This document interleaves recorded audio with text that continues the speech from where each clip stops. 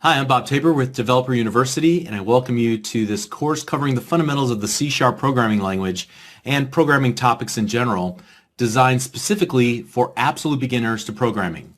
Now, if you're already an experienced software developer coming from another software development platform or programming language, then frankly, this series of lessons will move much too slowly for you.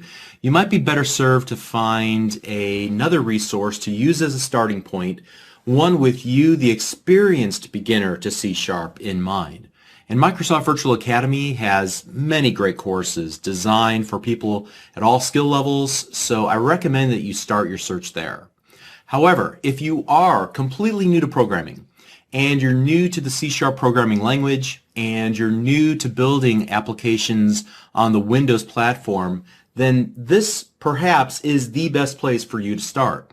Not only will you and I work together to learn the syntax of C#, but I'm going to take the time to walk through everything that we do together. I'll explain what we're doing, but more importantly, I want to explain why we're doing it, the thought process behind it. I'm going to try to anticipate the questions you might have, anticipate the problems that you might run into as you're typing your very first lines of code into the code window, or as you're working through some of the exercises that we'll work through together. I've literally taught hundreds of thousands of people, maybe even millions of people, C# over the past 14 years. That's no exaggeration. This includes children as old as 8 years old and as young as 80 years old from virtually every corner of the world. They've all learned from a version of this course, and I know you can learn too. In fact, this is the 6th iteration of this very course, dating all the way back to 2005. And over the years, I've incorporated the feedback from thousands of students, feedback and suggestions on how to improve the course. I've incorporated those in an effort to make sure that this is the very best effort that I can put forward to help you get your feet wet with C#.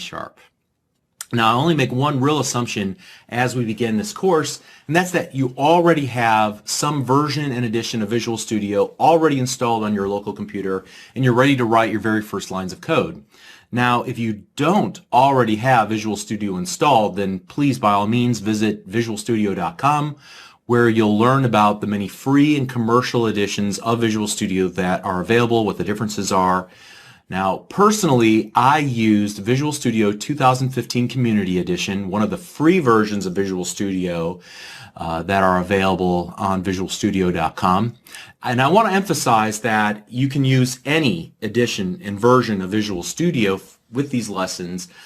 Now, there might be tiny user interface differences between what you see on my screen and what you see on your screen as you work through the videos. However, I'm not going to be focusing on any specific features of Visual Studio, so hopefully that won't prevent you from following along no matter what. There will be other courses on Microsoft Virtual Academy that will demonstrate the power of Visual Studio, all the features that Visual Studio has to offer, explaining the differences between editions and versions of Visual Studio. But I won't be focusing on that in this course. I'm going to focus specifically on the basics of the C# programming language itself, and what I will demonstrate will be true no matter which version or edition of Visual Studio that you choose to use. And that's great news, because as long as C# exists, these lessons should still be valid and useful to you no matter what.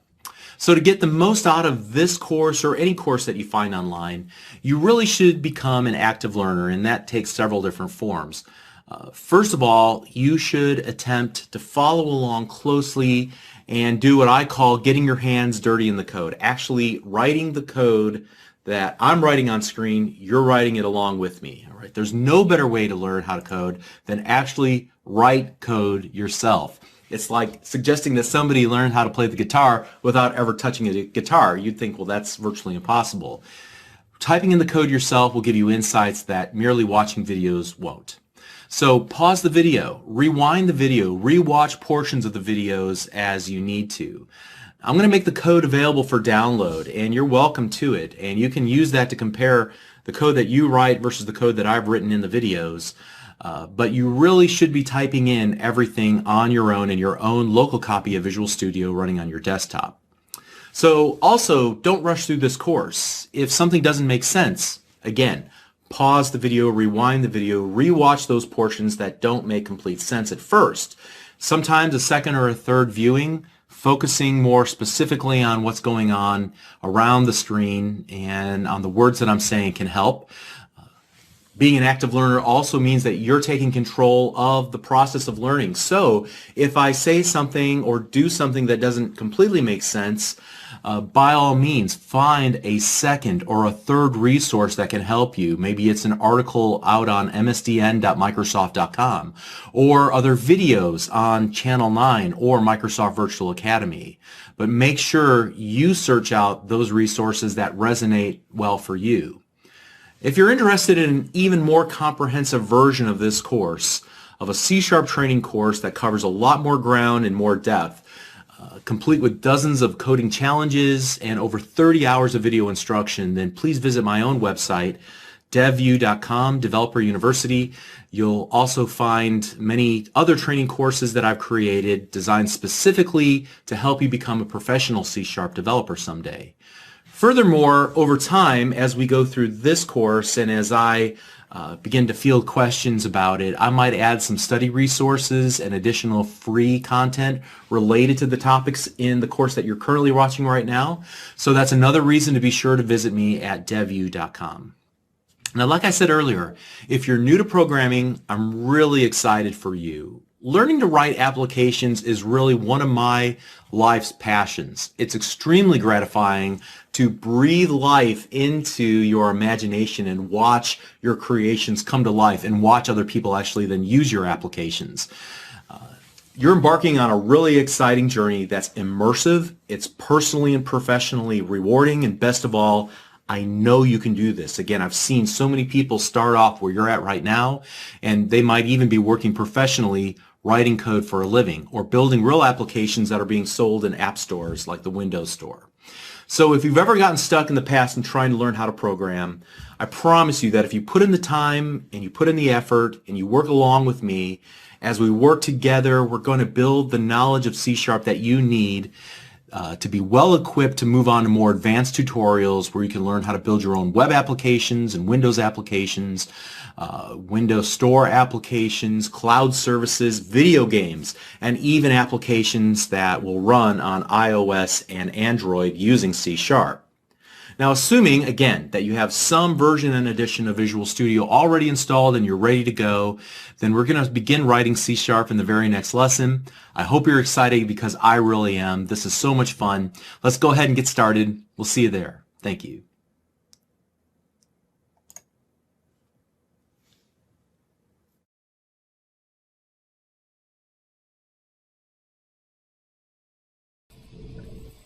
Let's take a look at how to install Visual Studio using the custom option.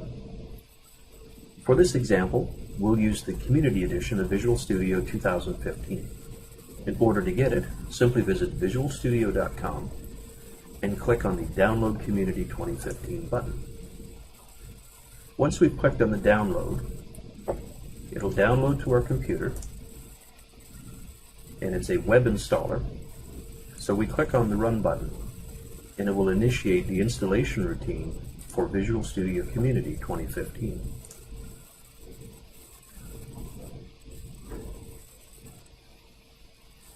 Once we have the options screen available, it's time to start looking at customizing the installation of Visual Studio. For the most part, the default allows you to create web and desktop type applications. But if you want to create different styles of applications or include more languages, then the custom option is what you should be choosing. I always recommend selecting the custom option for the installation of Visual Studio 2015 to ensure that you're getting the packages and libraries that you need to create the applications you may wish to use. So by selecting Custom and clicking on the Next button, we are now brought to the screen where we can select the different features. The first option is Programming Languages. And if we click the arrow to expand it, we can see that we have Visual C++, Visual F#, and the Python tools for Visual Studio that are additional programming languages that will get installed if you select this option. Remember, by default, Visual Studio Community Edition will only install C# and Visual Basic templates. Also notice under Visual C++, we have options for the common tools, the Microsoft Foundation classes, and then Windows XP support for C++. For my purposes, I like to have all of my programming languages available to me because I create projects using the different languages all the time. So I'm going to select a checkbox next to programming languages to install all of those programming types. Also under Windows and Web Development, we can choose various options here for things such as the QuickOnes Publishing Tools, SQL Server Data Tools, PowerShell tools for Visual Studio, Silverlight Development, etc. Here's a very important component. If you want to develop universal Windows applications, we need to ensure that we have the tools, the emulators, and the SDK. Now, you can choose the default install of Visual Studio and then come back and install the Windows 10 SDK at a later time, and that will include the tools, the SDKs, and emulators for you. But it's so much easier to install these during the installation of Visual Studio. Please note that it will increase the install size of the application, so the tool set will be much larger. So again, depending on what it is that you want to do, you may want to select Universal Windows App Development Toolkit, PowerShell tool for Windows, or for Visual Studio rather, if you want to be using PowerShell tools within your applications. If you need backward compatibility for Windows 8.1 and Windows Phone 8.0 and 8.1, you can select this option. Also, there are some common tools or cross-platform mobile development tools. These are important if you want to develop applications using the Xamarin platform. Xamarin is a cross-platform tool that allows you to create applications for Windows Phone, for iOS devices, and for Android devices by using the C# language in Visual Studio. All of these tools are available for the cross-platform mobile development using Xamarin platform. It includes all of the emulators as well. So again, remember, it will increase the size of the install base for Visual Studio. You might also notice that because I selected the cross-platform mobile development tools, we now have a little box inside the Windows 8.1 and Windows Phone tools. If we expand that, we'll see that it has included tools and Windows SDKs. And the reason it does that is because there's a potential that you may want to target the Windows Phone 8.0 or 8.1 applications. So the tools and SDKs will also get installed. At the same time, the Common Tools checkbox includes a little square box indicating that we have also added another component here, and that is the Git for Windows. So we can install Git, which is your source control, GitHub extension of Visual Studio so that you can integrate with GitHub source control projects, and then of course an extensibility tool with Update 3 for Visual Studio as well. You'll notice that by selecting all of these options, setup can require up to 48 gigabytes across all of the drives that we'll install it on. So again, review each of the items that you have selected to ensure you have all the necessary components, tools, and SDKs for your development tools of choice or platforms of choice, and then select the next button. Once you do, you basically see a quick little selected features screen that will tell you all of the different items that you have selected, and by clicking install you agree to the license terms of all the software components. If you're not sure what those are, each one of the items that has license terms allows you to click on it to view those. Once you're satisfied with it, click the install button and Visual Studio starts installing all of the components that you have selected. So this is a quick overview of how to perform a custom installation of Visual Studio 2015.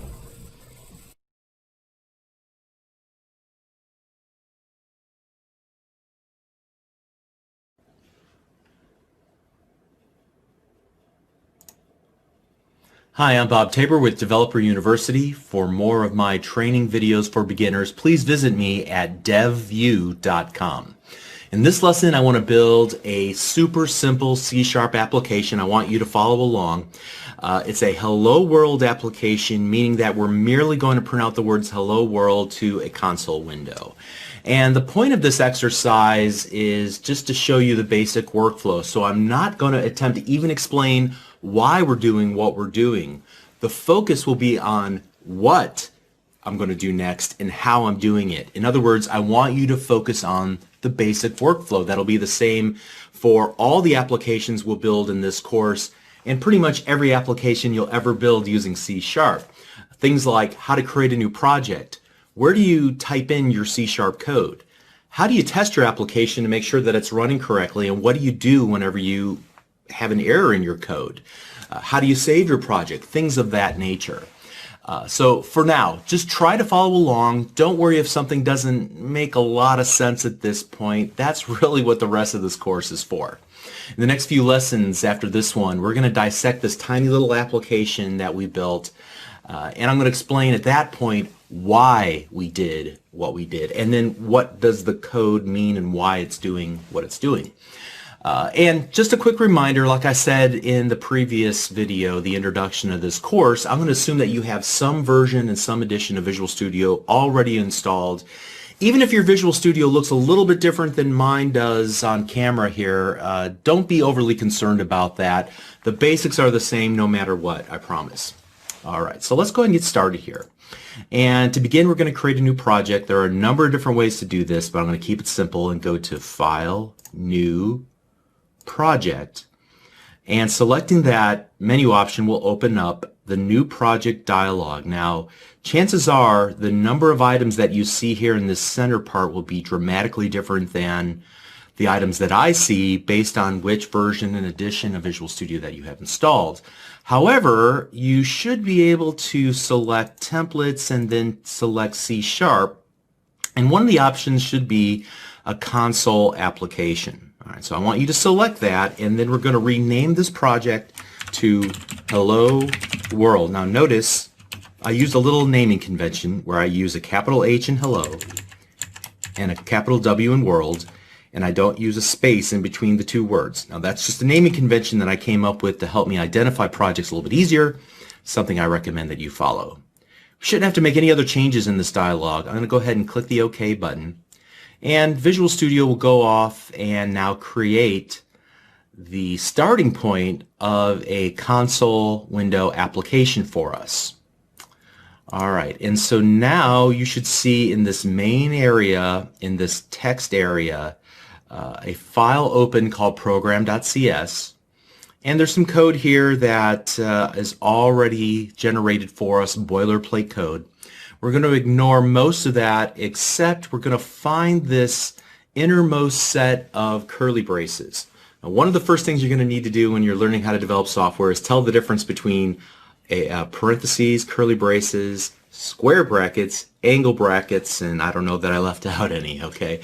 But here we want the curly braces, look like little mustaches turned on their side. These are important, and I want to go inside of those two, that opening and closing curly brace, and make some room for ourselves. This is where we're going to type our code, so it's approximately line 13 and 14, at least in my copy of Visual Studio. And then I'm going to type in the following. I type in console, and you may notice now this little window pops up below what I'm typing.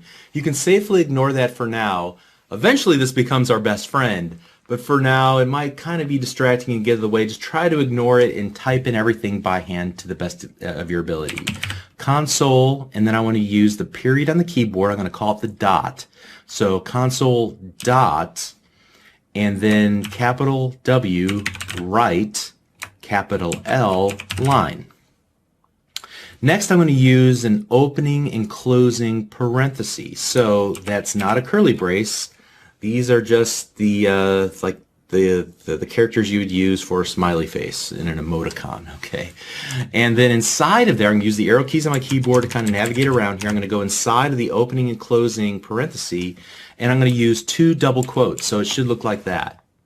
All right, make sure you don't use single quotation marks like that. That's not what we want. We want double quotation marks like that, okay? And inside of there, we're going to type in the words hello and world. All right, so make sure that you have an open parenthesis, a double quote, the words hello world, then another double quote, then another parenthesis, a closing parenthesis, and then at the very end of this line I'm going to use a semicolon, and it looks like that. All right, so it's not a colon and it's not a comma. All right, it looks like that. All right, and then I'm going to use the enter key on my keyboard to go to the next line. I'm going to type in console dot capital read capital L in line opening and closing parenthesis. Now you may have noticed that as you type in the opening parenthesis, that Visual Studio will automatically type in a closing word for you. Don't let that throw you. You can continue just to type through that, but make sure that you have exactly what I've typed into my code window here for these 2 lines of code. Make sure that the capitalization is correct. Make sure that you're using a period, not a comma, for the little mark that comes after the word console. Make sure you're using parentheses and not some other type of bracket or brace, and then make sure that both lines of code end with a semicolon. All right. So the next thing that I want to do is save my project. So I'm going to go, and there are a number of different ways to do this in Visual Studio. Again, I'm going to keep it simple and go to File, Save All. All right. And then the next thing I want to do is now see my application actually running. And so to do that, I can either find this little green arrow, this little green triangle that has the word start next to it, or if I don't see that, by default in my little toolbar here at the top, I can go to debug and select start debugging. Either way should work. I'm going to go ahead and click that, and you'll notice that some windows pop up and Visual Studio changes its appearance a little bit. Now off to the side of my screen, the console window popped up and we see the words Hello World with a blinking cursor below it. I'm just going to hit the enter key on my keyboard, and then the console window disappears and I'm back into Visual Studio, kind of resets itself, and we're successful, right? However, maybe your experience wasn't successful. Maybe you saw an error message. So what I want to do is take a moment and look at some common errors that people that are new to C# might run into and how to remedy them. And this is a good opportunity to learn some of the syntax rules of C# as we make mistakes. Okay, so I'm going to pause the video, make a mistake, and then we'll talk about it, pause it, and so on. Alright, so when you attempted to start the application, you may have seen a little dialog pop up from Visual Studio that says there were build errors. Would you like to continue and run the last successful build? Always select no for that, okay? And what you'll see next is a list of errors. Now, in some cases, the error messages will be obvious to you and they'll make a lot of sense. Sometimes they won't, like the verbiage might be something we're just not familiar with yet. Invalid token in class struct or interface, what does that mean? Okay, so typically what you can just do is double click on these and it'll put your mouse cursor on the line where the problem is. Notice that Visual Studio also gives you another visual way to tell that there's a problem with your code. It gives you this little red squiggly line. Sometimes you'll see a blue squiggly line. They're a little bit different, but essentially this is an area of the code that probably deserves your attention, something you need to fix. Now in this particular case, the problem is that we didn't type our code in between the innermost opening and closing curly braces. And so this is an issue with regards to defining a code block in C# or a block of code. So different C# commands belong in different kinds of code blocks. And I'm going to spend a lot of time in this course talking about the different types of code blocks and what belongs in each type of code block. But to remedy this issue, what you need to do, use your mouse and just kind of drag and highlight these 2 lines, or you can use the Shift key on your keyboard and the arrow keys to kind of highlight that area, hit Control X, then move up in between the opening and closing curly brace and paste Control V, that code in there, and then it should run correctly at that point. All right. So that teaches us the first thing about C#. It matters where we type our code. All right. Or when you try to run the application, you may have seen the same build error dialog, except you see the message semicolon expected. Hopefully this is an obvious remedy for you. If you double click on that error in the error list, it should take you to the end of the line of code where you forgot to add a semicolon. And so that's the second thing about C# that we're going to learn, is that just like a properly formed English sentence has to end with a period or a question mark or an exclamation mark, a properly formed instruction in C# has to end with a semicolon. All right. Or maybe the error that you saw was something like a syntax error, something expected, the name hello doesn't exist in the current context, the name world doesn't exist in the current context. If you were to double click these, you'll get to the vicinity of the problem, and you'll also see that there's red squiggly lines beneath the words hello and world in between of our parentheses. Now remember, we needed to use double quotation marks around that string of characters, hello world. And so alphanumeric characters that we want to literally write to screen or present in some way, we need to surround them with characters that indicate that we want to use this literal string, the string of literal characters. Okay, so to do that we use double quotes. Or perhaps you see the error, something like the name console does not exist in the current context. And you're like, it doesn't exist in the current context. And you look at the word and you say, well, it looks spelled correctly. Remember that I told you you had to type exactly what I was typing. And so C# is case sensitive, meaning that a lowercase c and an uppercase C mean that you're typing two completely different things into C#. Okay, and that is tricky because many of us are not used to that degree of precision whenever we're communicating. But when communicating with a computer, you have to be precise. So in this case, all we needed to do was change the capitalization of the word console, and we're back in business. Or perhaps you see something like console does not contain a definition for either write line or read line, and again you're looking at it and you're thinking it's spelled correctly. Well, what could the problem be? Here again, capitalization is important. Lowercase r read line is different than uppercase r read line, and lowercase l read line is different than uppercase L read line. Okay, and so again, things have to be spelled correctly and have the correct capitalization in order to be processed correctly by the C# compiler. We'll talk about compilation in the next lesson.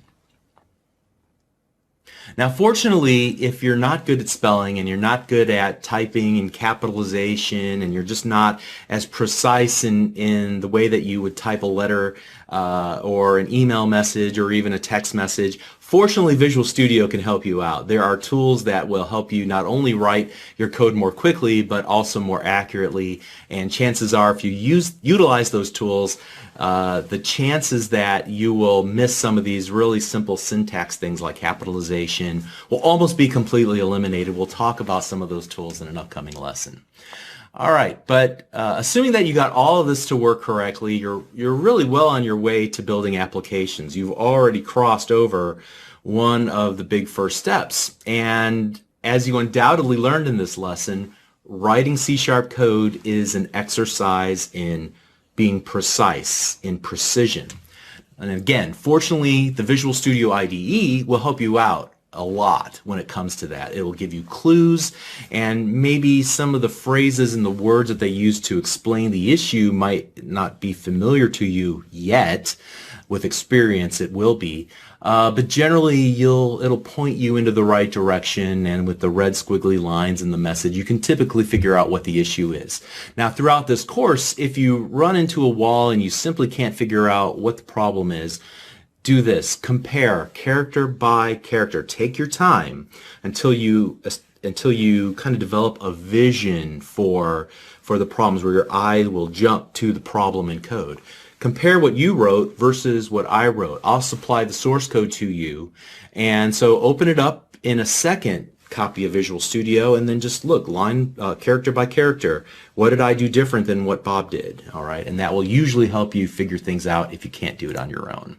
All right, so in the following lessons, we're going to focus on two things. First of all, we're going to talk about why we did what we did and what was going on behind the scenes that turned our code into a working application, albeit a small application. What happens whenever we create a new project? What happens whenever we choose to save our project? What happens whenever we choose to start or run our application? And then secondly, we're going to talk about the syntax of the C# code that we wrote, and we'll learn more syntax rules and more keywords as we go along. So if precision is so very important in C#, then you're going to need to have some explanation as to what all those little words and symbols actually mean, and some rules to guide you as you're writing your own code. It's really easy once you get a few of the basics under your belt. Being completely honest, many people learn how to code, how to write code, and C# is a fairly easy language to learn. You can do this. Just you got to put in a little bit of time, a little bit of effort to figure it out. All right. So we'll begin that process in the very next lesson. We'll see you there. Thanks.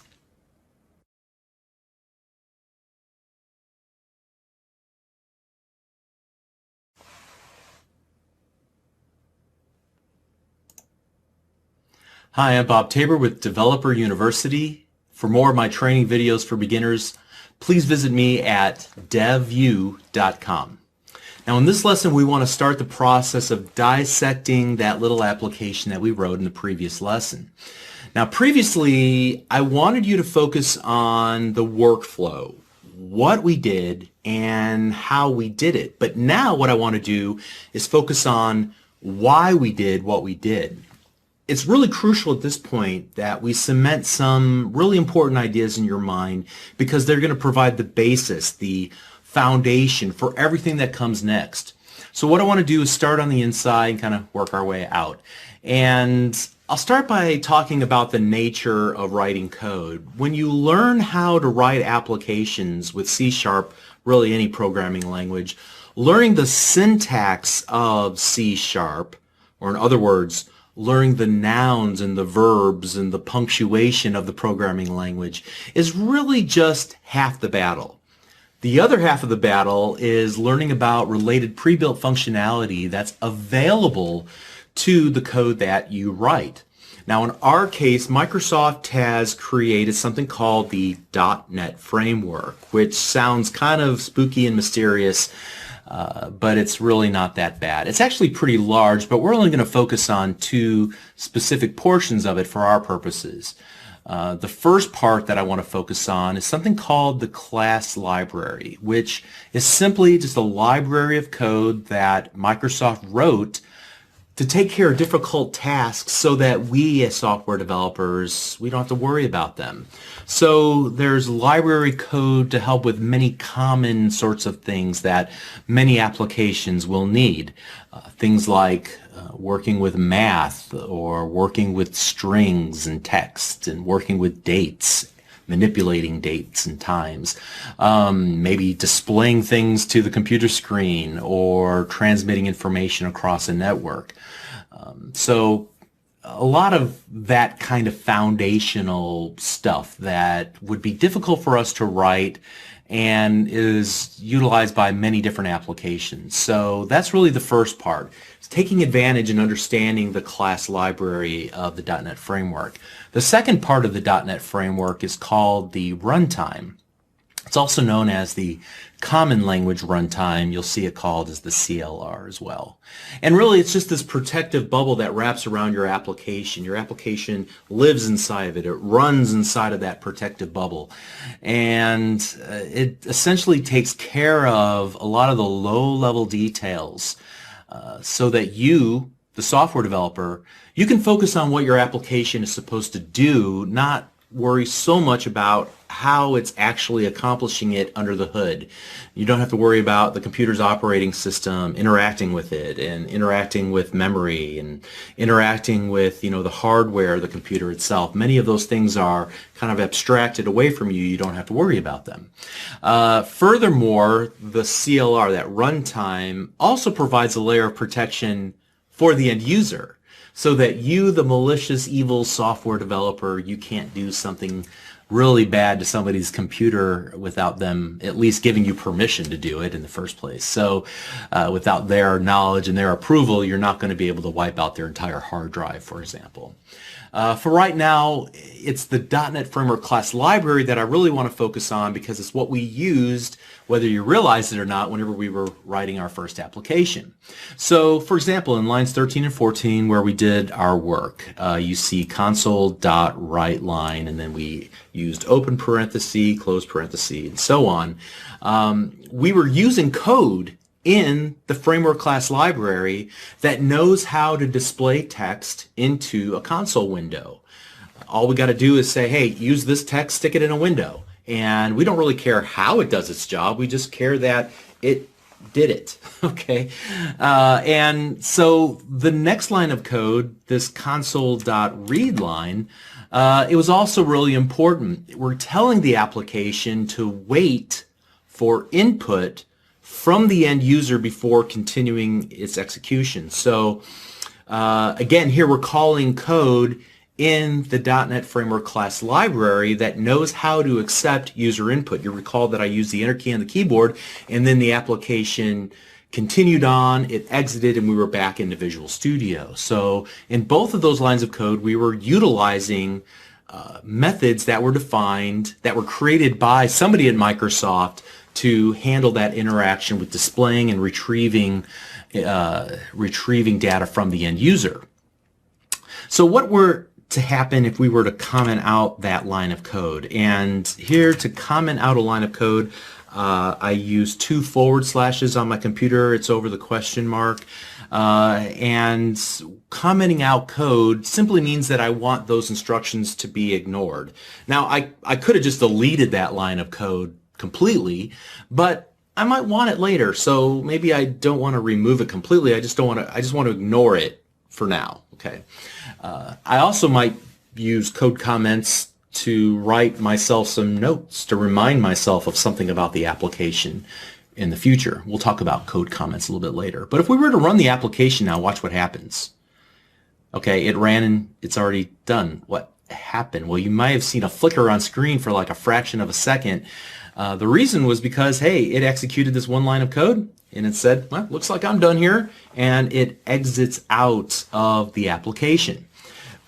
By adding the read line, we're now stopping execution, waiting for the end user to do something before exiting out. Okay, so hopefully that makes sense. All right, so next let's talk about the position of the code that we wrote. I made sure to emphasize that you have to write the code in the correct place, and the correct place was in between the opening and closing curly braces of that innermost set of curly braces, as defined kind of by the level of indentation that we saw in the boilerplate code.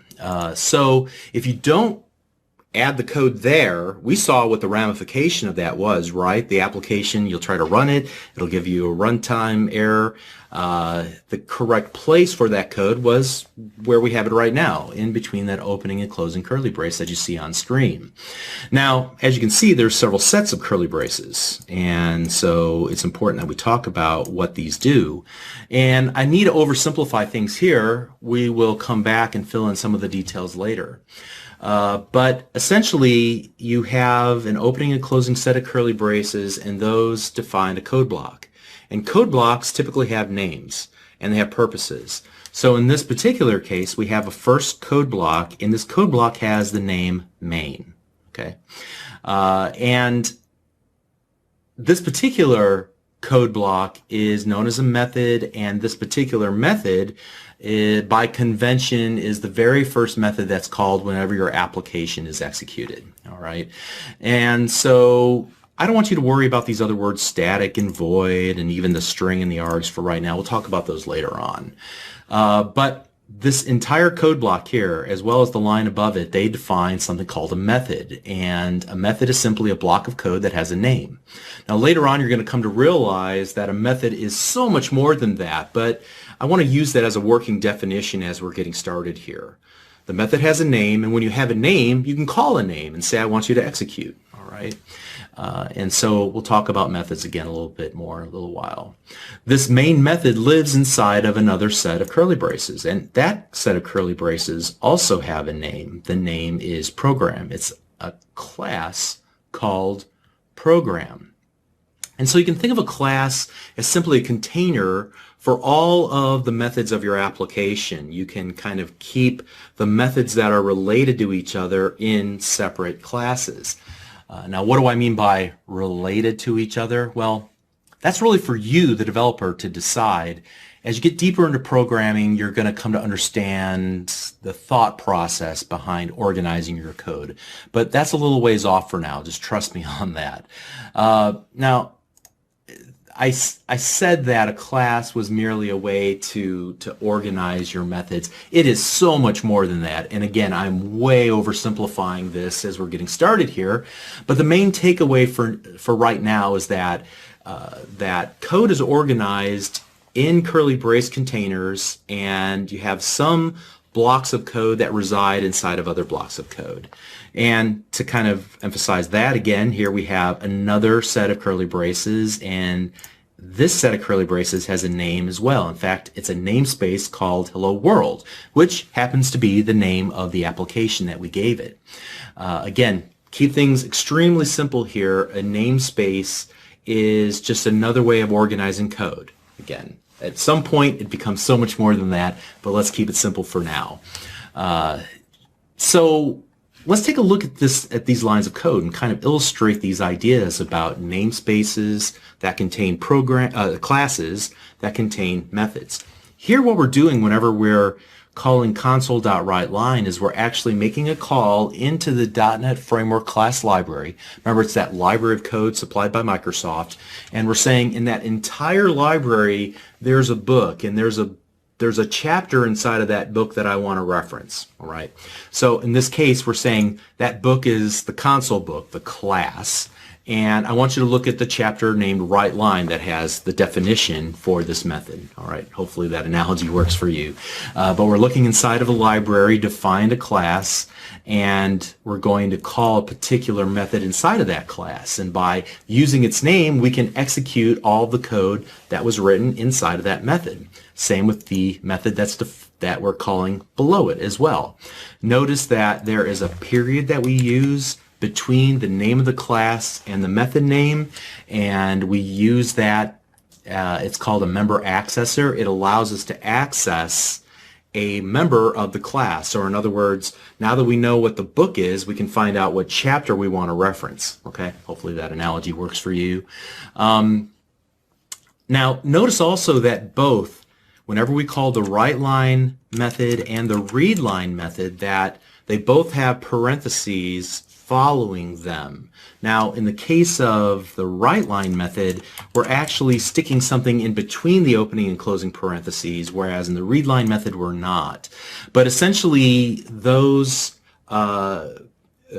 parentheses are saying not only do we want to reference that particular class method name, but the parentheses mean I want you to actually invoke it, execute it, do it now. Okay, so that's the purpose for those parentheses. Now, we can say do it now and pass in information. Do it now with this stuff, with this argument. So we're passing in an argument to the WriteLine method and saying, we want you to do it, write this to screen, and here's what we want you to write. So it's an input parameter to the method named WriteLine. Okay.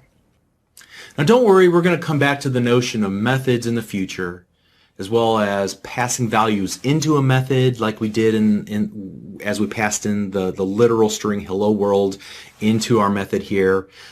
Just know that whenever you see parentheses after a given word in your code, you should be thinking that that code is being called right now as we step through the execution of the code.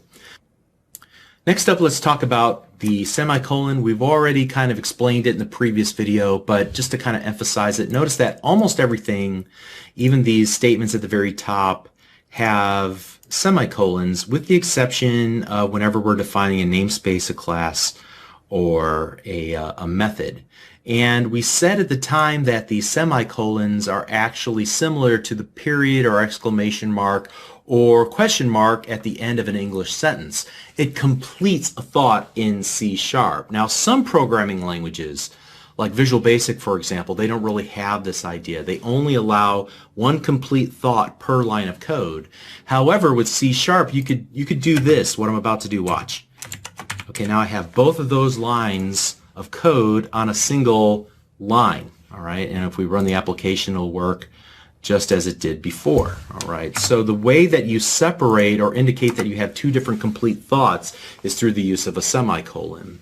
Furthermore, we could put lines of code on separate lines like this. Now, it wouldn't make sense in this case because the line of code is so short. It actually makes it difficult to read, but sometimes when you have a very, very, very, very long line of code, you'll see me split that line of code into multiple lines, and still the application will execute. Now, in other programming languages, you wouldn't have that behavior, all right? Because really, white space and line feeds and things of that nature, they don't matter to C#. The only thing that really matters is to indicate a complete thought is a semicolon at the end of the line. Let me go ahead and get rid of all that. And the other thing that I want to mention here that you may have noticed is the level of indentation that you get automatically from Visual Studio. Now that's completely optional, and Visual Studio nudges you in the right direction, but essentially, even if you were to kind of come out here, and we'll use the tab key several times and write the word console.writeLine, something like that, and notice that Visual Studio re-indented it for us. Why do you suppose it did that?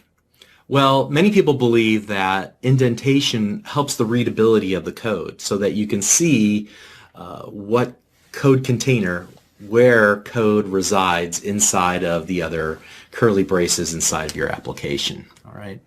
And so kind of along those same lines, for readability's sake, notice that there are many different colors that are used as text inside of this text editor window.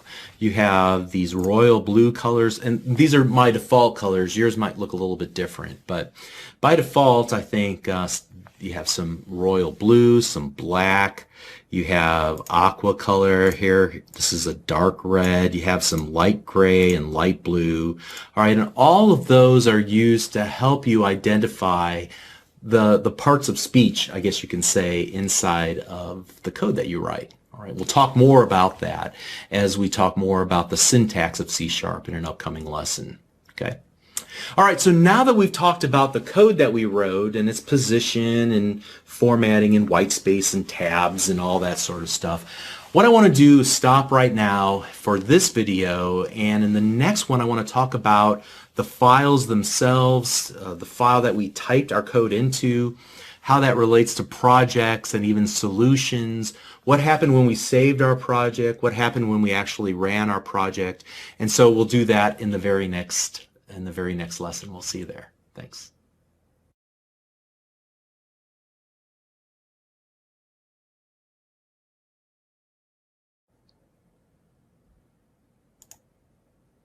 Hi, I'm Bob Tabor with Developer University. For more of my training videos for beginners, please visit me at devu.com.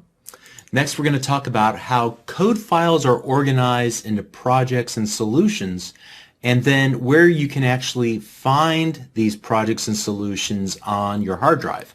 So whenever we created a new console project, the program.cs file was opened for us automatically in the main area in Visual Studio. And that's one of the things that project templates do for us. Whenever we choose File, New Project, and we see the New Project dialog, and we choose a project template, they provide a great starting point for the type of application that we want to build. It includes files with boilerplate code, important settings, and other resources that we might need whenever we're building that type of application. So as you can see, we're working inside of this file in the main area, and there's a series of tabs. Again, this isn't intended to be an overview of Visual Studio, but it's important to note that the names of the code files that you're working on are contained inside of those tabs. And if you take a look over to the right-hand side, here is the Solution Explorer window, and it has a tree-like structure of all the items that are kind of contained inside of our project. Now, again, as I said at the outset of this course, this isn't intended to provide a tour of Visual Studio per se, and there are other resources on Microsoft Virtual Academy that can really help orient you to using Visual Studio and the various windows and functionality that it contains. But the Solution Explorer is probably the most important part of Visual Studio next to this main area where you'll usually see the text editor and other designer windows. So simply put, the Solution Explorer is our main navigational device to the other files and settings that comprise our program. So you can see here that there is a program.cs file. Now if I were to close the program.cs tab in the main area, I can always get back to it and open it up again by double-clicking it inside the Solution Explorer. All right, you can see it's open once again. Now, files and important settings are organized into a concept called projects. So you can see here this word hello world is actually a project. You can see there's a little C# icon next to it, letting us know that this is a C# project specifically. And projects get compiled into a single .NET assembly, which we'll talk about later. Furthermore, one or more projects are organized into solutions, and you can see in the Solution Explorer we have one solution here at the very top, solution also named Hello World, that contains one project. Now, in many cases as you're getting started, you're only going to have one project inside of one solution. But as you come to build more complex applications over time, it's highly likely that you're going to need to manage multiple projects that are somehow related. Now again, the reason might not be obvious at this point, but as you continue to learn C# and how to build more complex applications for large companies or for yourself, this becomes a crucial code management strategy. But just for now, accept the fact that there's this extra layer of a solution, and one solution can contain one or more projects, and the projects will contain then all of the code files and the settings and the like that will be used to create an actual executable program. So trust me, these concepts will become more important after we get past the basics.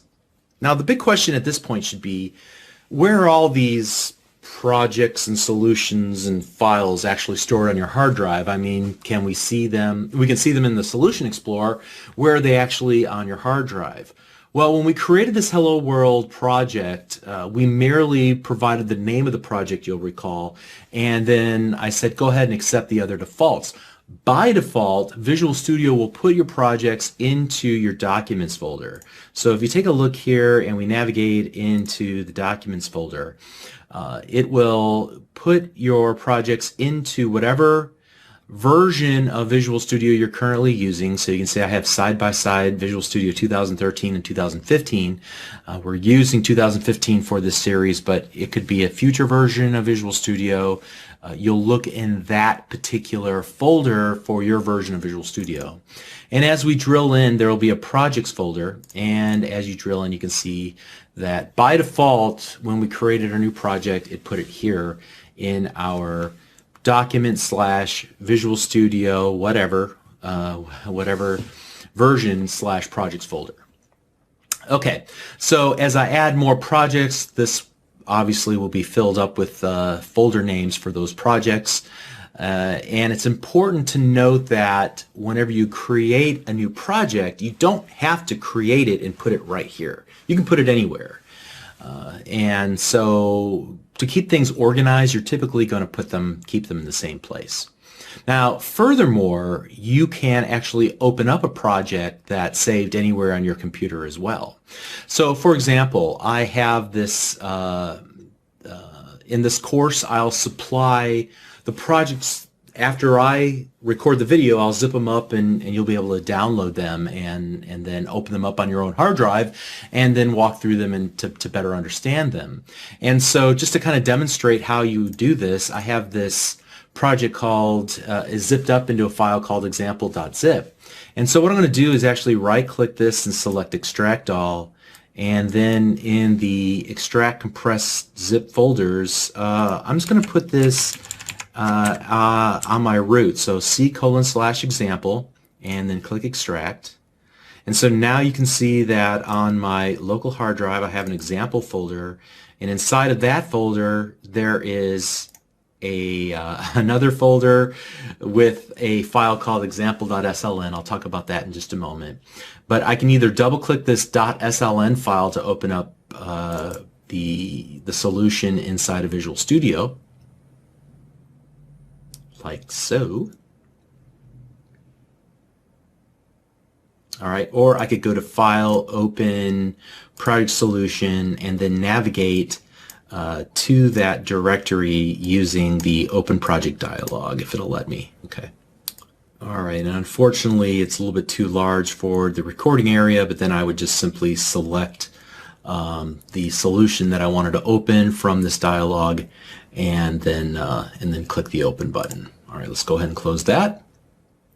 And let's shut down this copy of Visual Studio, and I want to get back to where we were just a moment ago in our Documents, Visual Studio, in my case Visual Studio 2015 Projects folder, and here are a list of all the solutions in our project folder.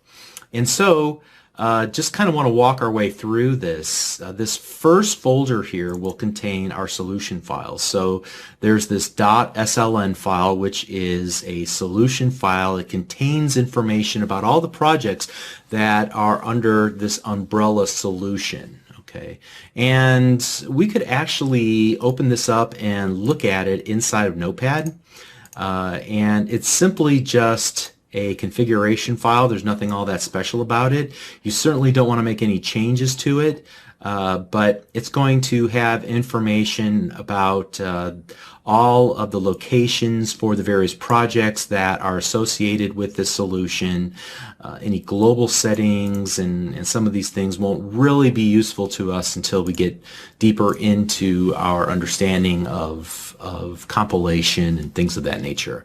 But inside of the solution folder is a second folder which is actually going to contain the project files.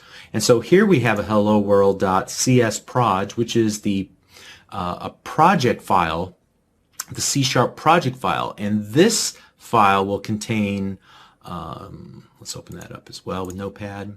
It'll contain references to things like all the files that are associated with this project and any of the settings and any other metadata. Again, information in here that you certainly don't want to edit, and you don't want to accidentally make any changes to it whatsoever. But I just wanted to make you aware of it, that there's really nothing magical going on. There's just these configuration files that contain information about your project, and as you make settings on the project level, those will be saved inside of that CS project. And then finally there's this bin folder here, and the word bin typically is short for binary, which denotes that this is where a binary version of your application will be stored. So the process of compilation, it takes your source code, and which is human readable, and it's going to convert it into a format that is machine readable or understood by a machine, your computer. And so if we were to take a look inside of this folder, we would see that there is a debug folder, and so this folder is created for us whenever we started debugging our application. It creates a temporary version of our application for debugging purposes, which we'll talk about later. If we drill into that, you'll see that there is actually an executable file and several other helper files for the purpose of debugging. We'll talk about these later. If I were to double click the hello world.exe, it actually executes our application. All right, and so, you know, compiling your code into a working application is the end goal, but I don't want to talk about compilation just too much yet, or about creating a debug version versus a release version of your .NET assembly, of your compiled code. I think you're going to get a better appreciation for those ideas after we get past some more of the basics. So what I want to do is just stop our conversation about the bin directory right now, and we'll come back to that a little bit later. But You're doing great. Let's continue on. We'll start learning more C# now that we have some of these tangential topics out of the way. Or I'll see you in the next lesson. Thanks.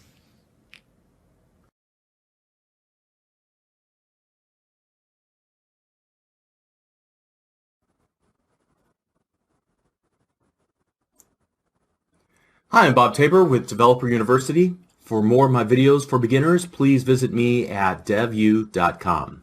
Now in this lesson, I want to get back into talking about C#, the syntax, and we're going to talk about declaring variables, how to choose the right data type for your new variable, and then also how to initialize variables with values. So to begin, let's take a look on screen. If you've ever taken an algebra course, hopefully you've seen something like this where you're asked to solve for the value of x. And hopefully without a lot of thought, you're able to see that x equals 7, right? So using that same thought process, take a look at this little snippet of code on screen. X equals 7, y equals x plus 3, and then we're going to do a console.writeLine with the value of y, and hopefully you look at it for a moment using your existing knowledge of algebra and you think to yourself, well, then it's going to output the value of 10 to a console window, right? Exactly. And so my point is that C#, first of all, is human readable. It's got a few things that might be a little foreign to you, like the semicolon at the end of the line. However, for the most part, I'm willing to bet that as we go through this series of lessons, you'll be able to understand what the code is doing, for the most part, even before I explain it to you. So it's really not that hard. And then secondly, it's probably very similar to things that you've done in the past, like working with math and algebra and things of that nature. And so if we're looking at the C# code, the x and the y in this context are referred to as variables. And a variable is simply, under the hood, a bucket, I guess you could call it, in the computer's memory. And you put things in buckets and you dump things out of buckets, right? And so we can put values into a given bucket in the computer's memory, and we can retrieve the value out of that bucket. We can even replace what's in the bucket with something different, right? And so that is what you use a variable for. And so this particular situation that we see on screen, these buckets are just holding numeric values.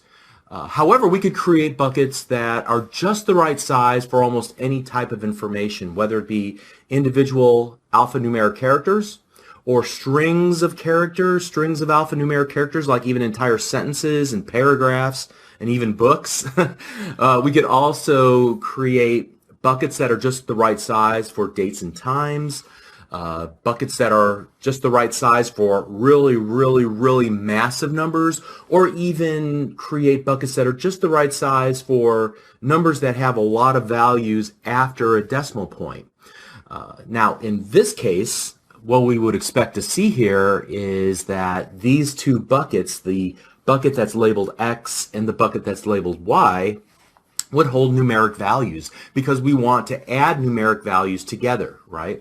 And so we know that, but how do we express that intent in C#? The instructions that we write in C# will ultimately, after a compilation step, they will ultimately be executed by the .NET runtime that we learned about in a previous lesson. And part of its responsibilities are to make sure to allocate memory for our variables in memory to hold the right kind of data. So here we have two data items, an X and a Y, and we have to tell the runtime that we want to allocate some space in memory that's sufficiently large enough to hold numeric data like the type of data that we want to work with here in our application. But how do we do that? Well, that's the topic of this lesson. So to get started, what we want to do is create a new project.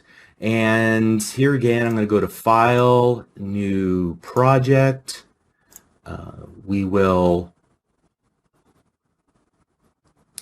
go to the New Project dialog and make sure we select the Console Application Project Template.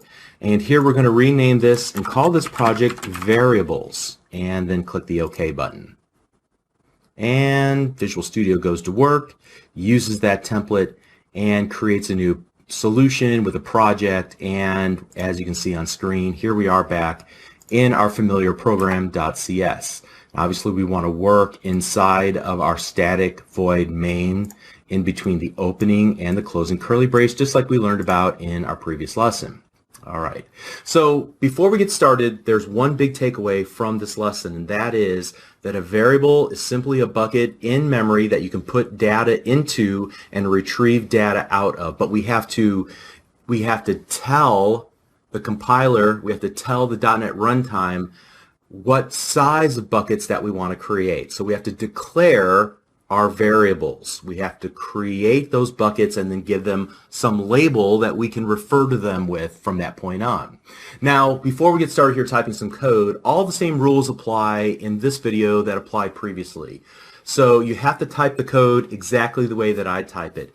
Take the time, develop the skill of identifying differences between, even small differences, a different in capitalization or in spacing or the various special punctuation marks that we use while we're writing code. Develop that skill to identify the differences between what I write on screen and what you're writing in your copy of Visual Studio.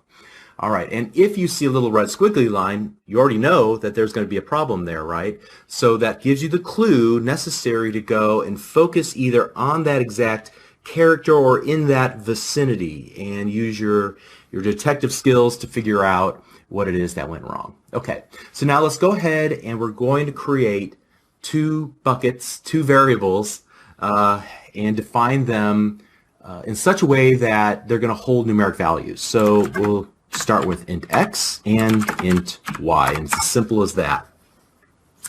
So here, to borrow the explanation that we used earlier, we are asking the .NET runtime to allocate space in our computer's memory sufficiently large enough to hold numeric values. Now we're asking it to create these two buckets, and eventually we're going to put values into them and read values out of them, but at this point we're just declaring their existence and saying here's what we need to work with. And then after we've declared them, after we've created them in this manner, then we can begin to work with them and assign values, retrieve values from them. But most importantly here, I'm telling the computer that I want to assign integer values into those variables. And an integer is really just a mathematical term that refers to a whole number that's within a certain range. So no values after the decimal point. And as far as C# is concerned, the values have to be between a negative 2,147,000,000 and a positive 2,147,000,000. That's the size of the bucket that we have to work with. If you need to work with much larger numbers, then the int data type is not the correct data type for you. There are other data types to choose from, and we'll learn about some of those a little bit later. If we needed to work with like money values where you have dollars and cents or pounds and pence, then the integer is not the right data type to work with. Okay, let's continue in our application, and this is basically just to continue what we did in Notepad a few moments ago. So x equals 7, y equals x plus 3, and then we want to do a console.writeLine with the value of y. And then remember, we want to do a console.readLine so we can actually see it on screen without it just flashing and going away immediately. So let's run the application and make sure we get the value that we're expecting. And hopefully you got the value 10 in your copy of Visual Studio just like I got in mine. If not, again, make sure you double check your work against mine. All right, so after we declared the variables in lines 13 and 14, then in lines 16 and 17, I'm doing assignment using the equal sign. Now in this case, we don't really call it the equal sign, we call it the assignment operator. We'll learn about operators in the next couple of lessons. This particular operator, the equal sign, means take whatever is on the right-hand side and assign that into whatever's on the left-hand side. So we're going to say, give me the value of 7 and assign that to our variable, our bucket named x. And the same thing would be true here with y. We're assigning a value into the bucket named y, but we have to do something interesting here. We have to actually retrieve the value of x from memory. So what was x again?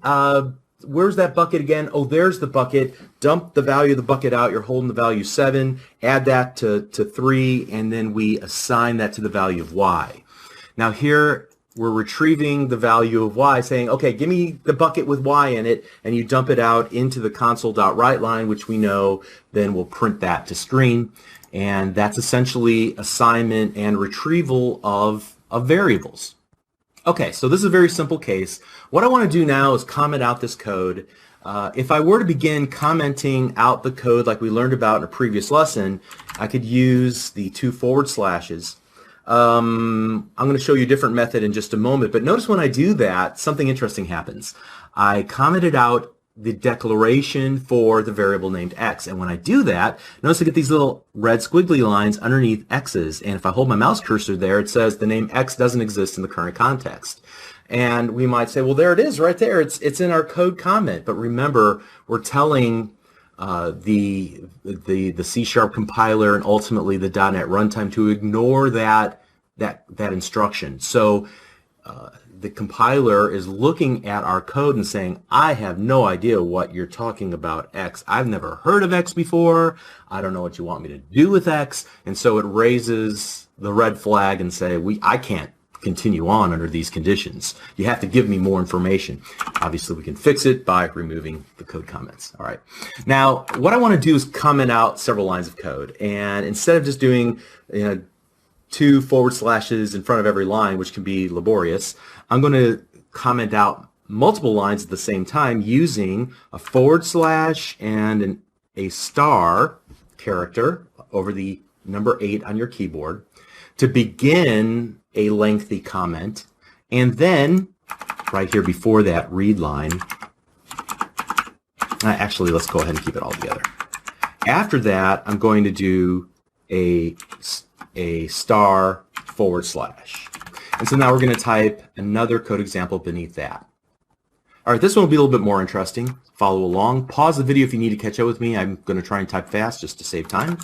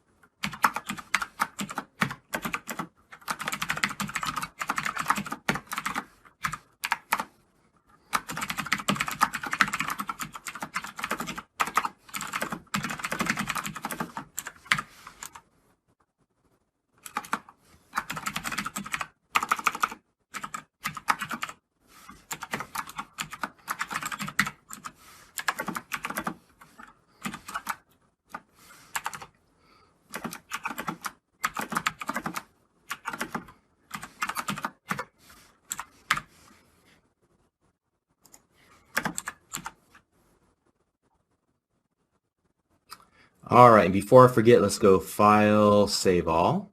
Great. Now, let's begin here at the top. You can see that this is a different style application with some different commands or different uses of commands that we're familiar with. So we're just going to play a little name game, and we're going to ask, what is your name? And we output, type your first name. Now notice in the first case I'm using a WriteLine, which will print what is your name to screen, and then use a line feed character to go to the next line. However, I'm using yet a third method from the console object, the console class, which we'll talk about classes and methods later. But this method is different than WriteLine. This will just write out the statement, type your first name, whatever's in between our double quotes there, and it won't go to the next line. It'll just wait there on that line. And then what we're going to do is create a new variable using a different data type, a string data type.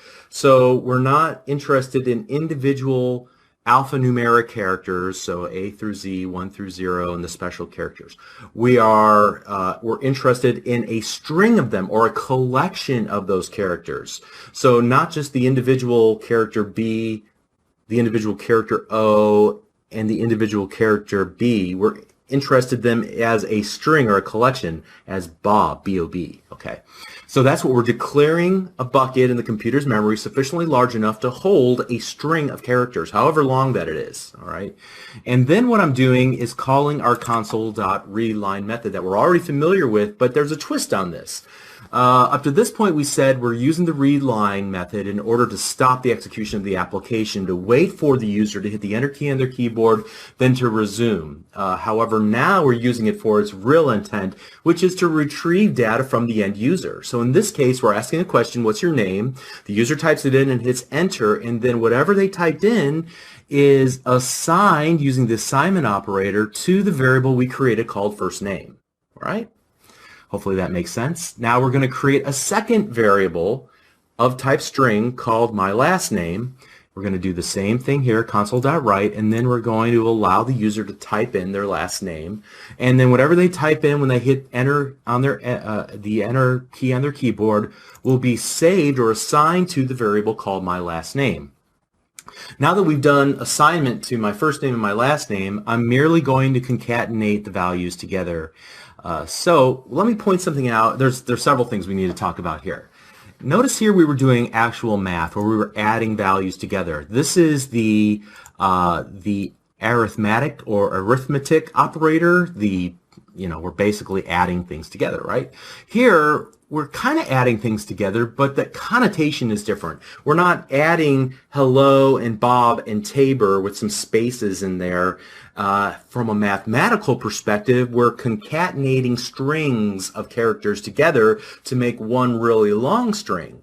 So it's the same operator, but it's used in two slightly different contexts. Kind of does the same thing, but we need to understand that there's a fundamental difference in how operators interact with different data types, okay? You'll see why this is important as we continue on through this course. But at the very end here, we're expecting to see hello, comma, space, Bob, space. Notice that I have in here a additional double quote with a space in between to give some spacing between the first name and the last name, and then obviously my last name here. We'll give that one more line of code to write because we need to do another read line so we can see the value on screen. Let's run the application, and we have some things we want to talk about here. Okay, so what is your name? Type first name, Bob, enter, type your last name, Tabor, enter, hello Bob Tabor.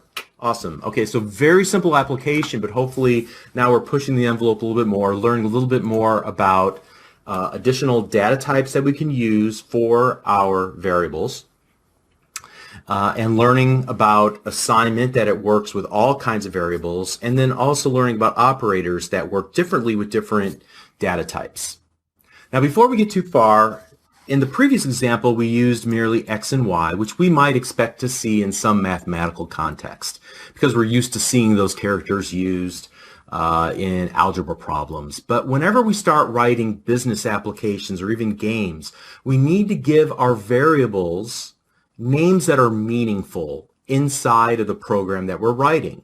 So I could have just used called this X and then done something like this X and then done something like this X. And you look at this and you say, I have no idea what X is supposed to do. All right.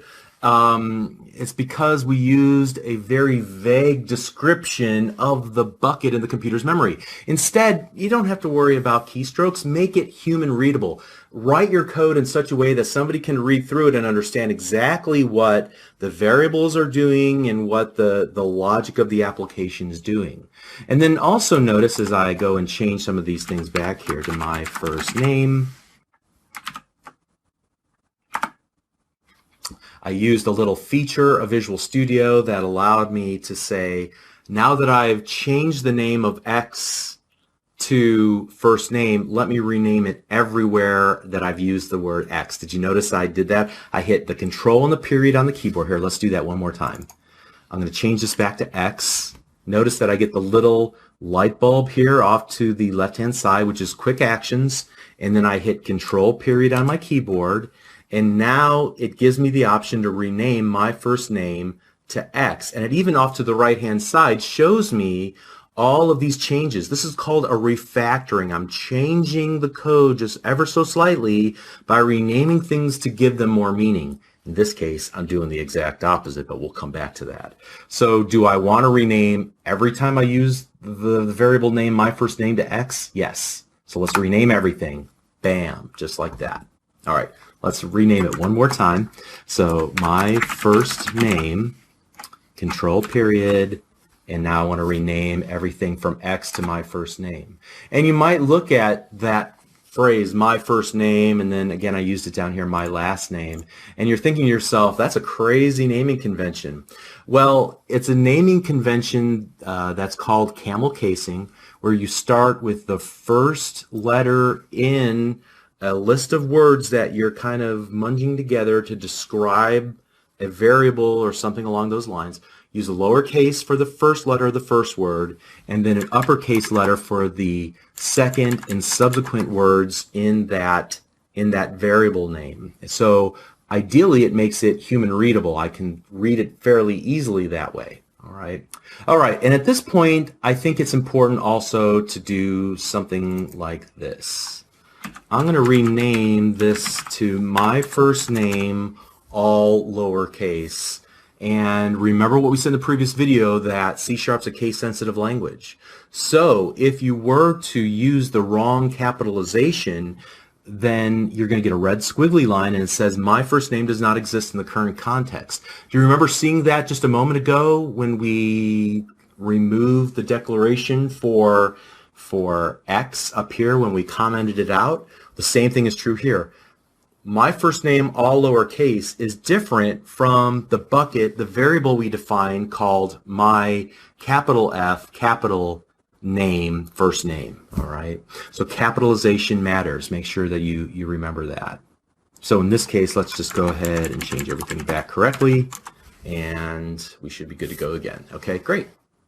Now you might be saying to yourself, well, this degree of precision seems pretty difficult. I mean, how am I going to remember exactly what I named things in the past? Well, there are a couple of different tricks for them. Keeping your code methods small, and we'll talk about that later. That's one way to do it. But then the other thing is to rely on IntelliSense, which is that little code window that I told you to ignore before. It's actually pretty important. So as I start typing my, notice that it pops up beneath what I'm typing, the correct capitalization, correct spelling for any of the variables that I've defined up to this point that start with the letters MY. Now, at this point, what I can do is simply hit the equal sign on my keyboard, and it will type everything else out for me. So I don't have to worry about spelling. I don't have to worry about capitalization. And you may have noticed while I was typing, I was typing and then using arrow keys on my keyboard, and then you couldn't really see my fingers moving, but I wasn't typing every single keystroke. This is what allows software developers to write code very quickly. Once you get used to relying on IntelliSense, one of the tools that Visual Studio gives you in the text editor to make your typing more accurate and allow you to type much faster than maybe you normally could. Okay, we'll come back to IntelliSense later. All right. The other thing that I wanted to tell you about here, or talk about, is that we cannot define the same variable two times. So let's try this.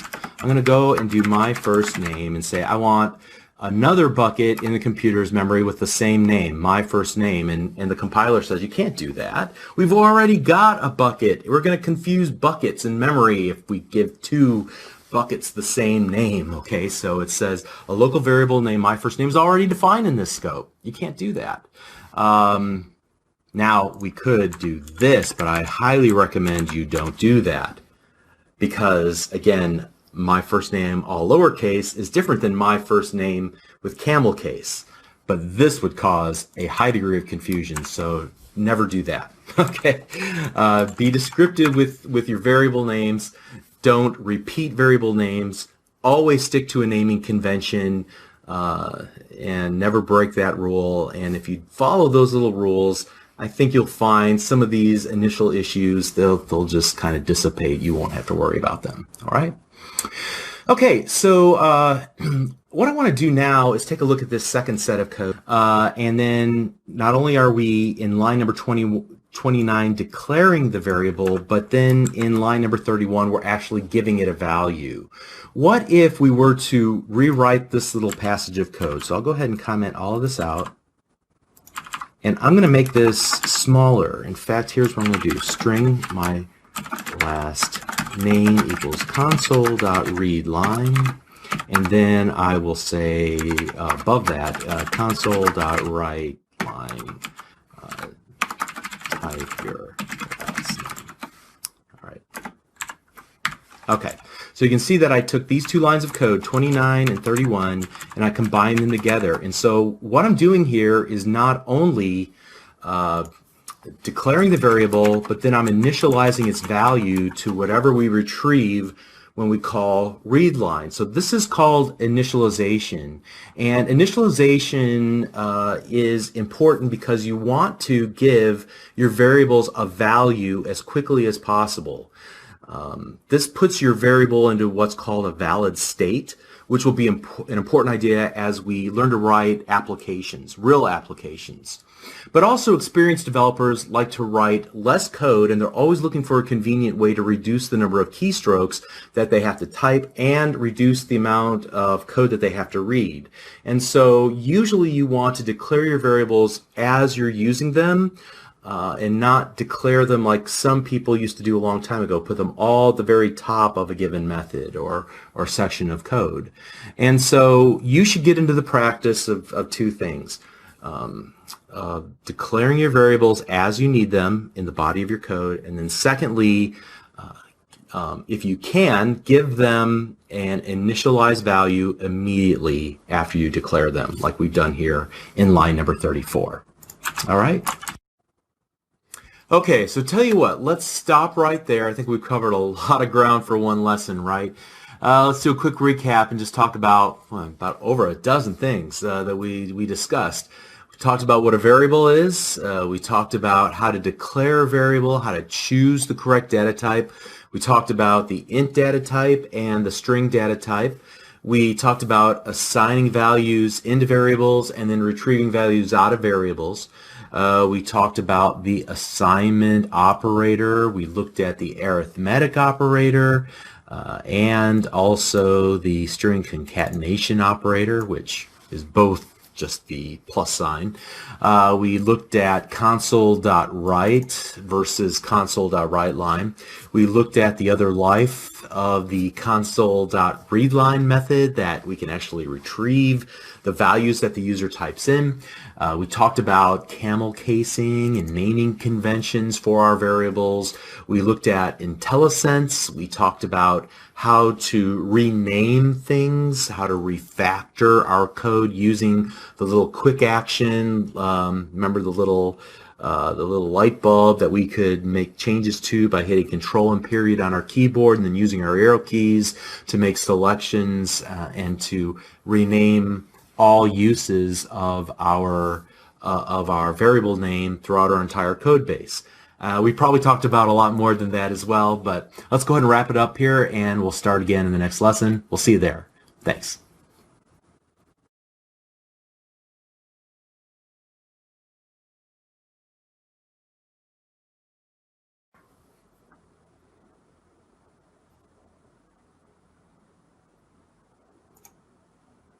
Hi, I'm Bob Tabor with Developer University. For more of my training videos for beginners, please visit me at devview.com. In this lesson, things are going to get a little bit more interesting. Based on user input, we're going to write logic to execute either one block of code or another block of code. So when I use the term logic, I mean that we're going to make a decision to execute some code based on some condition. That could be the user's input from the keyboard, maybe the state of the computer system itself, maybe some other data that we have access to or available to us. But somehow we're going to make a decision on whether to branch out and execute this code or execute this other code, all right? And so let's begin the way that we normally do by creating a new project, and I'm going to go File, New, Project. Make sure to choose a console application, C# console application, and we'll call this project Decisions and click OK. And what I want to do is we're going to create a little game, and we're going to do it right here in static void main. And I'm going to go ahead and start typing. You can pause to catch up with me.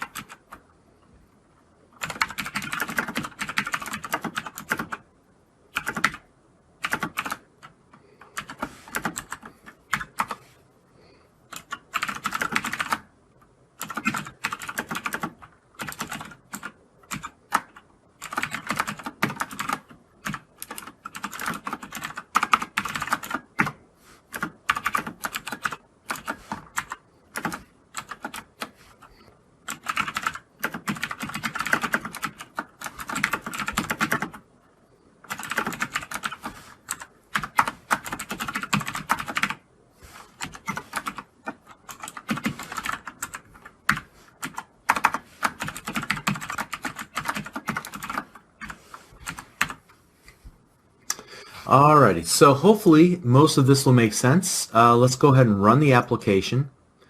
And here we're going to play Bob's Big Giveaway, and we can choose a door. What's behind door 1, 2, or 3? I'm going to choose what's behind door number 1, and it said, hey, you want a new car. Awesome. Let's play again. I'd like to win something else.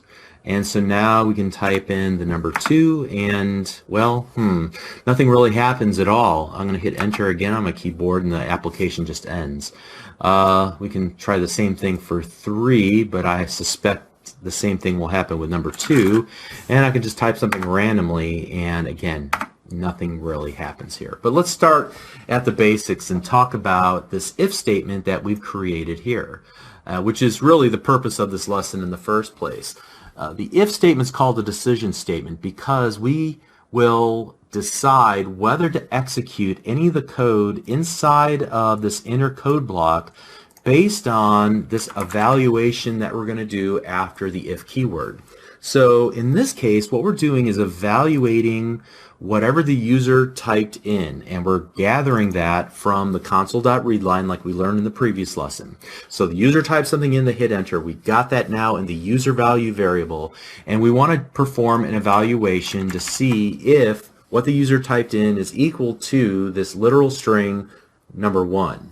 All right, and so here's where hopefully I want to call your attention to this. You can see that I'm using 2 equal signs next to each other. So we already learned previously that a single equal sign is actually an assignment operator. We're assigning the value of whatever the user typed in this case, in the console.readline, to the variable user value using this assignment operator. But whenever you use 2 equal signs next to each other, you're going to do an evaluation for true or false. So whatever's inside of this opening and closing parentheses, we're going to perform an evaluation.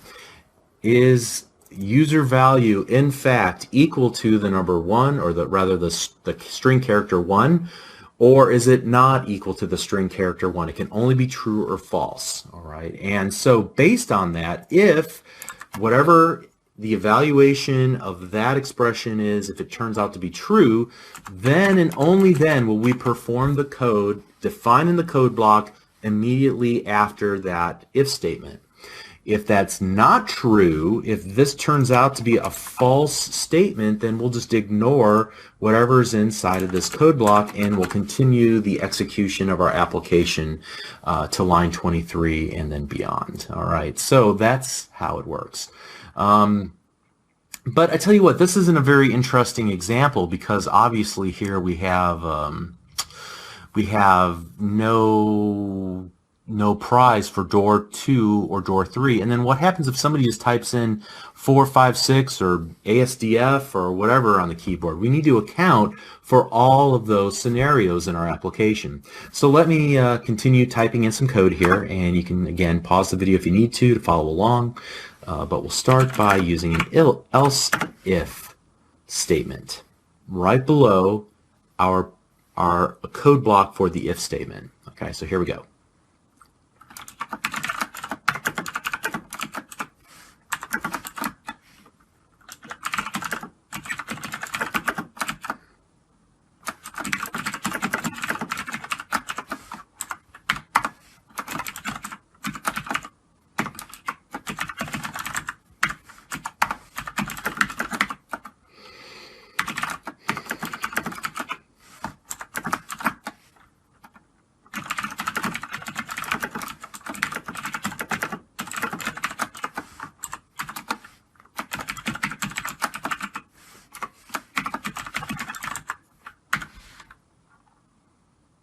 All right, well, let's stop right there for the moment.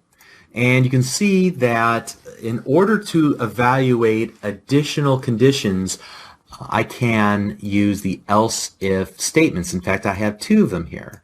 So if this first evaluation is not true, then we'll continue on and do a second and a third and maybe a fourth and fifth, how many other evaluations you want to do. However, if this is true, then we'll no longer run any of these additional checks. We'll just continue on to line number 33. The same is true here. If this is not true, then we're going to evaluate this next expression. If this is true and we execute the code inside of the code block immediately following it, then we'll just go ahead and skip over this last else if statement and continue on to line number 33. All right.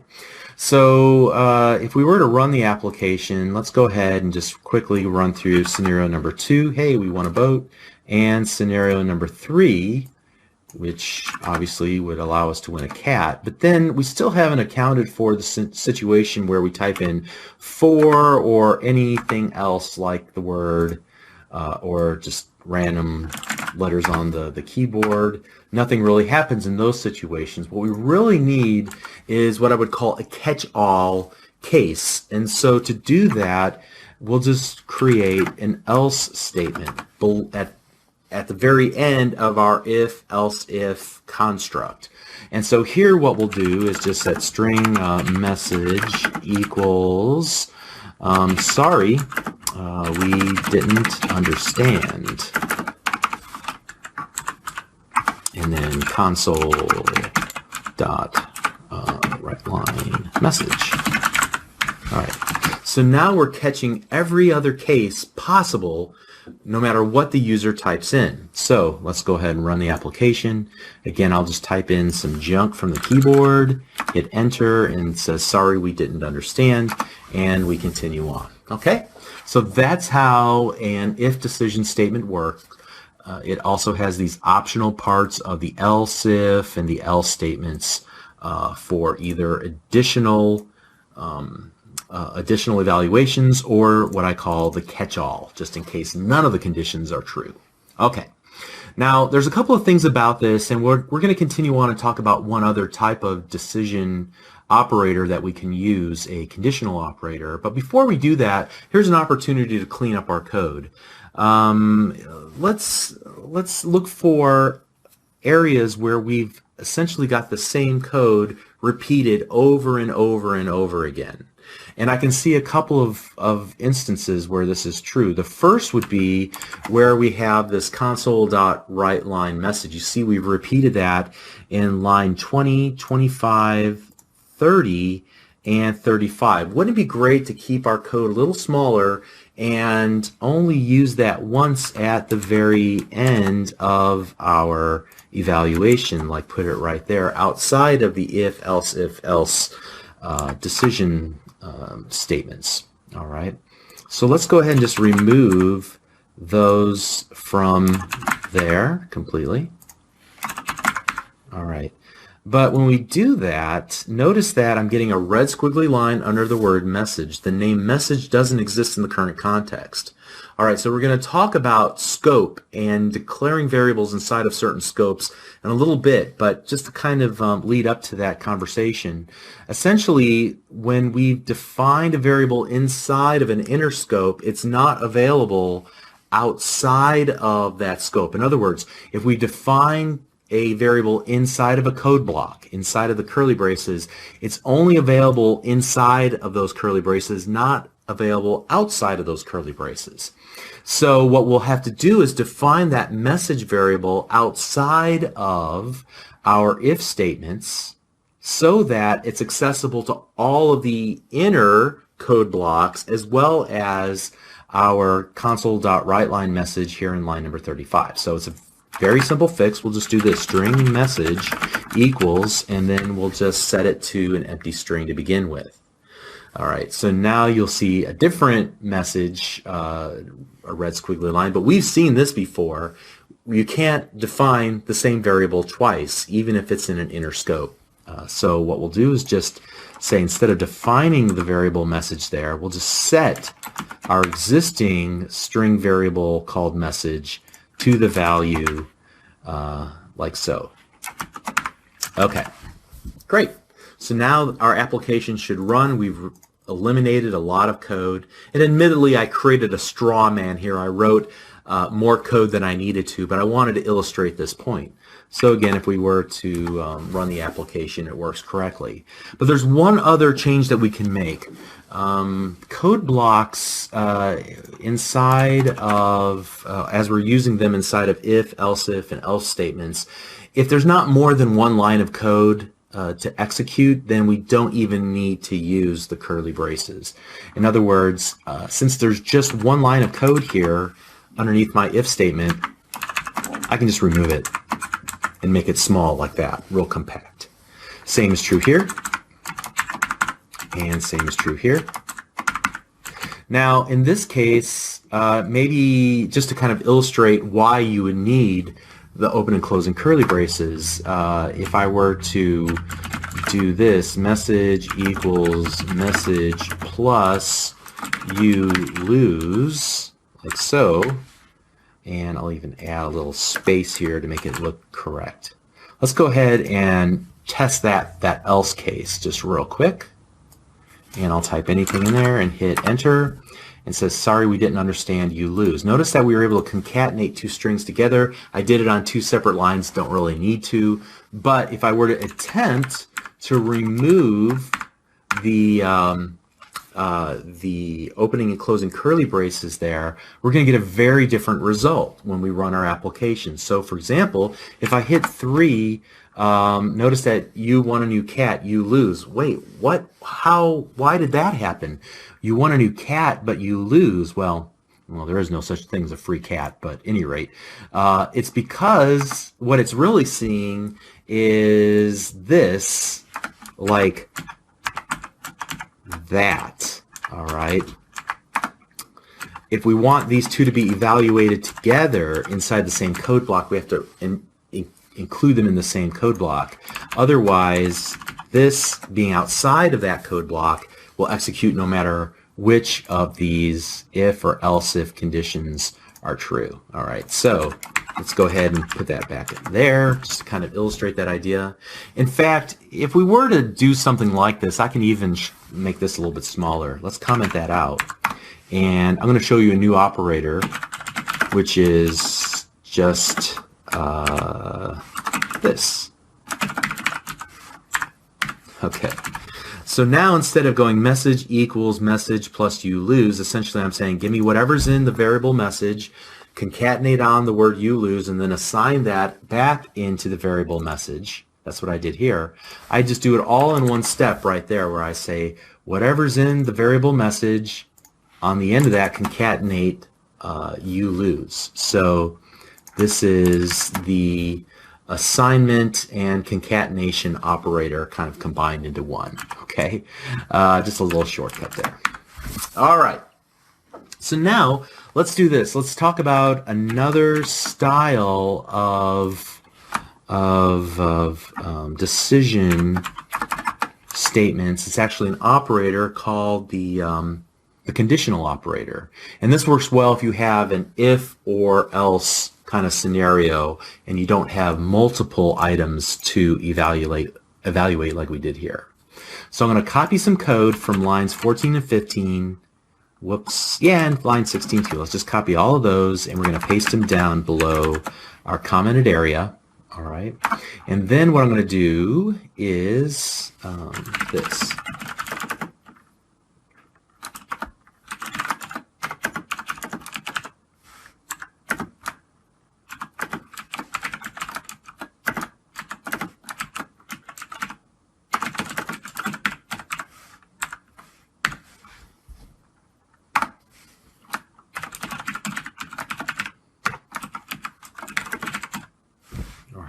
We'll do this a little bit different this time.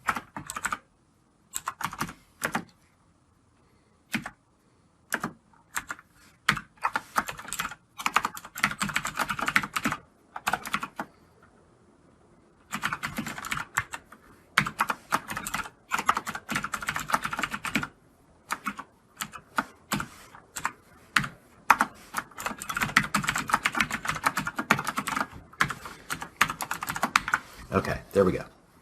Now I've written a lot of extra code that I need to. I'm going to show you how to shorten this up in just a moment.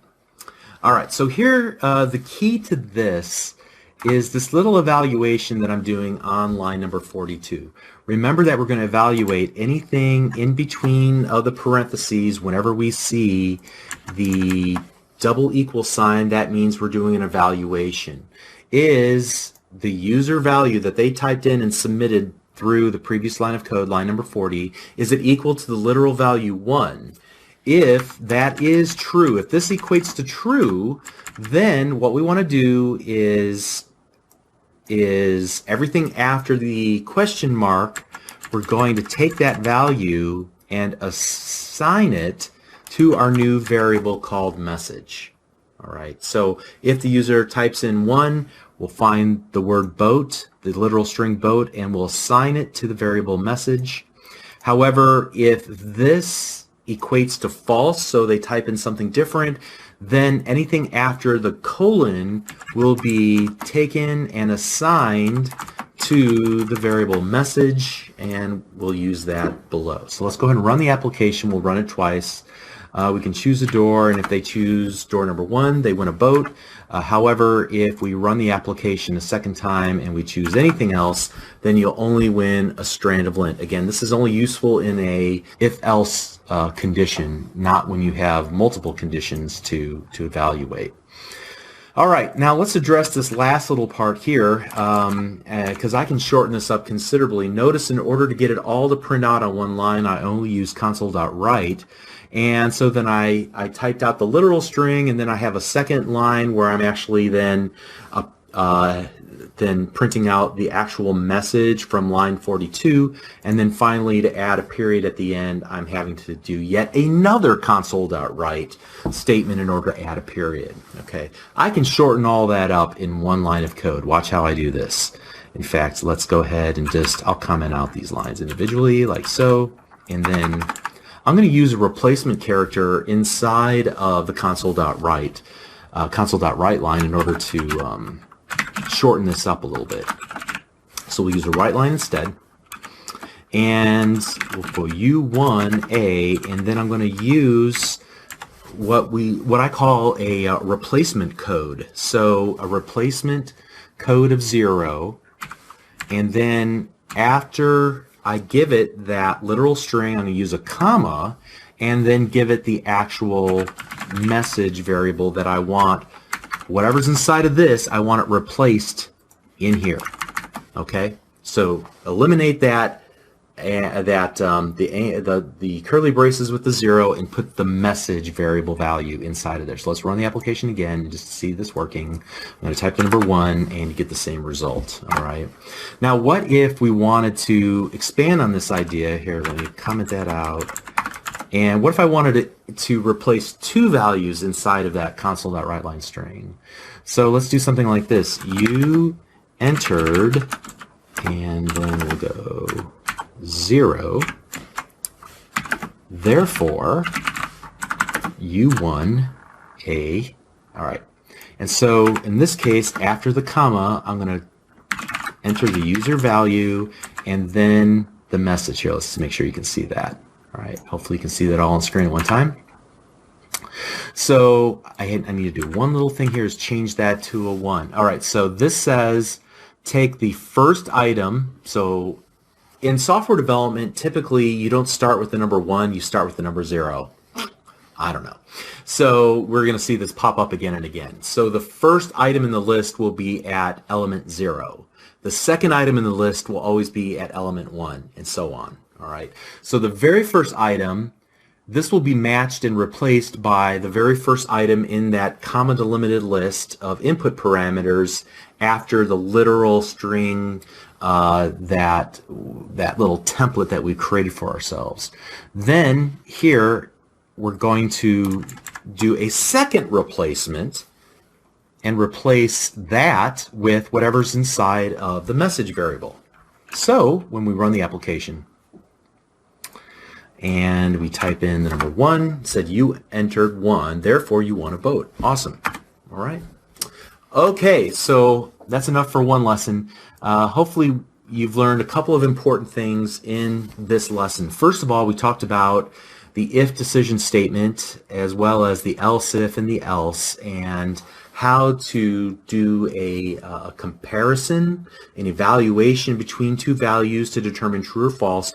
If we're using an if statement and we're doing that evaluation, then anything, the code that is in the code block below it will get executed if that evaluation is true. If it's not, it'll either drop down to a second and subsequent evaluation, or even do a catch-all in the else statement. We talked about using curly braces for a code block versus when you don't need them. We talked about keeping your code nice and tidy and small. We talked about declaring variables inside of scope and inner scope and outer scope as defined by our curly braces for code blocks. We talked about the conditional operators, being able to all in one line do a check for true or false, and if it's true, assign one value versus a different value to a new variable. We talked about format codes inside of literal strings for our console.write line and how to replace those replacement codes with variable values that we then also pass in our console.write line statement, like you see here at the very bottom in line number 49. Okay, so again, covered a lot of ground. Hopefully this all makes sense. If not, rewatch the video, just watch those portions that didn't make sense. Make sure you're typing in the code yourself so that you can come to some of these epiphanies as you're typing. Okay, all right, we'll pick it up in the next lesson. See you there. Thanks.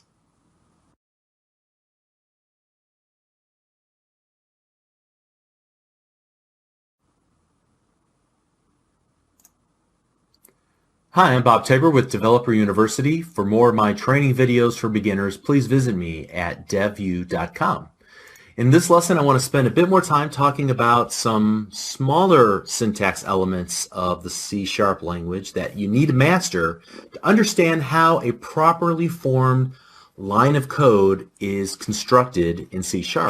And in one of the previous lessons, almost like the first lesson, I said something to the effect that just like you use a period or question mark or exclamation mark at the end of a sentence in English to complete a thought, you also use a semicolon at the end of a line of code in C# to denote a complete thought.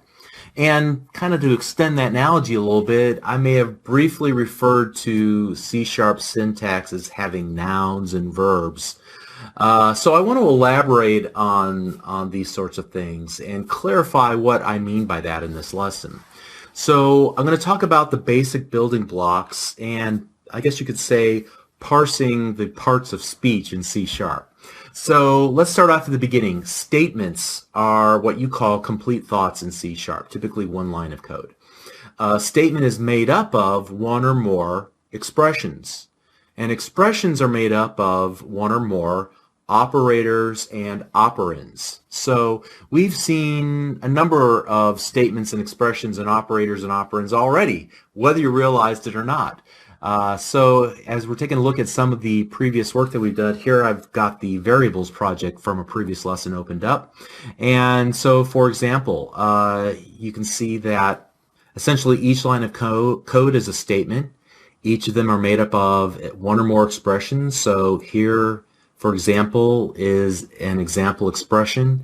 This happens to be a variable declaration statement made up of a operator, which in this case is a keyword int for the data type integer, and then an operand, in this case a variable name.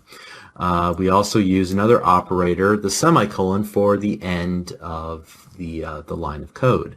Another example would be here where we have an assignment where we're actually calling a method. So here is an operand. It is the name of a class, and we're using the open close parentheses. Remember, these are operators. This is the method invocation operator.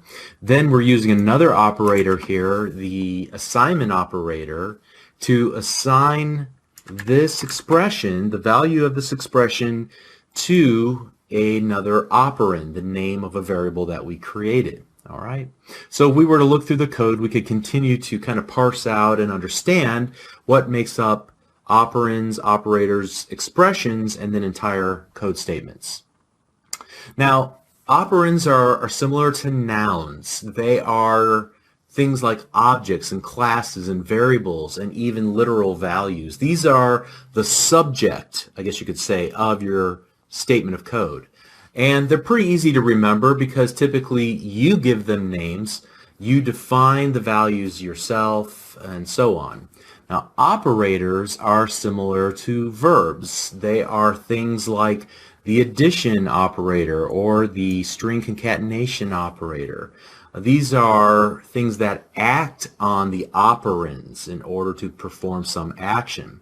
And typically you're going to use the built-in operators, although you could create your own operators, kind of a little bit of an advanced topic, but there are actually quite a few built-in operators, and you're going to need to memorize many of them. That's how you come to express yourself in C#. Now, fortunately, as you start out, you probably only need to know a handful to be productive.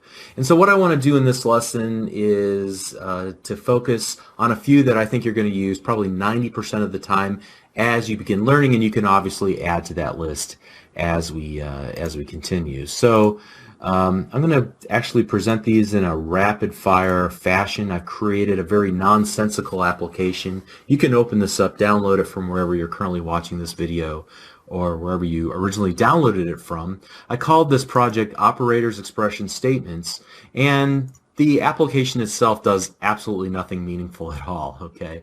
And so all it really does is kind of show you some examples of the various operators and expressions that you'll come across whenever you're working in C#. All right, so at the very outset here, you can see that I have a variable declaration. We talked about this already. I did something a little bit different this time, where I've declared several variables all up front as integers. So X, Y, A, and B are all defined as integers. Just wanted to show you something a little bit different there. By separating them with commas, it's an easy way to just to declare several variables of the same type all on one line of code. Now, I typically don't recommend this, but you might see this around in use in books and on the internet. All right, so next up, assignment operator. We've already seen the equal sign at work in that capacity. Note here in line number 22 and following that there are actually many different mathematical operators. We're only looking at the most basic ones, but there are also some advanced ones as well. But here we have addition and subtraction, multiplication and division. And as I demonstrate here, you can use parentheses to actually change the order of operations. So these are not, in this particular situation, the parenthesis is not a method invocation operator. It's actually how you would typically use it in an algebraic or mathematical sense. You would use it in order to specify the order of operations. So perform this expression first, then this expression, and then take the results of those two and multiply them together in that third expression, and then assign them to the value of x. Okay. And then there are operators that are used to evaluate. We've already talked about the equality operator, where we're using two equal signs next to each other to make sure that these two items are in fact equal. Here again, we're using parentheses in yet a different capacity to define the boundaries of our expression that will either equate to true or false. So x equals y is either true or false. We can use greater than, we can use the less than operator, we can use greater than or equal to, less than or equal to. All of these, again, should produce a true or false result.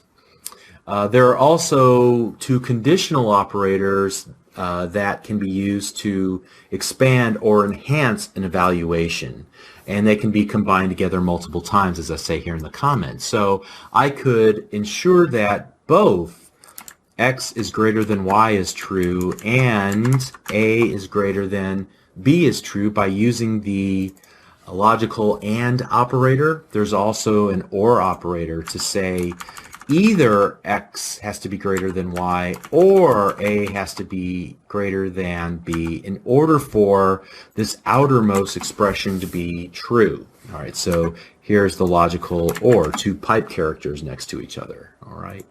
So, and then I guess we've already talked about that inline conditional operator where we have some item that's being evaluated, and then if it's true, then we'll take the first value, and if it's false, then we'll take the second value. And in this case, we're assigning either car or boat into this message variable's value. And then also wanted to talk about member access and method invocation. We're going to talk about object-oriented programming quite a bit later on in this series of lessons, but we've already said how the console was a class, and classes are containers, for a lack of a more robust definition, for methods, and the way that you access a member method of a class or an object is by using the dot or the period. That is the member accessor operator.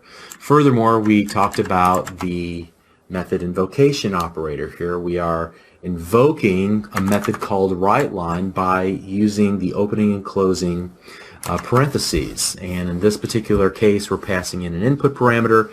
Again, we want to hold off and talk about input parameters and methods a little bit later. But as you can see, here's a number of different operators, and these are just what I would call a very baseline set. You need to memorize these so that you can express the most basic of C# commands and understand exactly what it is that you're trying to do. It's not an exhaustive list by any stretch of the imagination, but you will probably need these about 90-95% of the time. And then you can expand your vocabulary of other operators and keywords over time. So in each of these cases that we just looked at, an expression is made up of a combination of operands, which are things like the literal strings and variables, and objects like the console class itself, and operators. So things like the addition operator, string concatenation operator, equality, assignment operators, and so on.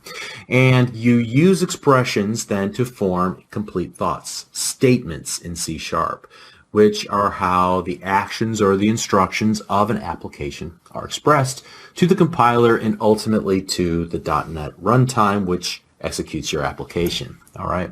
So why am I telling you all of this? Why go through this little English lesson, you know, parsing out the different parts of speech if you've ever had to take an English class?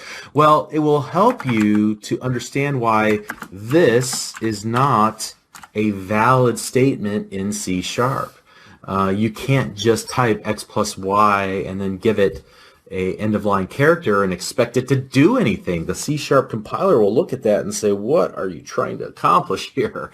Have you lost your mind? What do you want me to do with all this? So fortunately, in situations like these, as you can see, Visual Studio can catch these sorts of syntactical mistakes even before you attempt to run the application. And you know, if we were to hover our mouse cursor over the visual guidance here, the red squiggly line, you can see that the fundamental problem with this line of code is that only assignment, call, increment, decrement, and new object expressions can be used as a statement. So what's the problem here? Well, this is not a properly formed statement. We're not assigning, calling, incrementing, decrementing, or creating new object expressions. We're not formulating a complete thought, a good sentence. I mean, I could create an English sentence like this: the red ball, period. And you would say, the red ball does what? Who has the red ball? Okay. We can understand that just because you use words doesn't mean you're creating a complete thought or expression inside of the English language. Same thing is true with C#. All right, that's all I'm trying to say here. So for beginners, understand that there's a proper syntax, just like there's a proper grammar in the English language. Understanding this is really a big step towards solving your own problems whenever you're phrasing C# instructions that the C# compiler will understand and accept and ultimately compile into code that will be run by the .NET Framework. So Here, let's recap what we talked about in this lesson. First of all, statements are complete instructions in C#. They consist of expressions. And a statement is like a sentence in the English language, and expressions are composed of things like nouns and verbs. In other words, operators and operands. The operands are things like nouns. They're the subject or what we want to do something with. And then there are the operators, which are more like the verbs. These will act on the nouns to perform some action. We said that operands are like variables and classes, literal strings. These are things that we get to name ourselves.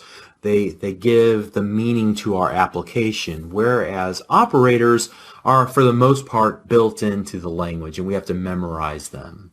And so to start off, you might use something like what I've given you here in the form of a project for a cheat sheet. But I think you might just be able to walk your way through and rationalize your way through. Now that you understand that there's a proper way to format a line of code, you might say, okay, what do I need to do here? And you might be able to reason your way through the operands and the operators. I'm going to need a variable to contain some values. And so once I have created that variable in memory, now I'm going to need to assign it to something. Now, how am I going to get to that something? I'm going to need to take another variable and this literal value, and I'm going to need to add them together with an operator, and hopefully you get the idea there, okay? Okay, so I hope that this was a useful exercise. I think it's useful for beginners to understand that there are syntax rules, and they're not so unlike what you're already familiar with. Maybe they look a little bit different than your typical English sentence, but they still have to make sense, and they have to perform an action, they have to do something. And so when you see errors, sometimes it's because you type something incorrectly, and then sometimes it's you may not be using the right forms of speech, in a sense, in order to express that complete thought in C#. Okay, so let's pick it up in the next lesson. We'll see you there. Thanks.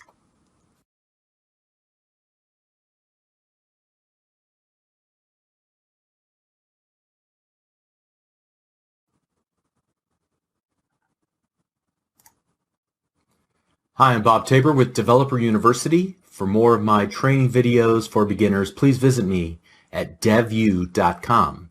In this lesson, we're going to focus on iteration statements, a specific iteration statement called the for iteration statement. Sometimes you're going to need to loop or iterate through a sequence of things to find something that you're looking for, to find a successful match. And actually, you're going to do this sort of data manipulation more than you realize. So you'll have to trust me that this is a very important tool in your toolbox that you're building.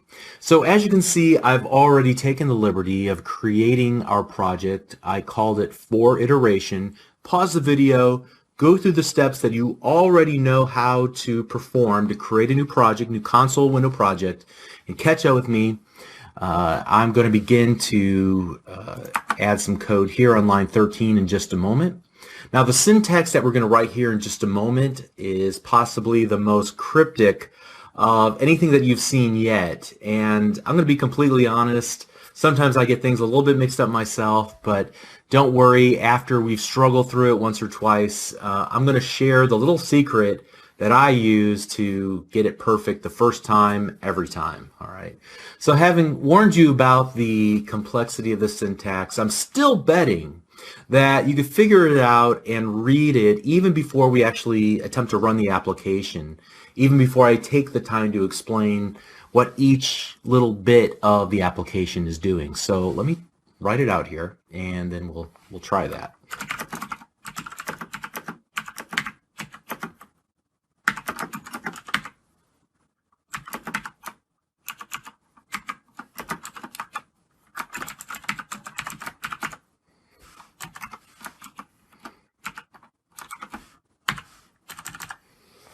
Okay, very simple, at least very compact section of code here. Actually, you need one more line of code, right? Console.readline. There we go. Now we're ready for action. Okay, so what do you think that this code does? Okay, got a theory in mind? Well, let's go ahead and run the application and see if your theory is true.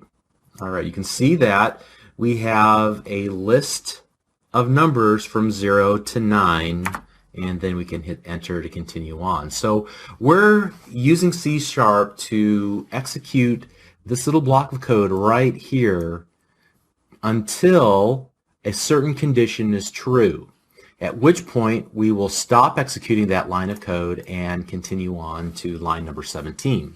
So this for statement says that we should begin by declaring a variable. We're going to call it I. We could call it anything we want to. And we're going to initialize its value to 0. Now, as long as I is less than 10, we're going to continue to execute the code below it in our code block defined by our curly braces. Each time that we iterate through, we'll increment the value of I by 1. So this little bit right here is probably the part that you probably wouldn't completely understand unless I explain it to you. Remember how we use the plus equal sign in order to automatically take the value of message and add something to the end of it and then assign it back to the value of message? Remember that a couple lessons ago? We're essentially doing that here. This is the increment operator. So we're going to increment the value of I by 1. All right, so again, we're going to initialize and declare a variable and initialize the value. Then as long as this middle part is true, we'll execute the code below. And once we finish executing, then we will increment the value of I and then do that evaluation one more time. If it's still true, then we'll execute this code again. We'll increment I. If this is still true, we'll increment it again, and so on. All right, so that's how it works. Yes, this is cryptic syntax, but if you can just separate the 3 parts in your mind by remembering that there's semicolons that separate them, that can help. You know you're going to need to start off with some counter of some sort.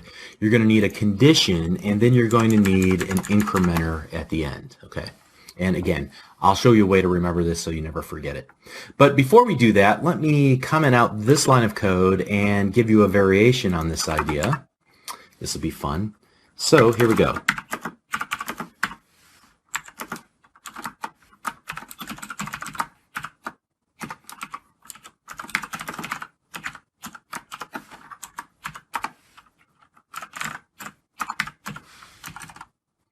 So you can see that I simply added inside of our code block for the for iteration statement another if statement with its own code block inside of it.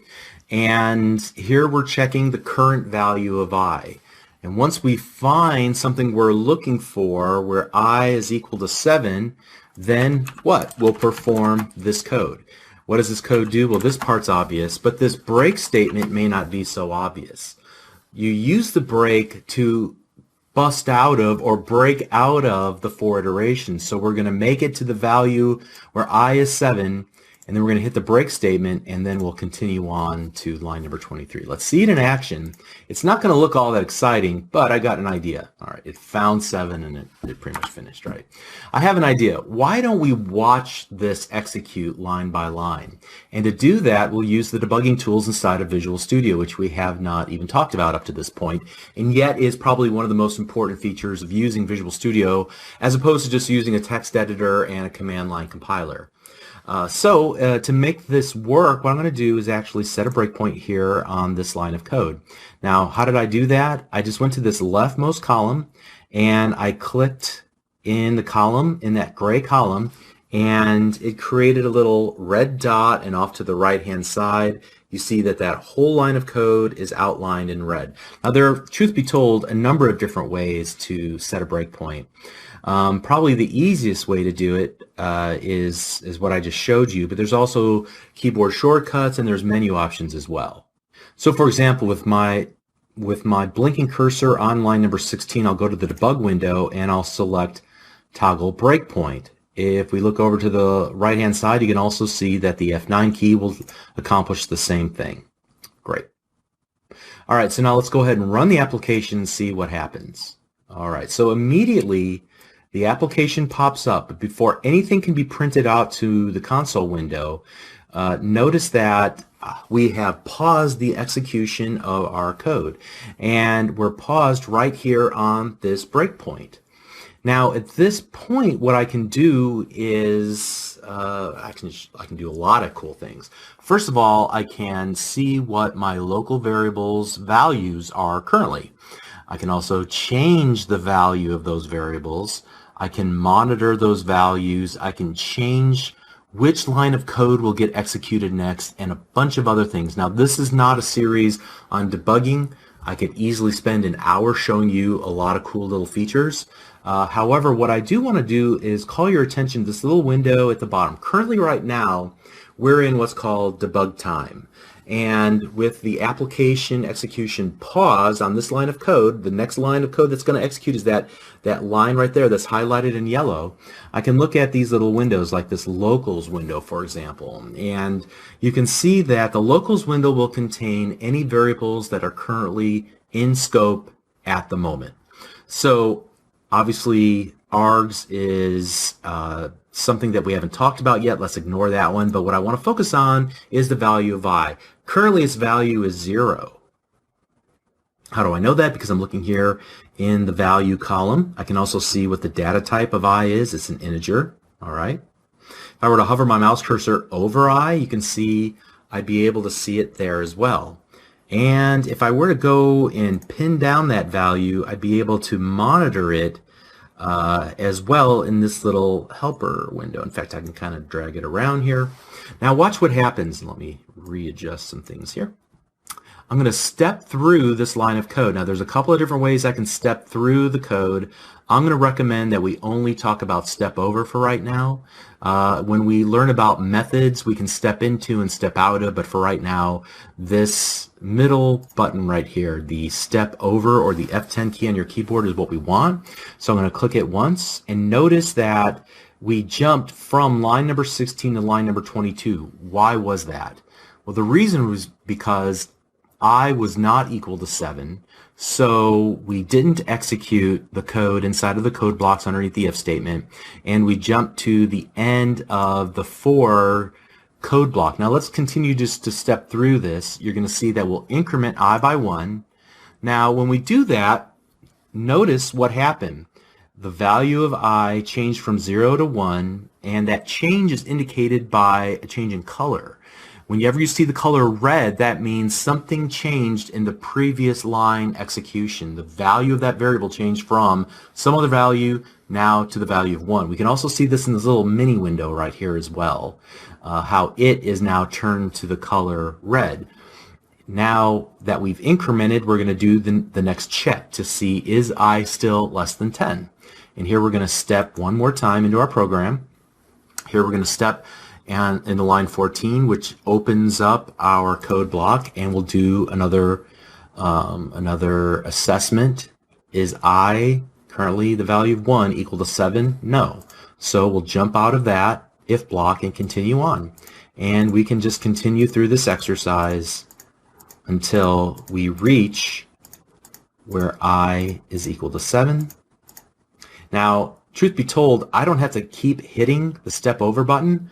I can just use this continue button, and this will just keep bringing me right back to the breakpoint. This basically says continue running until you hit another breakpoint. And so here at this point now, I see that my I is equal to 7, and that's what I'm checking for. So things should get interesting right now. I'm going to go back to start stepping line by line through my code, and here's where I hit the console.write line, and if I look now on screen, it actually did write that to the console window.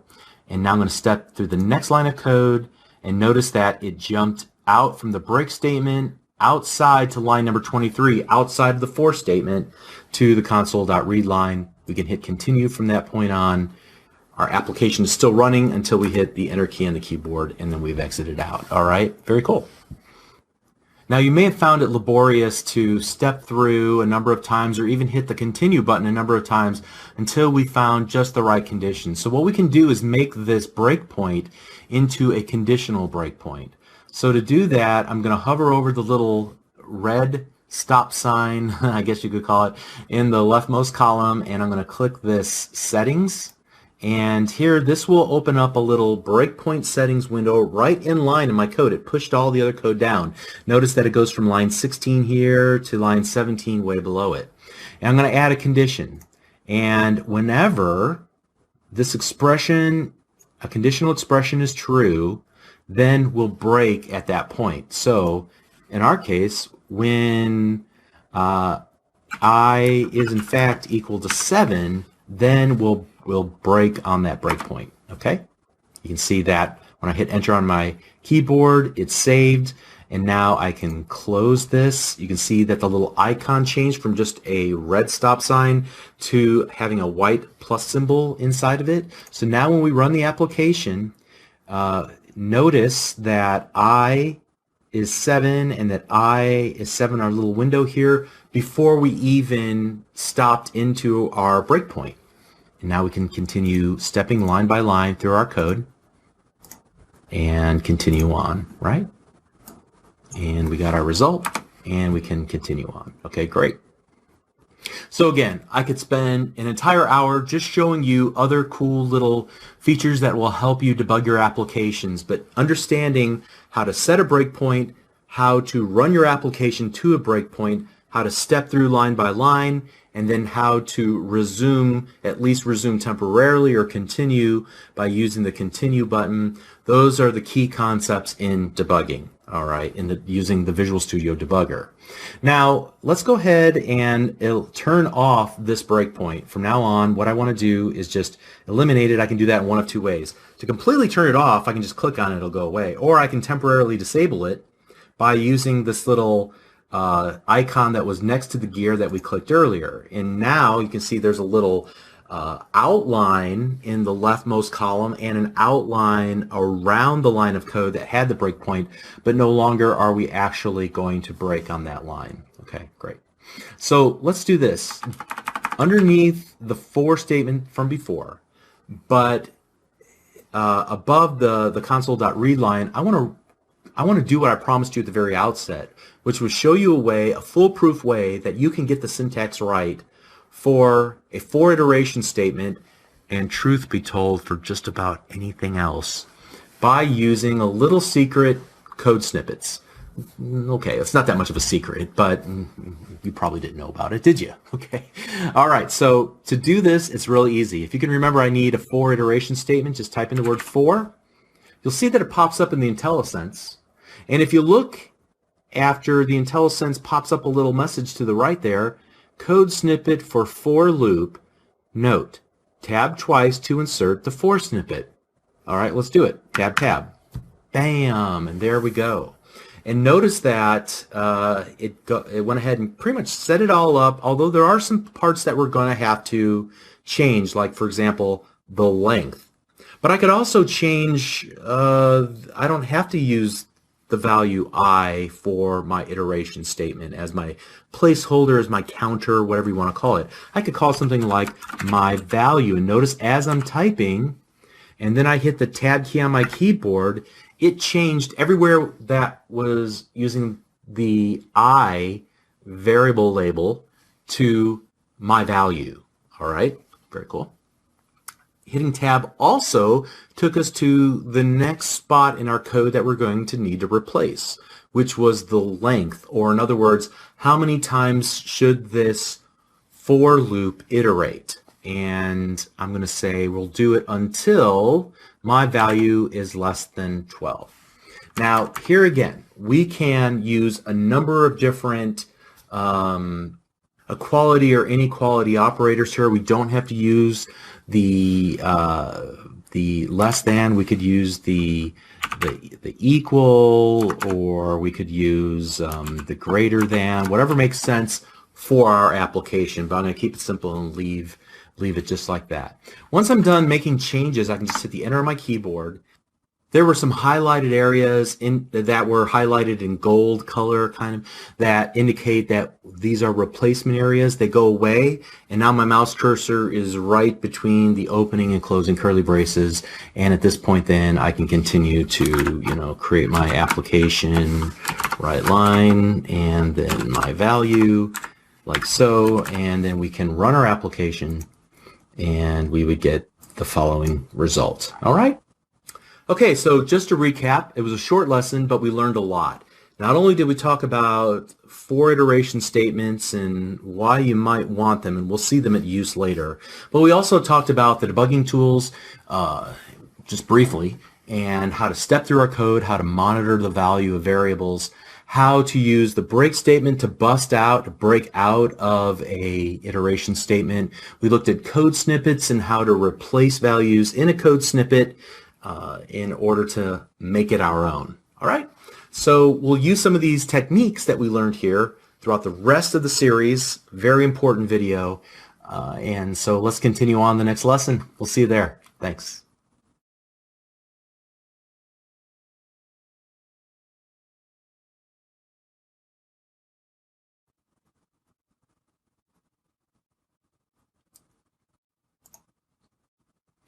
Hi, I'm Bob Tabor with Developer University. For more of my training videos for beginners, please visit me at devu.com.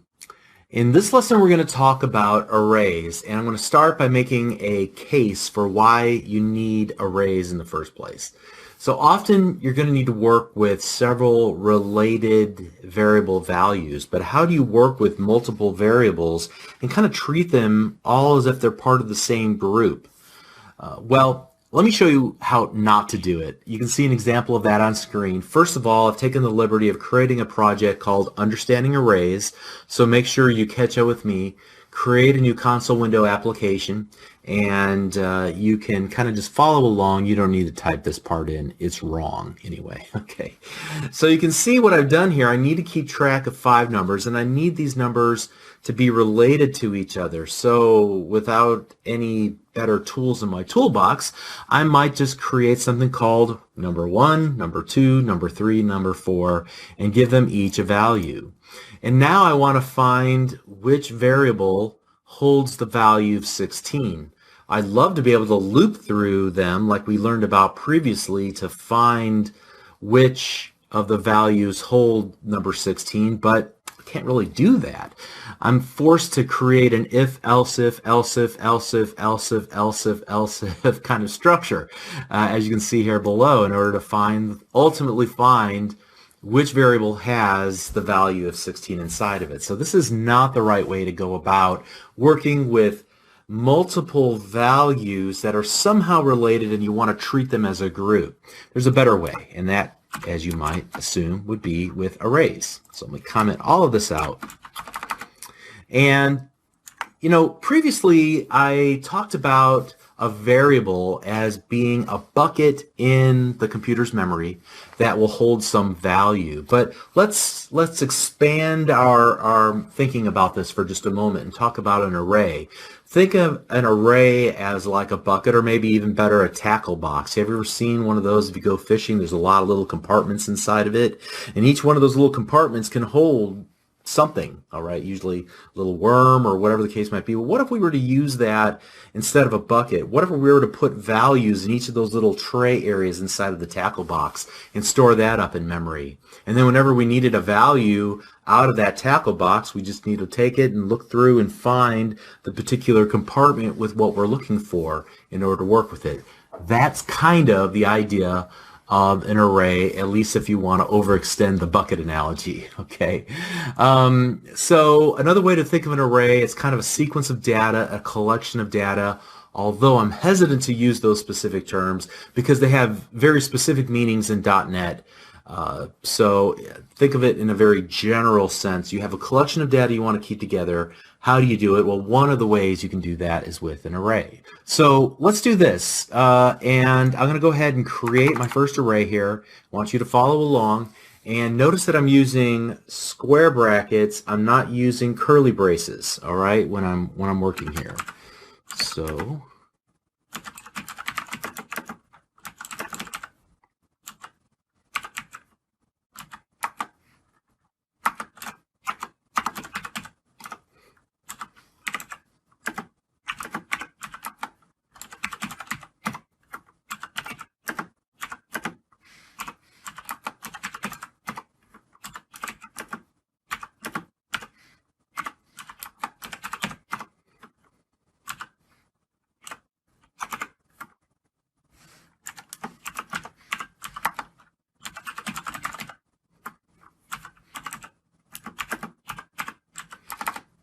All right. So first of all, let's take a look at the declaration of our array called numbers.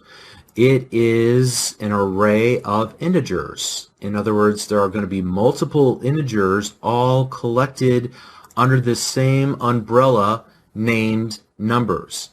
And you can see that not only am I creating the declaration for this array, I'm also using an equal new int 5. Okay, some of this, like the equal and the new part, we're going to talk about what that really means a little bit later, but for now just accept it as how you go about creating an array. All right, and then notice next to that I have int, and then inside of that, the square brackets, I have the number 5. So that's how many elements that I want inside of my new array. I want a new array of integers that can hold five values, 5 integers inside of them. Next, what I do is I begin to access each element of the array and put a value inside of that element of the array. So here's the first element of the array, the second element of the array. Remember, we're 0 based. Here's the fourth element of the array and the fifth element of the array. 5 elements inside of the array, just like we defined here in line number 31. Now, what if we wanted to access the value inside of one of the elements of the array? Well, I would do something like this. So console.writeLine, obviously. Now, what if I wanted to get to and print out the value that's in the second element of the array? Well, then I would use the correct index of the array to access that element. So here's numbers, and I want the second element, which means I'm going to use the index 1. So I'm going to index into that array to get to the correct element. So in this case, the second element is at index number 1. All right, and I can print that off the screen. And let me do a read line here, like so, and we can quickly run the application.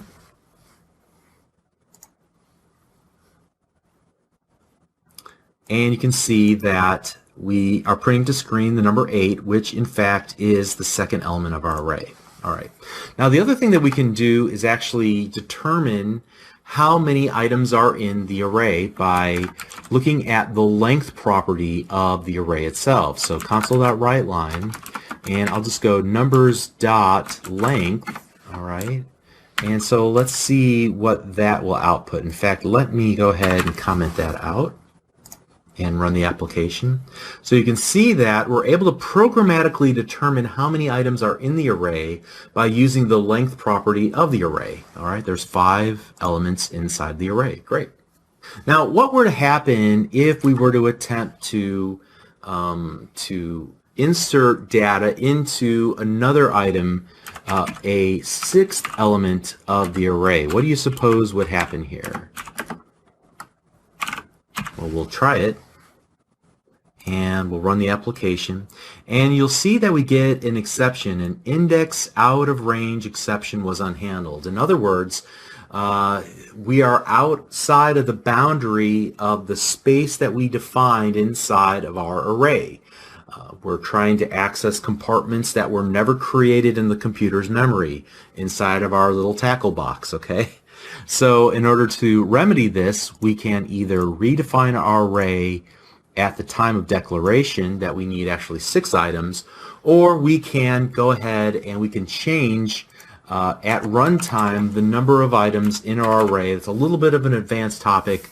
I don't want to talk about how you would go about doing that, but it is possible to do it programmatically at runtime. All right, so let's move on from there, and let's talk about maybe a simpler approach to creating new arrays, and that is to not only declare the array, but then also initialize its values at the time of declaration. So let me comment out everything I have here.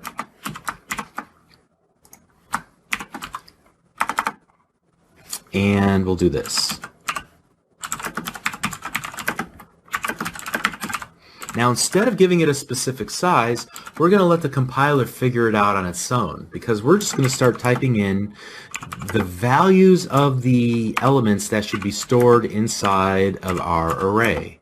Now in this case, I can create it, or just put all the items in there I want to put in there, and I can trust that the new array that will be created in memory will be able to hold all, 6 items this time, right? Okay, let me comment that out. And we've been working specifically with integers, but what if we were to work with strings? How would we go about doing that?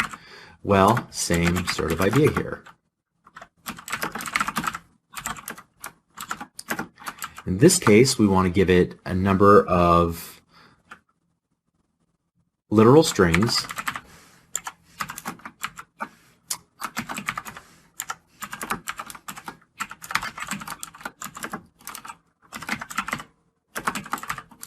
Like so, okay?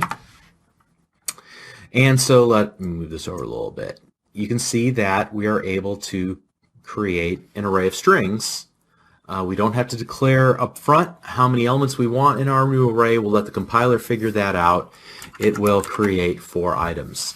Now, there's a number of different ways that we can loop through to access each of the items in our array. Let me show you 2 ways, and one of them is going to be what you're already familiar with, the for loop, right? So I'm going to go for tab tab, and so we'll start with an integer I equals 0, and now let's do this instead. Let's go names.length, right? And then inside of here we'll go, let's do this, console.writeLine, and we'll go names, and then what do you suppose we'll put in the middle here? We'll use the value I, right?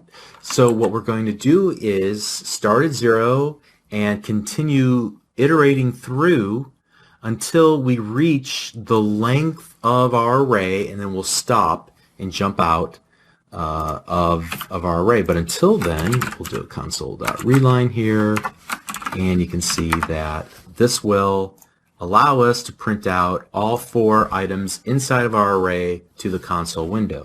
Great. Now, there's a lot of management of this I here, but there's an easier way to go about this. Let me comment this out real quick. I'm going to show you a second style of iteration statement. So in this case, we'll just do this. We'll do for each, and I'll go ahead and use the code snippet. I'll just go tab tab. So for each string name in names, all right, and I've made up the term name as singular, and names is actually what we called our array, right? So now I'm going to hit enter on my keyboard twice, and I'll just do console.writeLine name, and let's go console.readline. What this will do is it'll allow us to essentially loop through every single name in our array of names, and for each item it will copy the current element into this temporary variable called name of type string, and then we can use that to do whatever we want. In this case, we're just going to print it off the screen. See how much easier that is? But we can use either technique in order to iterate through our sequence of data. Very neat. Okay. All right, now let me show you one last thing you can do. It'll be pretty powerful stuff. And we can create arrays of different things, right? So what if we wanted to create an array? What if we wanted to take a string and reverse the string, okay?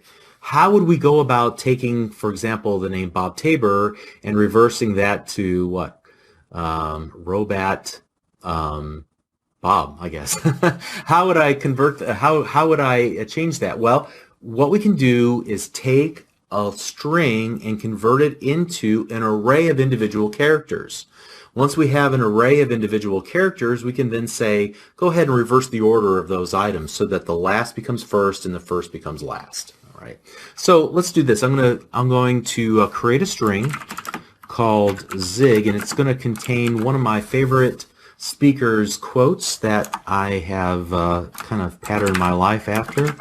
You can get what you want out of life if you help enough other people get what they want. All right. Now that's a very, very long line of code. So what I would probably do is I would try to chop this up into multiple lines of code. And we said this before that you can do something like this in C#. All I'm doing is going to just break it in half and use this concatenation operator, right, to kind of marry the first string and the second string together. So that's all one line of code. So now that I have this, what I want to do is create an array of characters. So I'm going to use the char keyword, which is the data type char, meaning I want one character, but I'm going to create an array of characters called, we'll call it char array.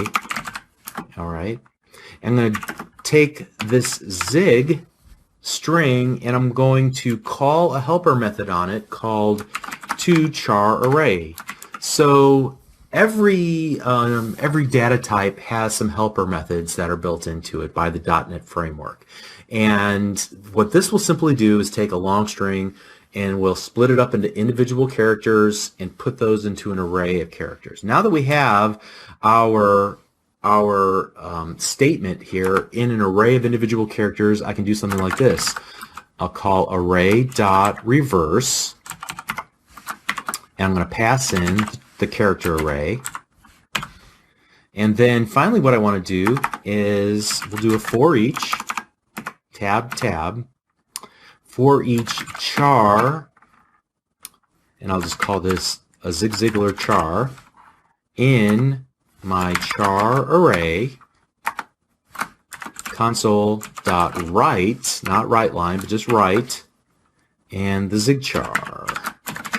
All right, hopefully all this makes sense. Let's do a console.readline. And this is just to show you some of the flexibility of working with arrays. Let's run the application, and now we were able to write that whole string backwards. All right, so that's pretty much it. There's a lot more that you can do with arrays. However, as we move through C#, you're going to find that your use of arrays will diminish over time, and you'll start using something a little bit more elegant. Think of it as an array on steroids, or maybe like super array, okay? It's going to be called a collection. There's a bunch of different types of collections, and we'll learn about those near the very end of this series of lessons. But at any rate, that's how you work with arrays. Remember that you have to declare an array by giving it, at the time of declaration, its size. Then you can access individual elements of array by using indexes into the array to access or to set the values in a given element of an array. We can loop through elements of an array using a for or a for each iteration statement, and we can even use some cool utility methods like array.reverse to swap all of the items in the array, or there's also ways to sort items and so on. Okay, so let's continue on in the next lesson. We're doing great. See you there.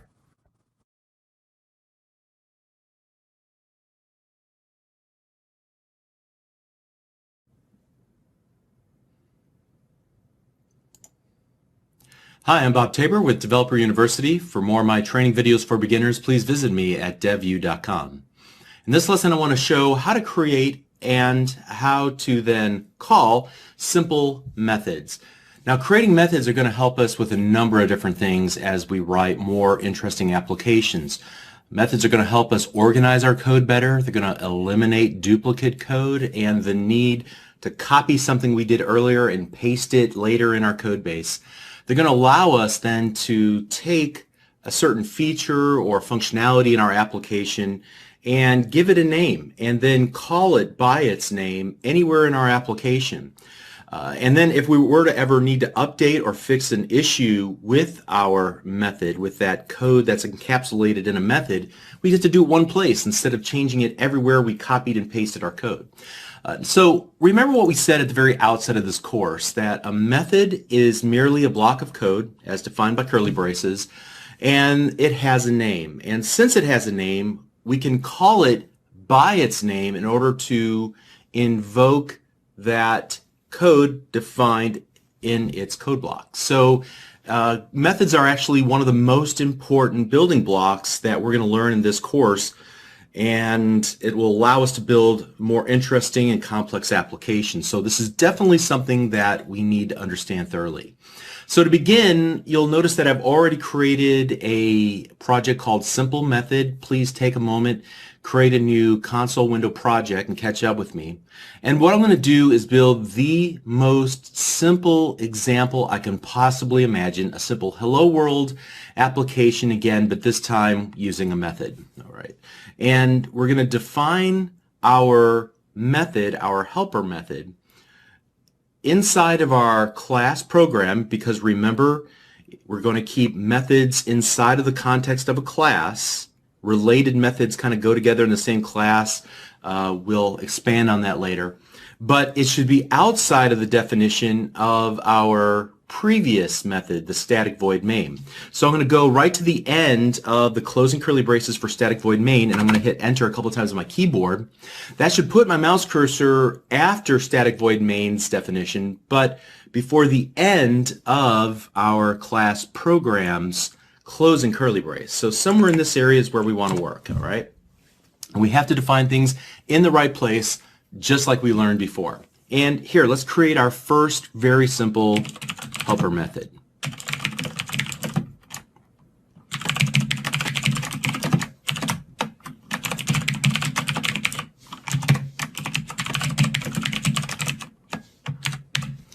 All right, and that's all it takes. Now, I'll explain the word private when we talk about accessibility modifiers and classes. We'll talk about the word static much later in this course. However, just to let you know, it has more to do with building console window applications than typically what you might find yourself using in a different style of application. But we'll talk about it later. The void is something that's important. We'll talk about that in just a few moments here. I'm going to create a block of code, and then I'm going to give it a name. In this case, the name is simple, Hello World. Additionally, I'm going to give it an opening and closing parentheses, and we'll look at what those are used for here in just a moment. However, then in the body, I'm simply going to just write any of the code that I need my Hello World function to do. Now, in this case, one line of code, very simple, but hopefully you get the idea. Now, how do I call that method? How do I execute it from my static void main? Well, remember, it has a name, and we can call it by its name in order to invoke it. But remember, there's one other piece of information that we need to provide here. Not only do we need to give it the name of the method that we want to invoke, but also we need to use the method invocation operators, which are the opening and closing parentheses in this context. All right. So now we've called our method, and we expect output in the console window. Now I'm going to go ahead and add one more line of code, just so we can see our result like we always do. And now when we run our application, we will get the unexciting results, Hello World. But the most important part of this was to create the simplest example we possibly could. And now that you see how easy it is to create a method and how easy it is to call the method, let's go ahead and shut down that project. And instead, what I want you to do is open up the project, and you should be able to find this where you're currently watching this video, wherever you originally downloaded from. There should be source code available. You should be able to find that source code in the before folder for lesson 10. Copy that helper methods project folder into your projects directory or somewhere on your hard drive, and then you can open it up from there.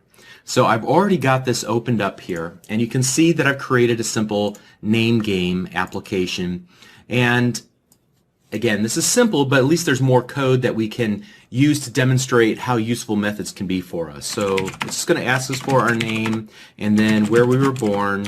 And then we're going to use the little algorithm, I guess you could call, from the previous lesson where we learned how to take a string, how to convert it into an array of characters, how to reverse the order of each of the characters in the array, and then display it back out to the console window. And so that's what we have here in our results, Oak Park, Tabor Bob, spelled backwards. Okay. Now, in order to accomplish this, I have, from lines 13 to lines 56, so about 43 lines of code. And admittedly, I made this longer than it probably needs to be, but notice the amount of duplicate code that I've introduced into the application. Here's where I am retrieving the first name and the last name and the city. And those are essentially the same, even though what I'm collecting is a little bit different, but it's only 2 lines of code, so that doesn't hurt much, right? Here, we are actually taking the first name or the last name or the city, and we're going to do the reverse operation on it. And we do that 3 times. And there's the third one. And then what we're going to do is print out the result into a string called result, which will then output in a console.write line. But notice here, we're essentially doing the same thing here, and then again here. So there's a lot of duplication. Now, duplicate code in and of itself is not a huge problem. I mean, there's really no way you can completely eliminate duplicate code in your application. But duplicate code is usually the result of copying and pasting code. So you've invented the wheel earlier in your code base, and your first thought is, well, I'll just copy and paste it because I need it here and here and here in my code. Now, invariably what happens is your intent is to copy it, but to make a few subtle changes to it. And in your haste, frequently, at least if you're like me, you will forget and you'll make a mistake and forget to change something, and you've introduced a bug, and it can steal your soul, like even if it's just seconds, but what if it's minutes or even hours of your time trying to figure out why you have a weird problem with your application. So copy and paste is dangerous. You should always treat it with great suspicion. But in addition to that, if you have the same code repeated multiple times, then whenever there's a change that's requested in how our application works, we're going to have to change it in multiple places. But what if we were to take some of this functionality, like this, for example, and this, and we were to extract it out and put it into its own method and then just call it 3 times? First of all, it would reduce our need for copy and paste. If we needed to fix a problem with our code, we can do it in one place. And then also, if we were to give that that method a meaningful name in our system, it would describe what we're attempting to accomplish. Right now, we're just filtering through lines of code, and it's a little bit more difficult to ascertain quickly what this application is attempting to do. But if we were to maybe give our methods nice, meaningful names, it might read more like a paragraph of English instead of a bunch of disparate lines of C# code. So that's the goal. Now, the second reason we might want to break this up into methods is to simplify the readability of the code. We already talked about making it more human readable, but also there's a lot of lines of code here that we have to parse through to kind of understand what's going on. And if we can reduce the amount of code to read, then we can improve the readability of our code. We want to reduce bloat every time we have the opportunity, all right? So we should strive to make our code readable, clean, clear, and perform well and maintainable, so that if we need to make a change, we can do it in one place, and methods help us accomplish all of those things. So let's do this. Let's create a method. We've already learned how to do that. I'm going to go somewhere between the end of our static void main, but before the end of our program class, I'm going to define a private static void reverse string, like so. And what I'll do is copy some of the work that we've done here, for example, in lines 24 and 25, and I'll paste those here in our new method. And then I'm going to copy the code that we use to actually print all these out to screen, and I'll paste those here as well in our reverse string method. Now, to get started here, just to make sure that this method's going to work, I'm going to hard code the message. So I'm going to create string message equals hello world, and then I will change first name to just message throughout, all right? And first name array to message array. And we'll hit control period to rename like we learned about before. And then finally, what I could do is gather up all of the individual items printed out in reverse order using this for each, or I could just go here and go console.write each item like so, and that'll accomplish, at least for now, the same thing. Now that I have this working, I want to comment out everything I've done up to this point so that I can kind of isolate, and then we'll start reintroducing things back in as we get them working. So I'm going to call the reverse string method by using the name of the method, and then also, again, method invocation operator, and then obviously the end of line character, and I'm going to go ahead and hit start.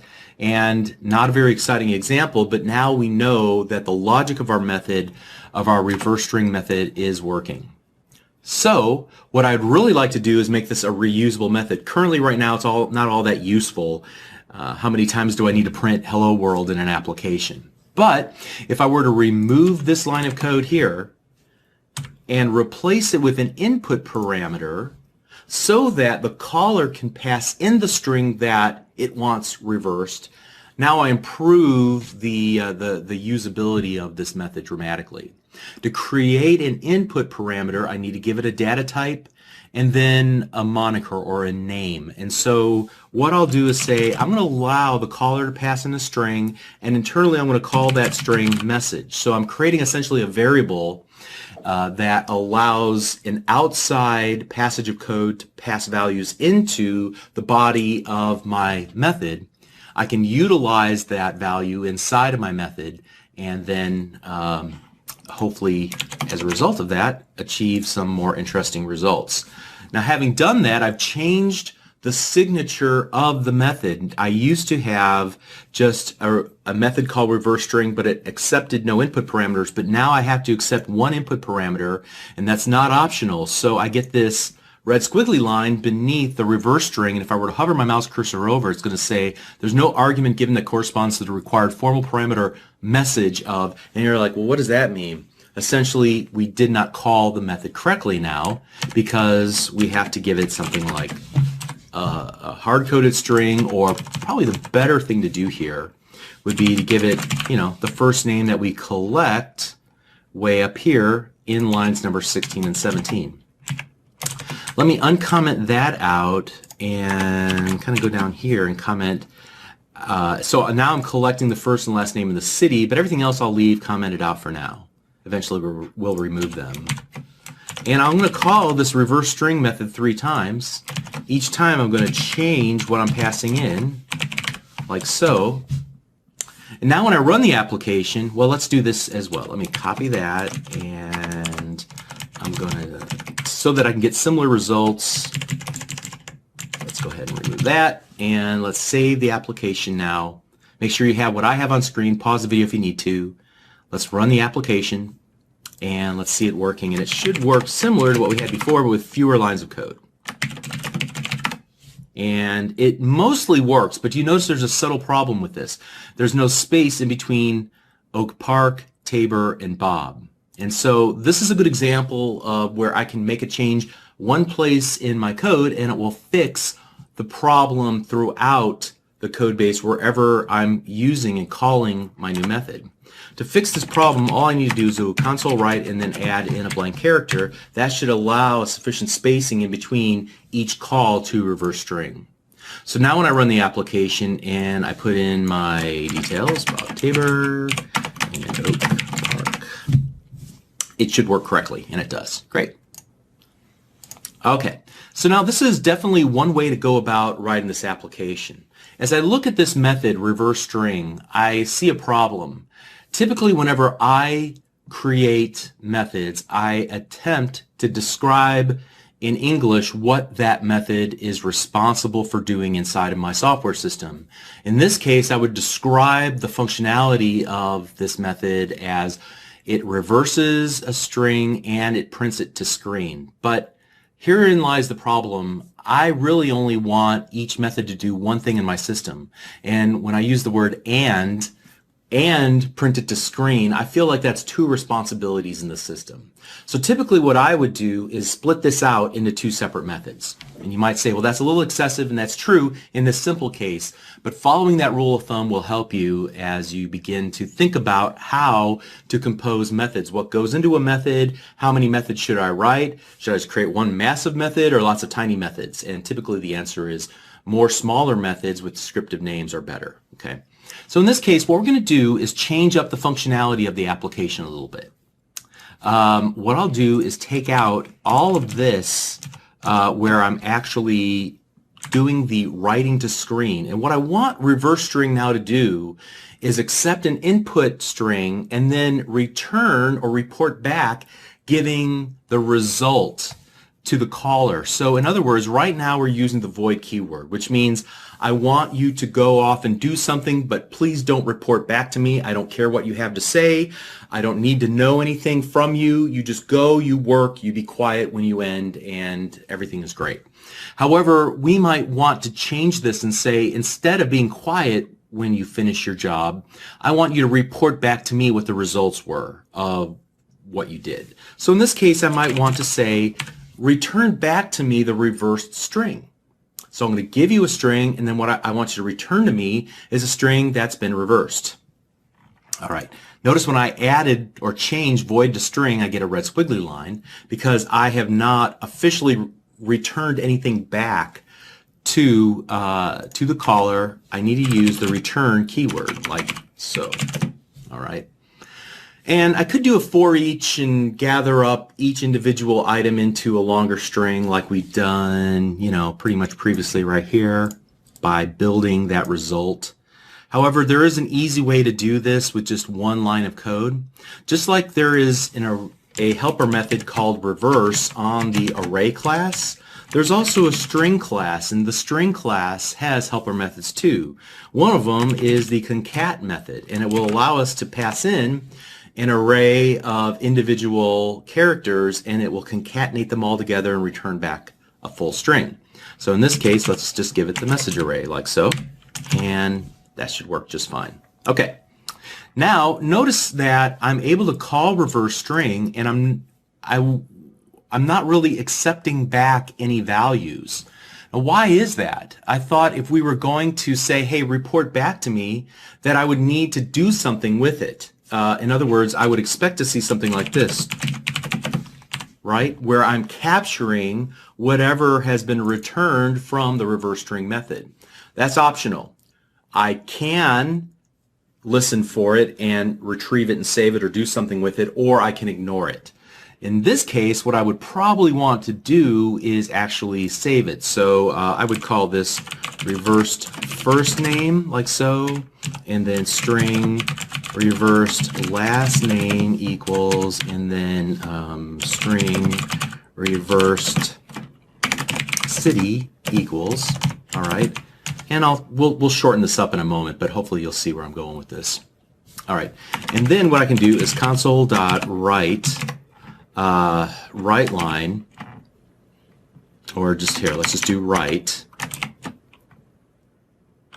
reversed first name plus space, and this seems kind of laborious to do it this way. I've got a better idea.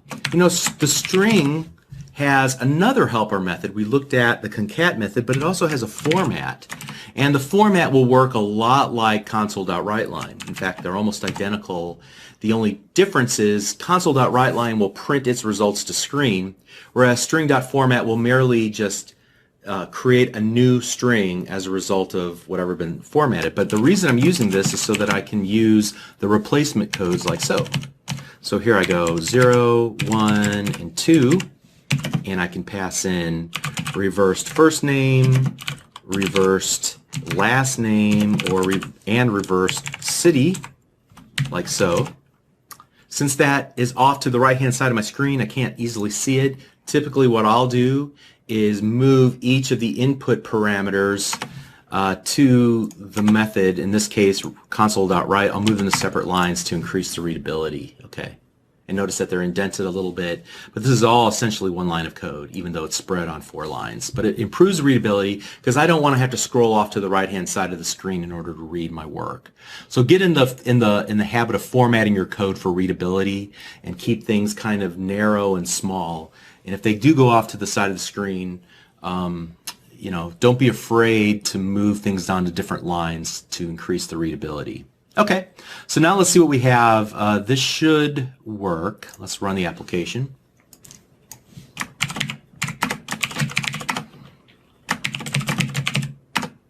And it works. Great. But what if I want to put this into its own method? I could simply do that like so. And I think I can just use a void in this case. And what I could do is go display result like so. And I could just take this and paste it in. But now what I need to do is pass in these 3 values, right? So how do I go about doing that? Well, we know how to add one input parameter. How do we add multiple input parameters? So what we'll do is define our first one, reversed first name, like so. And then to add subsequent input parameters, I'll just use a comma on my keyboard and add the second one, like so. And then the third one, like so. All right. And again, since it's off to the right-hand side of the screen, I might put my mouse cursor right before the S in string and move those input parameters below the definition for our display result method, again for readability's sake. You may not agree, you don't have to, that's a stylistic choice. And so at this point I should be able then to call display result. So let's call display result, passing in the reversed first name. And I just happen to use the same names here, but I could have called either the input parameter something different or the temporary variables here something different. Reverse string last name. And as I'm doing this, I'm beginning to think to myself, why am I even going through all of this? Why do I even need these variables? Couldn't I just eliminate those altogether and just copy this and paste it here? I mean, it returns a string, right? So I should be able to do that. And I should be able to do this. And I should be able to do this, like so. And then I'll put them each on their little line. And that should work just fine. And here I can eliminate these lines of code completely from my application. Let's see if it works.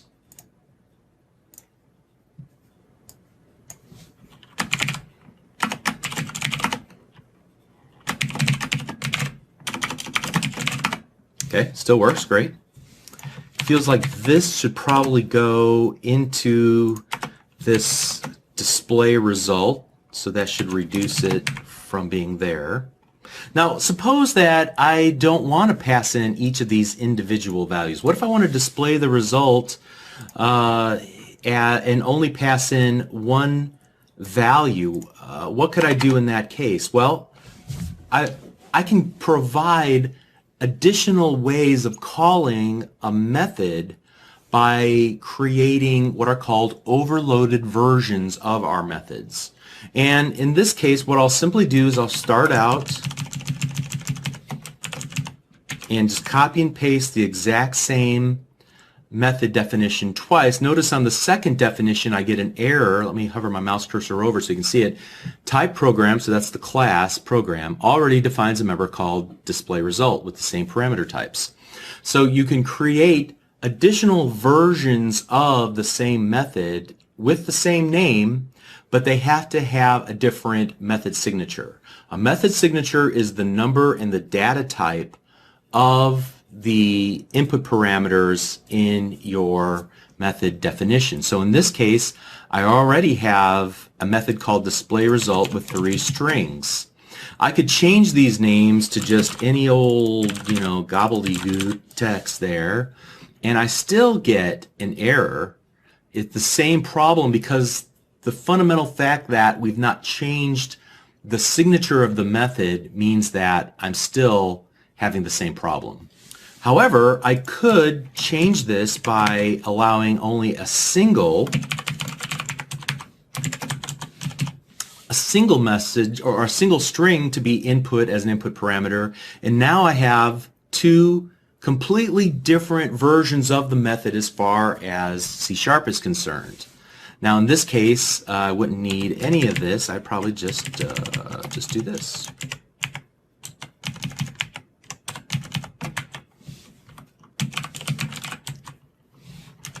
Like so. And then I could call it by doing this. Basically what I was trying to avoid last time, but we'll go ahead and do it anyway. Okay, so this time we're passing in one long string. Notice the use of the concatenation operator and the use of some empty spaces defined by two double quotes with just an empty space in between. And so we should have two lines that display essentially the same thing. Here, let's make sure we do this right. We'll add a right line in between them just to make sure there's a break. All right, so Tabor.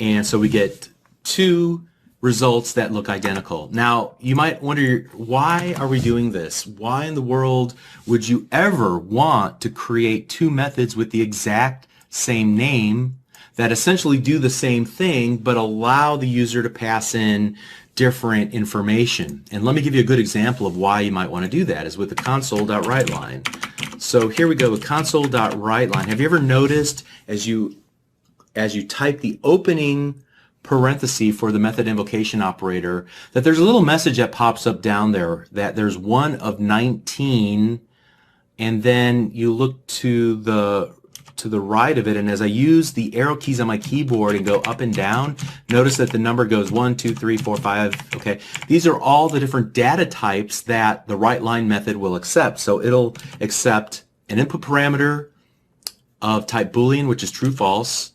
It'll accept a single character or an array of characters. It'll accept a decimal value, which is usually used for money, or a double, which is used for longer mathematical calculations, or a float, which is a massive number in terms of the number of values after the decimal point.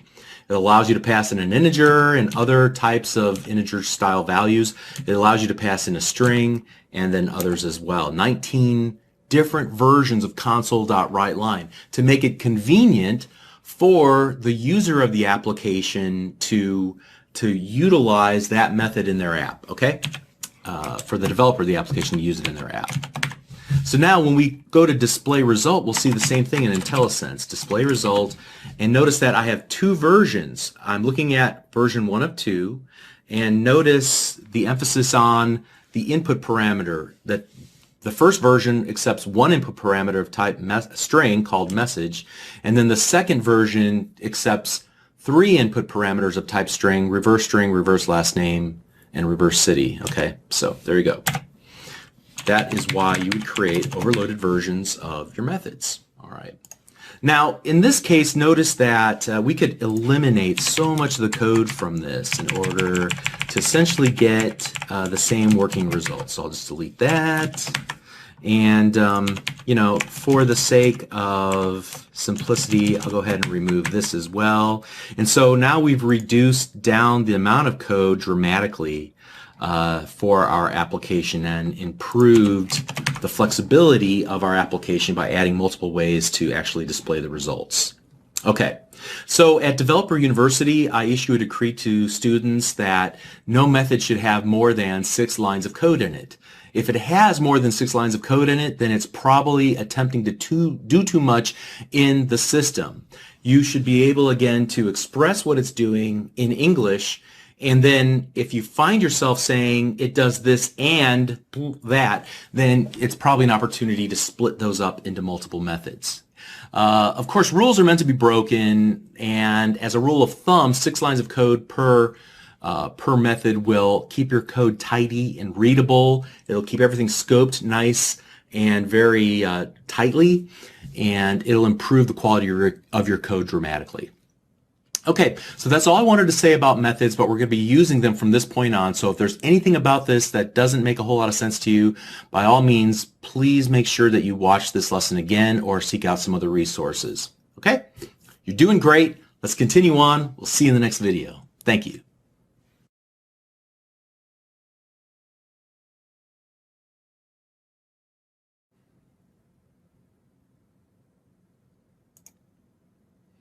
Hi, I'm Bob Tabor with Developer University. For more training videos for beginners, please visit me at devu.com. In this lesson, we're going to look at another iteration statement, the while iteration statement. And let's just recap the iteration statements we've learned about up to this point. We learned about the for loop, or the for iteration statement, and it allowed us to iterate through a block of code a number of preset times based on a counter. Then we also learned about the for each iteration statement that allowed us to iterate through a block of code once per item in an array. Now, in both of these cases, you know ahead of time how many iterations or how many times to iterate through the given block of code. But what if you didn't know up front how many times that you needed to iterate? Maybe you need to keep iterating until some condition is met. In that case, you'll want to use the while iteration statement. Also, we'll take a look at the do while iteration statement, which allows us to always iterate at least one time before breaking out of the iteration statement. So we'll look at both of them in this lesson. And I'm trying to think of use cases where this would be useful. And the most obvious one to me was creating some sort of little menu system for our console window application. You've seen them before, especially if you've worked with DOS in the past. At any rate, what we want to do is begin with a new project. You can see I've already created it. It's called while iteration.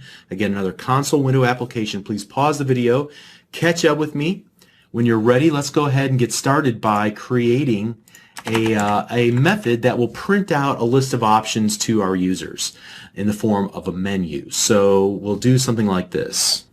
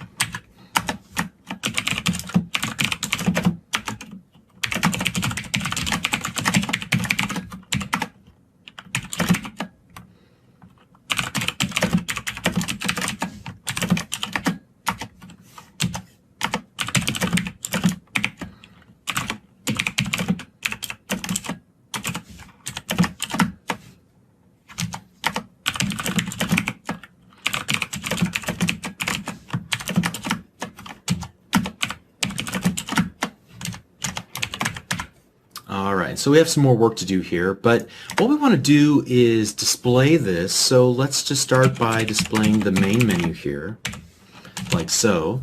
And let's run the application. And here we can choose an option.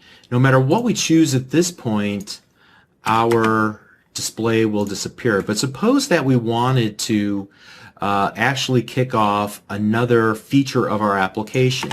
So say, for example, let's go private static void print numbers, and then we'll go private static void guessing game like this, and we'll just go console.write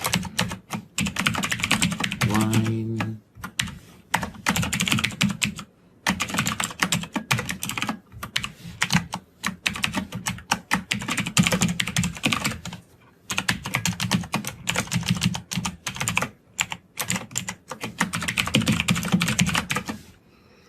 All right, and so now let's go ahead and call those from here. So print numbers and then guessing game.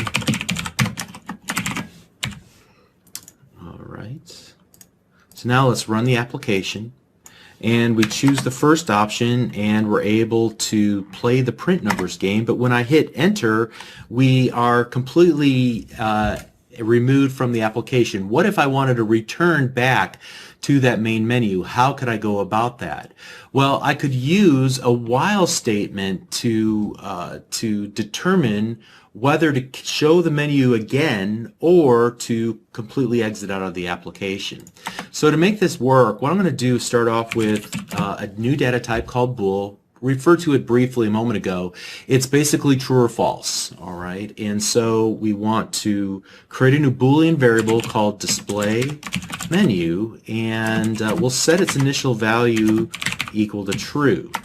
Now what we'll do is create a while statement. I'll just type in while tab, and what I'll say is while the display menu equals true, all right, and then we will call display menu. Now, a couple things here. What we'll need to do is actually then retrieve back from main menu a Boolean whether the user clicked exit or not. So what we'll set is display menu equals main menu, and then have main menu return a bool itself. Of course, we've completely broken the application at this point, but that's okay. So here we are going to continue to display the main menu until main menu returns the value false. So if somebody chooses option number 3 to exit, then we might choose to completely exit the application, in which case we'll return false. Now if they choose some other option like 4, 5, 6 or some other text option, then we might just want to redisplay the menu, so we'll return true again. Furthermore, we might want to return true as well here after we go through each of these options as well. So now let's go ahead and run the application and see how it works this time. All right.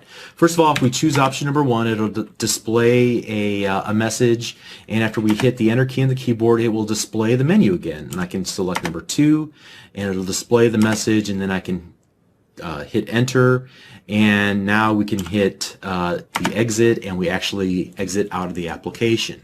So what the while statement allowed us to do in this case is check for a condition, and when that condition is true, then we can break out of the while loop. Otherwise, we're going to keep executing the code inside of our code block. All right. Now, what we can do here is actually shorten this up a little bit.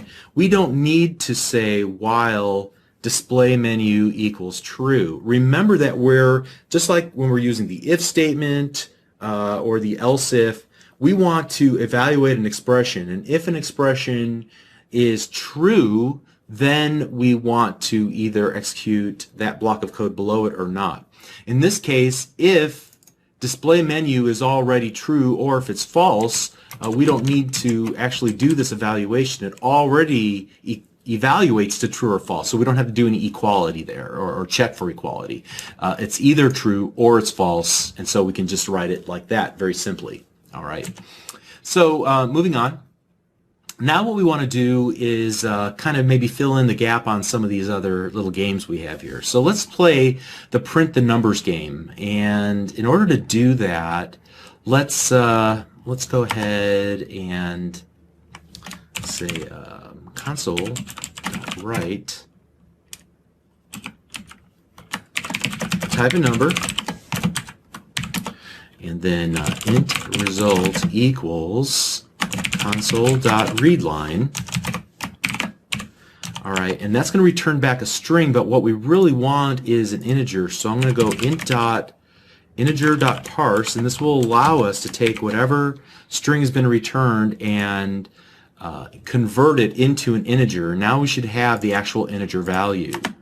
And here what we'll do is create a counter for ourselves. So int counter equals 1, and then we'll go while tab tab.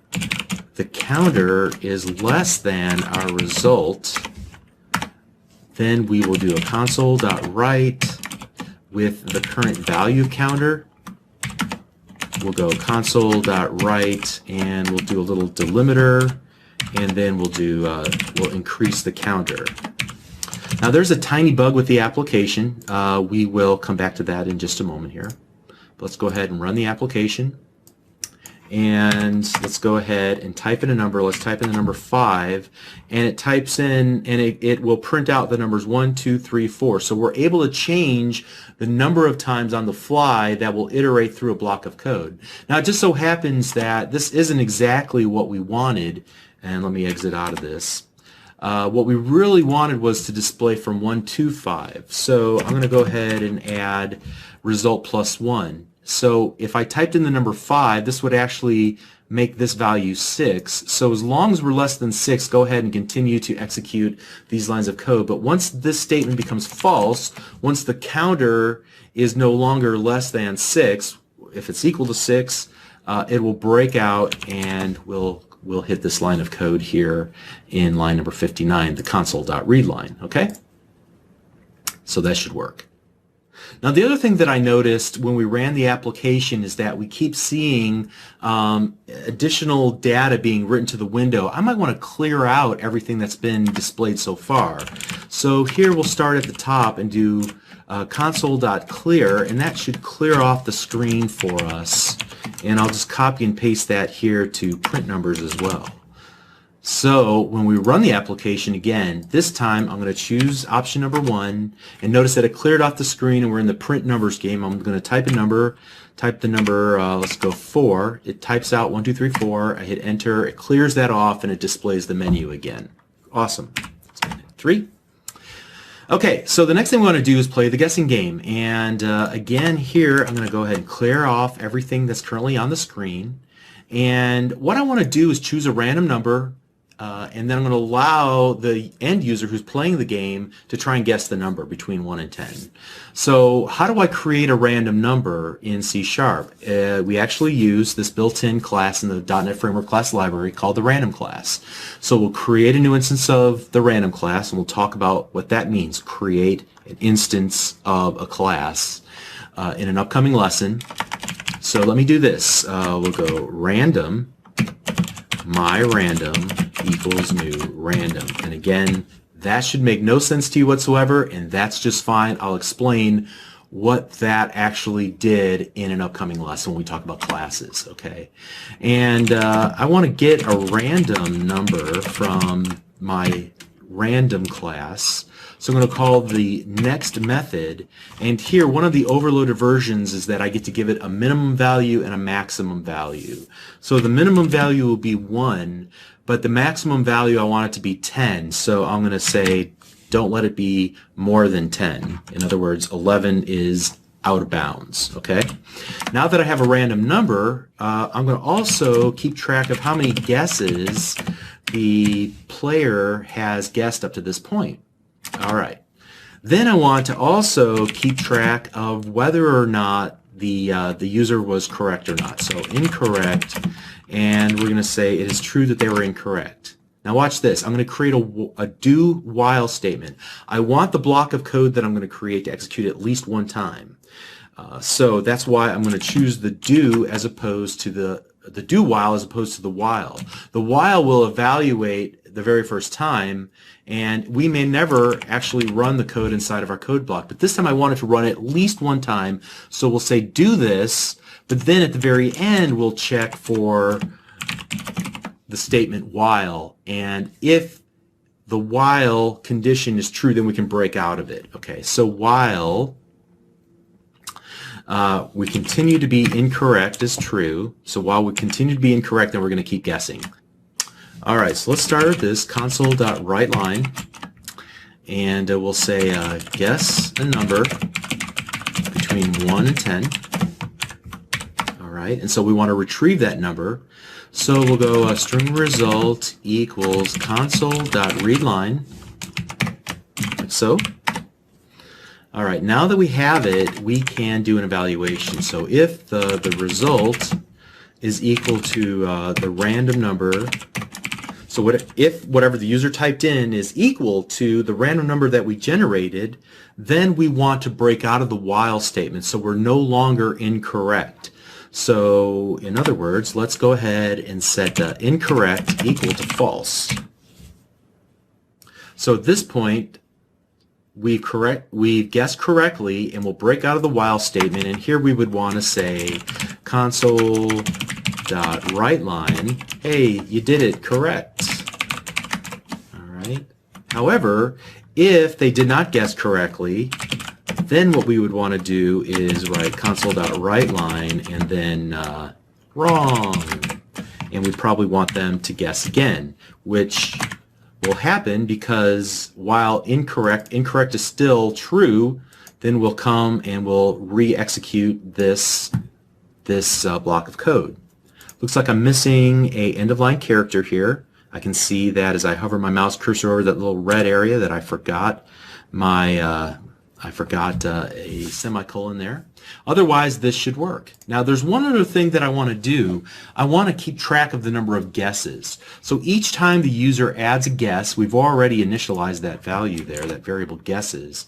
I'm going to increase guesses or increment guesses by 1. So I type in the word guesses plus plus. That means I want to add 1 to the current value of guesses.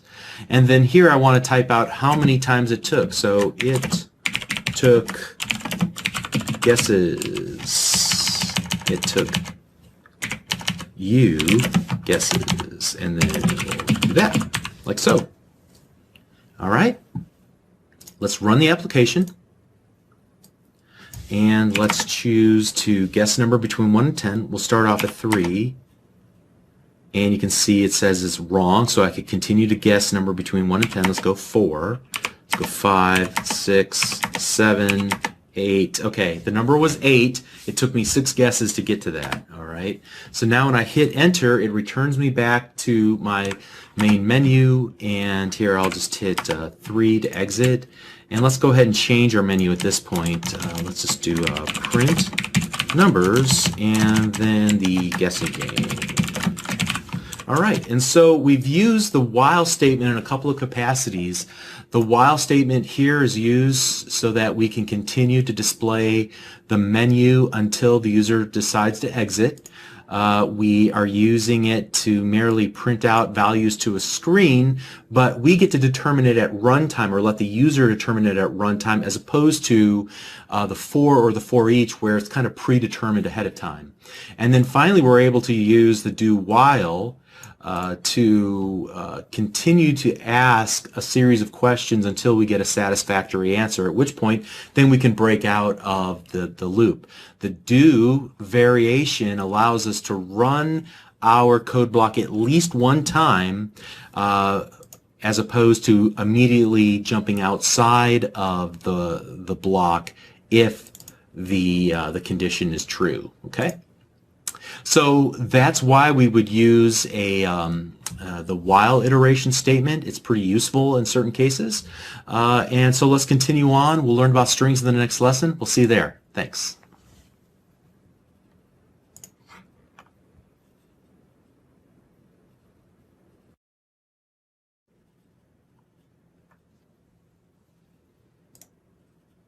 Hi, I'm Bob Tabor with Developer University. For more of my training videos for beginners, please visit me at devview.com. Now, many of the types of applications that you'll build as a C# developer will require you to work with text, whether you're formatting the text for display to the end user or whether you're manipulating the text in some way. Like a good example would be whenever you are massaging data. And that's a term that developers use to talk about taking data from a file or a database and it's in some raw form and you need to manipulate it. You need to remove certain characters, you need to add certain characters in certain positions in order to get it and prepare it for ingestion, to be used by some other software system or to be saved in a different file format, whatever the case might be. So manipulating data is a key skill, whether for display or for the sake of massaging data into the right format. Furthermore, whenever you're working with the string data type, you're working with a data type that can hold a lot of information. So to extend the bucket analogy, you're working with a really big bucket. And when you're working with big buckets, you have the responsibility of working with them in an efficient way, because when you're working with data that takes up a lot of memory, it requires a lot of processing power. You are putting a strain on system resources. Now, admittedly, it would take a lot of string manipulation to slow down a computer, especially a modern computer. However, as software developers, we want to do things efficiently, and so it's important to understand that there are tools in the .NET Framework class library that will help us work with and manipulate strings in a very efficient way. So that's really the purpose of this lesson, to show you how to perform some simple string manipulations, like inserting special characters into your literal strings, formatting strings, especially numbers and dates and things of that nature, manipulating strings, changing things about strings, searching for items and removing them or replacing them with something else in strings, and then also working with strings in a more efficient way. So as you can see, I've already taken the liberty of setting up a new console window project called Working with Strings. Please take a moment, pause the video, and catch up with me. And I've already added 3 lines of code that we'll use to demonstrate some key manipulations for our strings. And so what I'll wind up doing is just typing in a string and then showing you some manipulation and then moving on to the next line. But at any rate, let's go ahead and start by talking about the special nature of the backslash character, which is that character there. I always used to get my characters confused. That's forward slash, that's backslash, okay? So a backslash character can be used to escape or insert escape sequences into literal strings. This will allow us to do things like put special characters, insert line feeds, and things into a literal string. So for a good example of this, what if I wanted to type something ironic like my so-called life, right? And I wanted to insert a series of double quotes around the word so-called so that it displays the way that I would, as the author of this, expect it to be displayed on screen.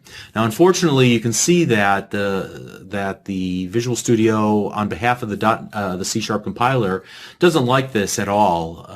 It thinks that you have 2 literal strings here, the word my and life, and in between something that it can make no sense of whatsoever, the word so, or the term so, a minus symbol, and then the word called. These are not variables that have been declared. It doesn't recognize them as keywords. So C# does not like this.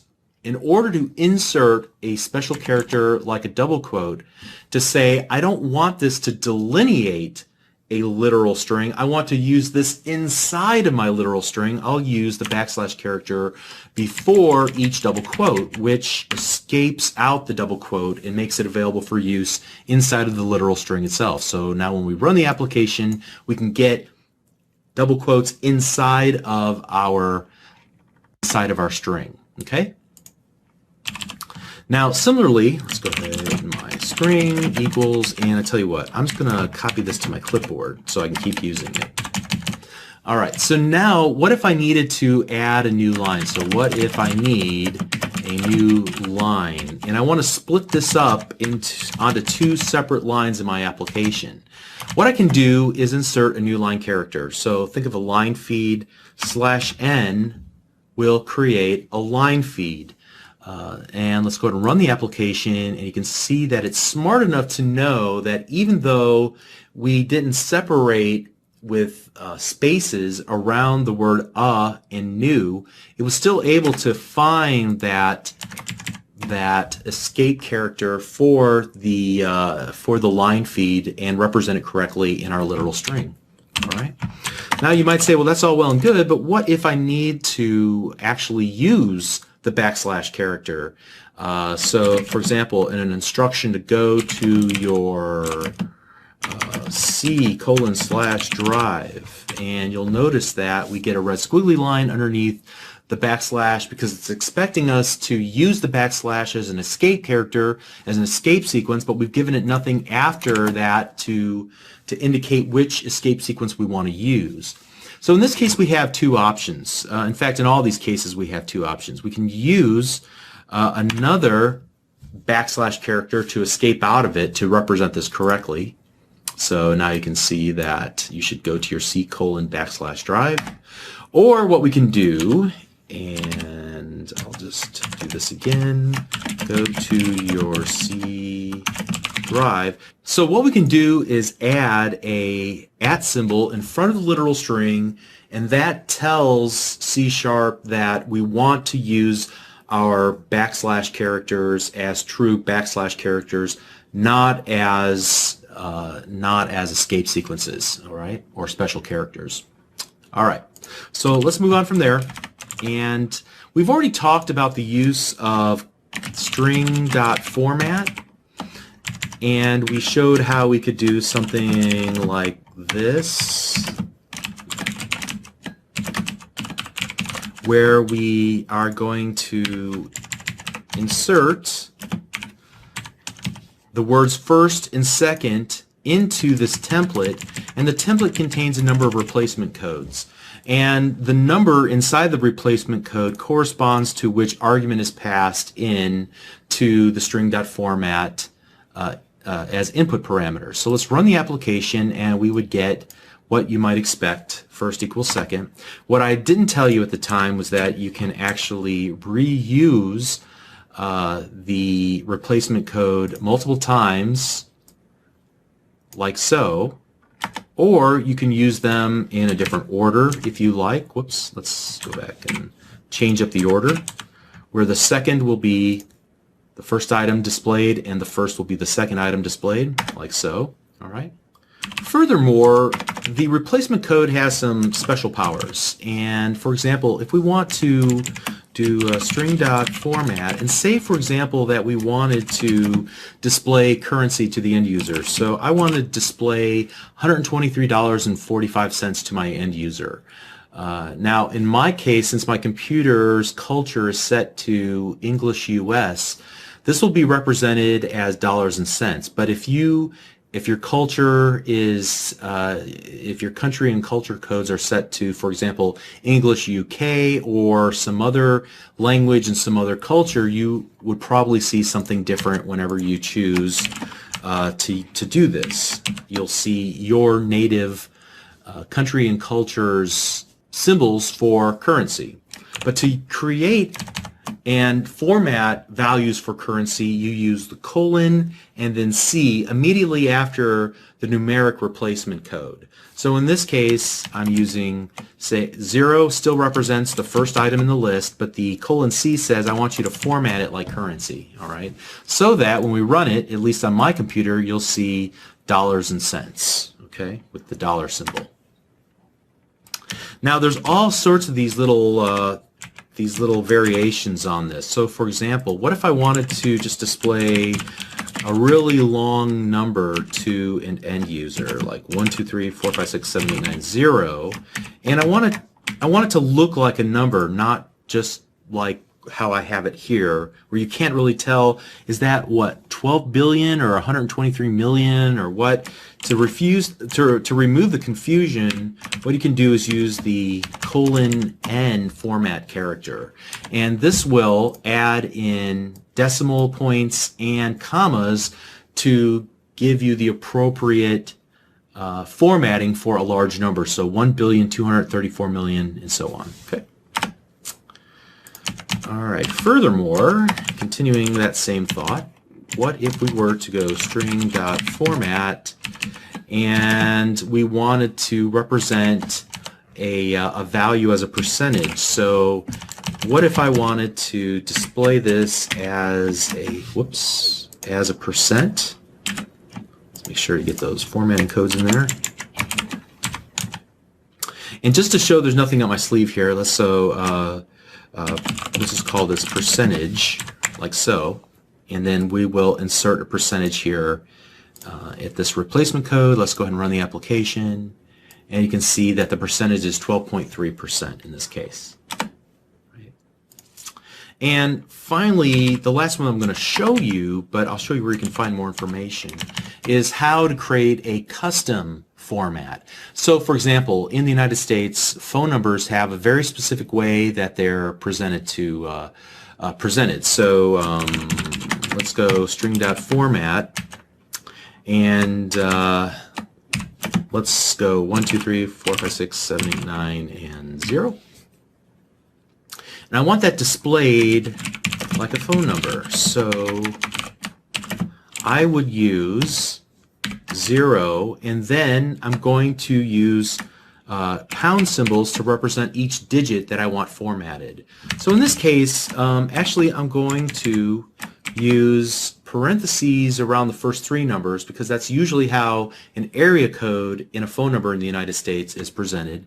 Then a space, then 3 more numbers, then a dash, then 4 more numbers. All right, that's just how phone numbers are presented in the US. So let's go ahead and run the application now, and you can see that it in fact formats that number the way that I would expect. Now let me throw one little monkey wrench in this. What if I were to supply too many extra digits? I added another 1, 2 at the very end, and yet I don't have that accounted for in my formatting. Where will it be presented? Well, as you can see, it pushes out the area code to 5 digits instead of just 3.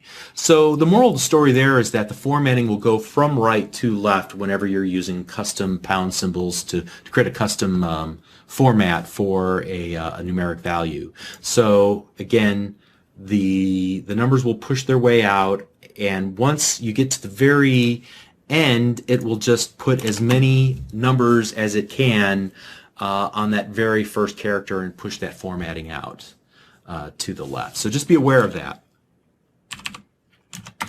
Okay. So the next thing that we want to do is start manipulating strings in a more meaningful way. Up to this point, we've just been formatting strings, but what if I want to actually change some things about the strings themselves? Let me start by providing a little something that we can sink our teeth into and work with.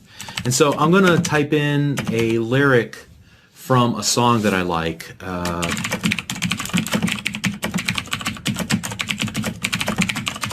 All right, and notice that I added, or I left in, an extra space here at the very beginning of the string, and then I left in 2 spaces at the very end of that string. All right, and so let's go my string equals my string, and I think the most important thing you want to realize about when you're working with these data types is that they do have built-in functionality that were provided to us by Microsoft. So, for example, every string has this substring helper method that we can use to just say, hey, I want to start at a specific point and then grab all of the characters within a given range. So I can say, start at position 6 and grab me back everything after position 6. So when I run the application, you can see it starts with the word summer, which is at the 6th position, and grabs everything to the very end of that line. So here is position 1, 2, 3, 4, 5, and 6. So it truncates off the first 6 characters and starts me there, and I'm pulling everything else, giving me a subset of the strings from that point on. But I can also say, go ahead and give me just the next 14 characters after that. So don't give me everything to the very end of that string, just give me the next 14 characters, and so I can isolate just a couple of characters, in this case just 3 words in that string. All right. I can also do something like my string dot,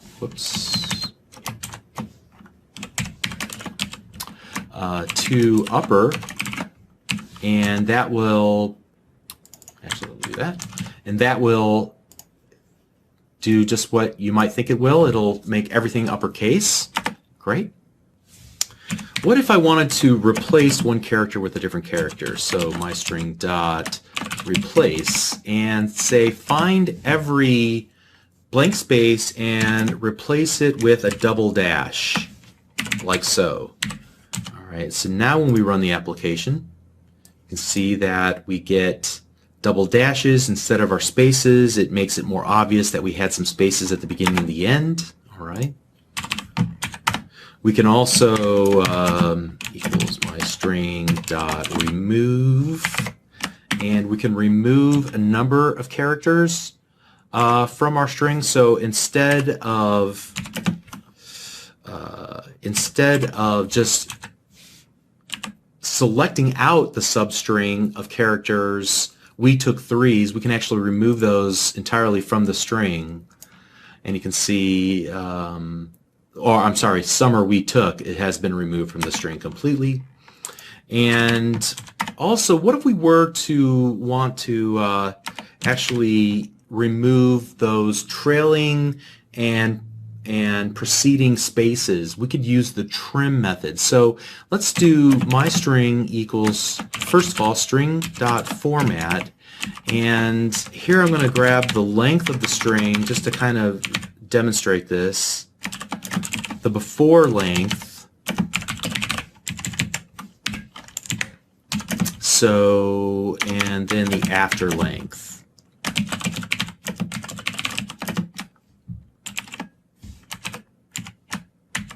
Okay, and so let's go my string dot length, and then my string dot, we'll call the trim method to strip off all of the extra spaces in the beginning and the end, or I could just choose to trim off only the ending spaces or just the beginning spaces, but I'm going to call the trim method to get rid of it all, and then determine what the length of the string is at that point.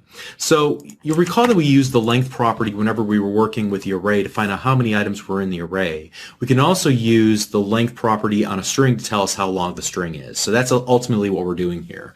Tell me how long the string is before we make any changes to it, and then after we trim off those extra spaces, how long is the string itself. Let's run the application again, and so you can see that the before was 46, the after was 43, we trimmed off 3 spaces. Great. All right, the last thing I want to do is talk about the working with strings in a more efficient sort of way. And for example, let me just type in a really quick code example here. So we'll just do this console, well, actually here, my string plus equals,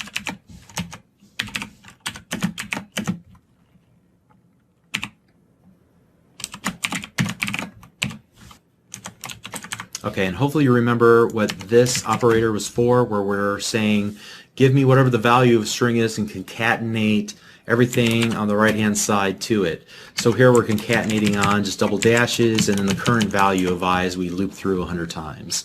And we'll merely then just display my string in the console window. Whoops. And let's go ahead and actually get rid of that. And we'll start here with a blank slate. All right, so let's run the application. And the output isn't all that interesting. It's just a printout of numbers with some dashes in there. But what's going on behind the scenes is the more interesting part of this. What happens when you're working with the string data type is that it's called a immutable data type, meaning that you can't just add more values to it. What happens behind the scenes is there's this little dance that the .NET Framework runtime is performing to make it look like you're still working with the original variable, my string, so the original bucket. But what it does is it creates a second bucket and it starts copying things over. In this case, it copies the previous value of my string plus any of the new stuff we want to put in there, and it creates this new string in a new bucket, and then it removes the old bucket and it gives the new bucket the name my string. Then we say, let's do it again. In fact, let's do it 100 times, and it has to go through that dance 100 times in order to produce the final result that we're printing then in our console window. And as you can see, that's a very inefficient way, and we're requiring a lot of the runtime, a lot of memory management that might put a drain on the system if we were to do a lot of it. So instead, what we can use is a different data type whenever we're going to manipulate strings in this way, where we're going to do a lot of string concatenation or a lot of string manipulation. We can use something called a string builder. So again, just like I said with the random class from the previous video, this may not make a whole lot of sense at first, but hopefully once I talk about what classes are and how to create new instances of classes, this nomenclature that string builder, my string equals new string builder, what is that all doing? We'll talk about that very soon. But just let's create a new string builder class, and then we're going to do something very similar to what we did before,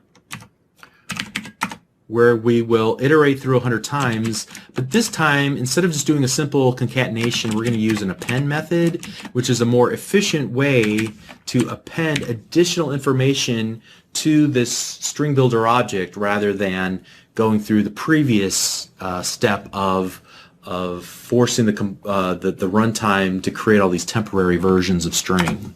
So my string append I, and the result will look identical. But what's going on under the hood is that we're working with strings in a more efficient way. So use the string builder along with the append method of the string builder to work with strings in a very efficient manner. Okay, so we talked about quite a bit in a very short amount of time, how to work with the backslash character for escaping and inserting escape characters, special characters into our literal strings, how to use string.format. In fact, let me show you this little page here for standard numeric string formats. If you just search for this on bing.com, you'll be able to find this article, and it gives you examples and many other usages for the format that we looked at several examples of here. We looked at several of the built-in helper methods to replace or define subsections or completely remove or actually create two upper or two lower to change the case of strings, and then finally how to work with strings in a more efficient manner. Okay, so now we're going to give the same treatment to dates and times, because you'll again find yourself working with dates and times frequently whenever you're building applications, and there's a lot of similar kind of functionality there as well. We'll see you in that next lesson. Thank you.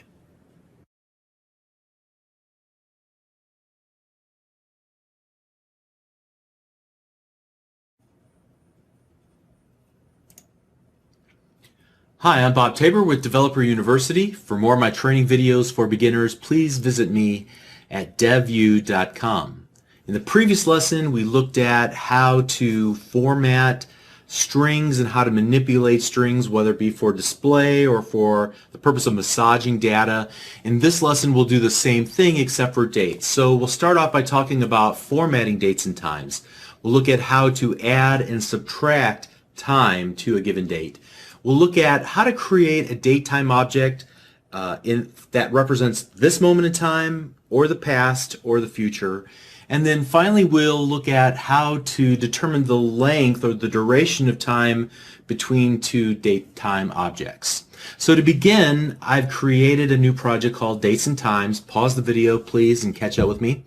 And what we'll do here is actually just create a new datetime object by going datetime, and we'll just call this my value. And we're going to initialize its value to a valid date time. So the easiest way to do that is to represent this very moment as the application is executing. So we'll go datetime.now, and that represents this instant. All right, and the easiest thing that we can do is just do a console.writeLine taking my value and calling the toString method. Now you'll see we have a lot of to something strings, and we'll look at several of these in an effort to format our date time the way that we want.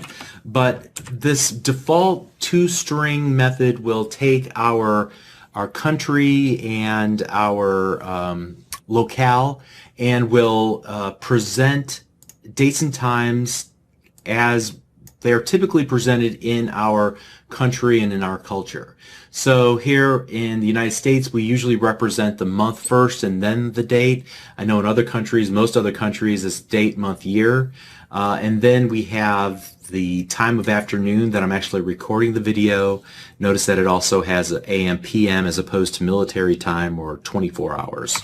So in order to change the way that this is presented, we're given a bunch of other additional helper methods, and so we can do something like this. So myValue.to short date string, and this will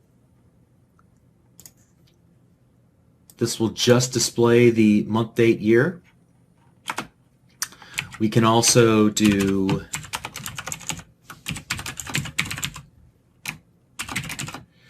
and isolate the short time string. So here we just want to display what time of day it is. All right, 3:35 in the afternoon. Great. We can also choose a more long form version of the date.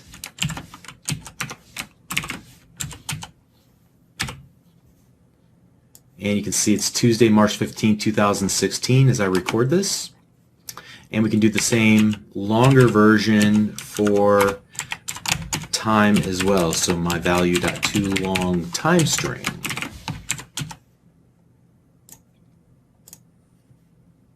All right, and so you can see not only do we have hours and minutes, but also seconds in the long time string.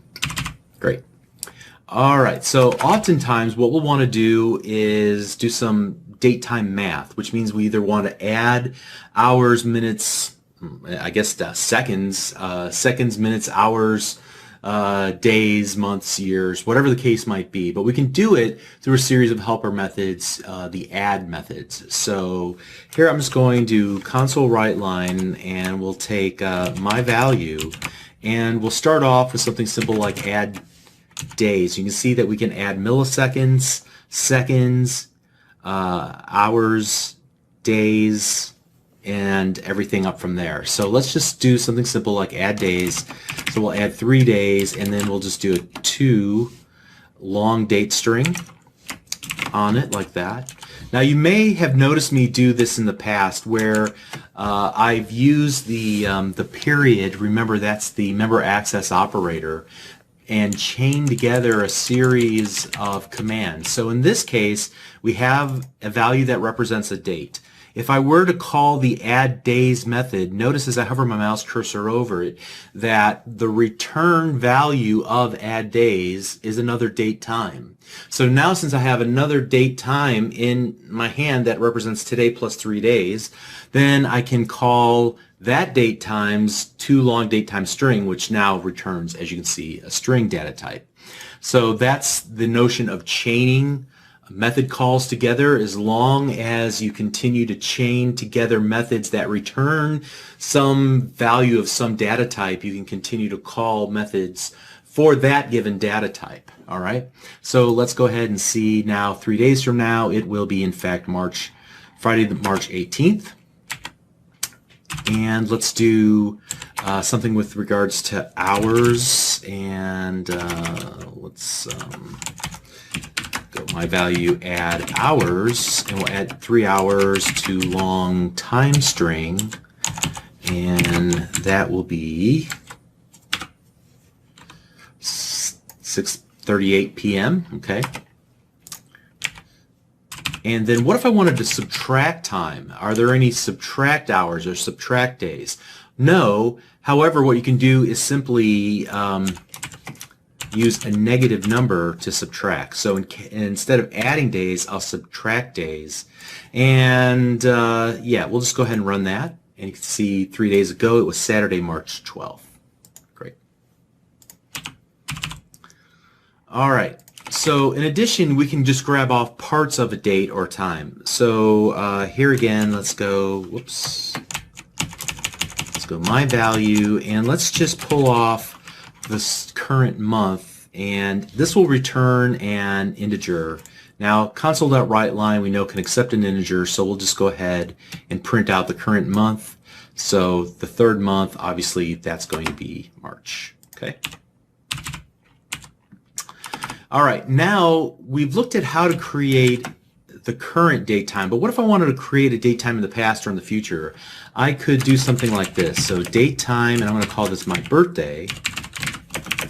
And here again is that new keyword that I've hinted at a number of times. We will get to it. Don't worry, but I'm going to use it one more time. New date time, and I'm going to pass in the year 1969, the month December, and then the day, the 7th. That was when the day I was born.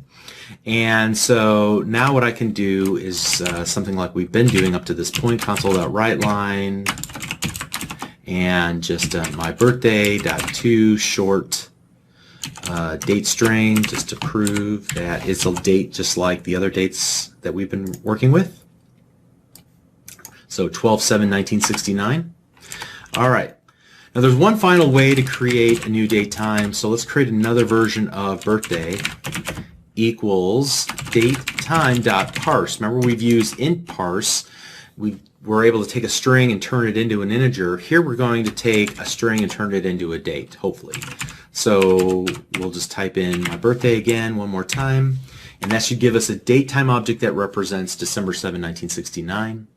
And now what I'm going to do is try to determine how many hours that I've been alive, or how many days I've been alive. Days is probably a more interesting number.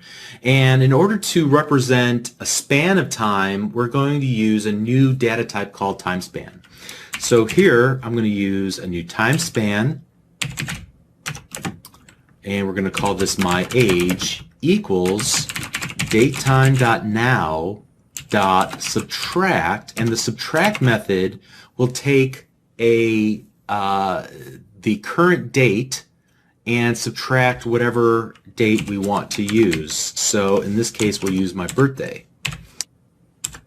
Okay, so now that I have an object that represents a span of time, I can say represent that span of time in terms of days or years or whatever the case might be. So to do that, I'll go console.writeLine, and then I'll use this myAge dot, and here I can say give me the total number of days that I've been alive, and print those to screen. And you can see I've been alive, what, almost, well, 16,900 days. Whew. I'm getting old. Okay, I say that every time I record this video, and I feel older every time. So at any rate, here we were able to format dates for display. We're able to manipulate dates by adding and subtracting date and time, and then we're able to determine the difference between two dates using a time span object.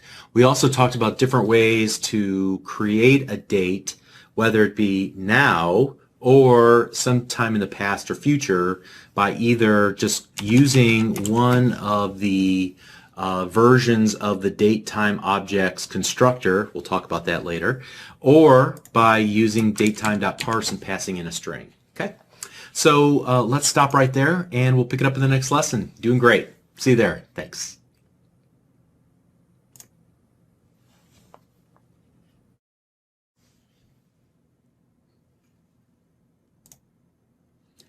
Hi, I'm Bob Tabor with Developer University. For more of my training videos for beginners, please visit me at devview.com. You might recall at the outset of this course, I said that a class is a container for related methods, and I used the console class as an example of this. We had the console.writeLine, console.readLine, console.write, we even used console.clear, all of these methods that had something to do with working with a console window, and so I said it makes sense to put them all in the same class, the console class. Now, truth be told, I intentionally oversimplified my explanation about classes and their relationship to methods, Because first of all, I wanted you to gain a little bit of confidence in yourself that you can do this, that this isn't hard. You can get your hands around it and you're going to do just fine. And I wanted to do that before we got into the topic of classes, because while there's nothing hard per se about classes, they do lend themselves to a conversation about object-oriented programming, a style of programming that some beginners find a little bit difficult to grasp at first. Now, the code that you've been writing in your methods have all been defined inside of classes, right? And you've been calling methods that were defined inside of classes, right? Classes have been all around you. You've been working with them up from the first line of code that you wrote. So you're really already an old pro at this, whether you realize it or not. I'm merely going to fill in some of the details that you don't yet know about in this lesson and in a couple of subsequent lessons, so that it rounds out your knowledge, so that you can fully harness the power of the .NET Framework class library in your applications. Yeah, okay, maybe someday, whenever you sit down to architect some big application for some large company that you go to work for, you'll begin to think like an experienced object-oriented software developer. But at this early point in your C# experience, I really just want you to be able to do one thing and one thing well. That is to find what you're looking for in the .NET Framework class library and be able to have the confidence to utilize the methods and the properties in those classes that have been defined there. All right. So the truth of the matter is that object-oriented programming is such a massive topic that I certainly couldn't do it justice in this course. In fact, I have a whole course devoted to it on devu.com. Again, I really just want to accomplish one thing here. I want you to know enough about classes and objects and properties and methods and things like that, so that you can harness the power of the .NET Framework class library inside of your own applications. Now, the way that we're going to learn about classes and methods and properties and all that good stuff is by creating simple custom classes of our very own. So let's start by talking about creating a simple application for a car lot. So suppose that I own a car lot and I want to sell cars. And I want to build an application that helps me keep track of all the cars on my car lot.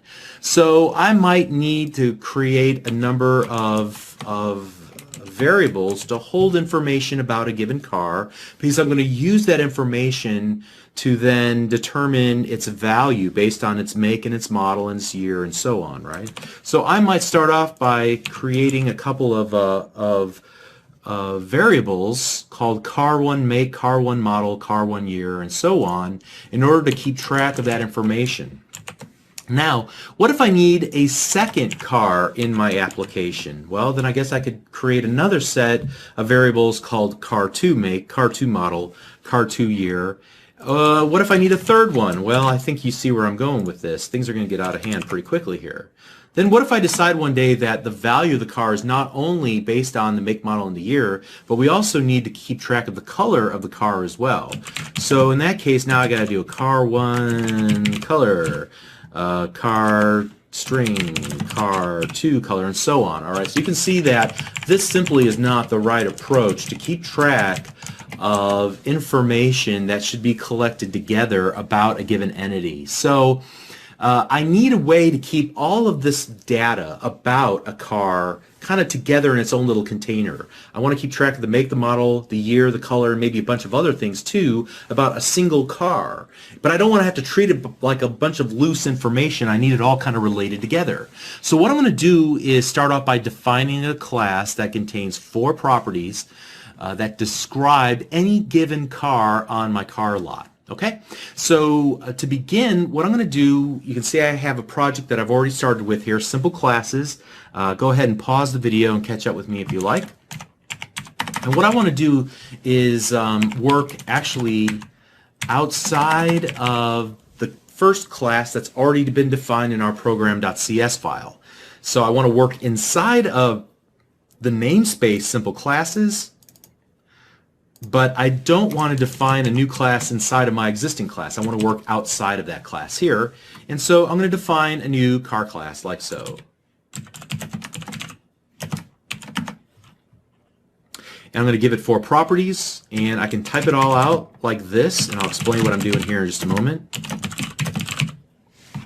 Or I can use a shortcut, prop, tab, tab, and then I can use the replacement, the little replacement areas by using the tab on my keyboard. So I want to make a string, tab, tab, model, enter, enter, prop, tab, tab, int year, enter, enter, prop, tab, tab, string, tab, tab, color, enter, enter.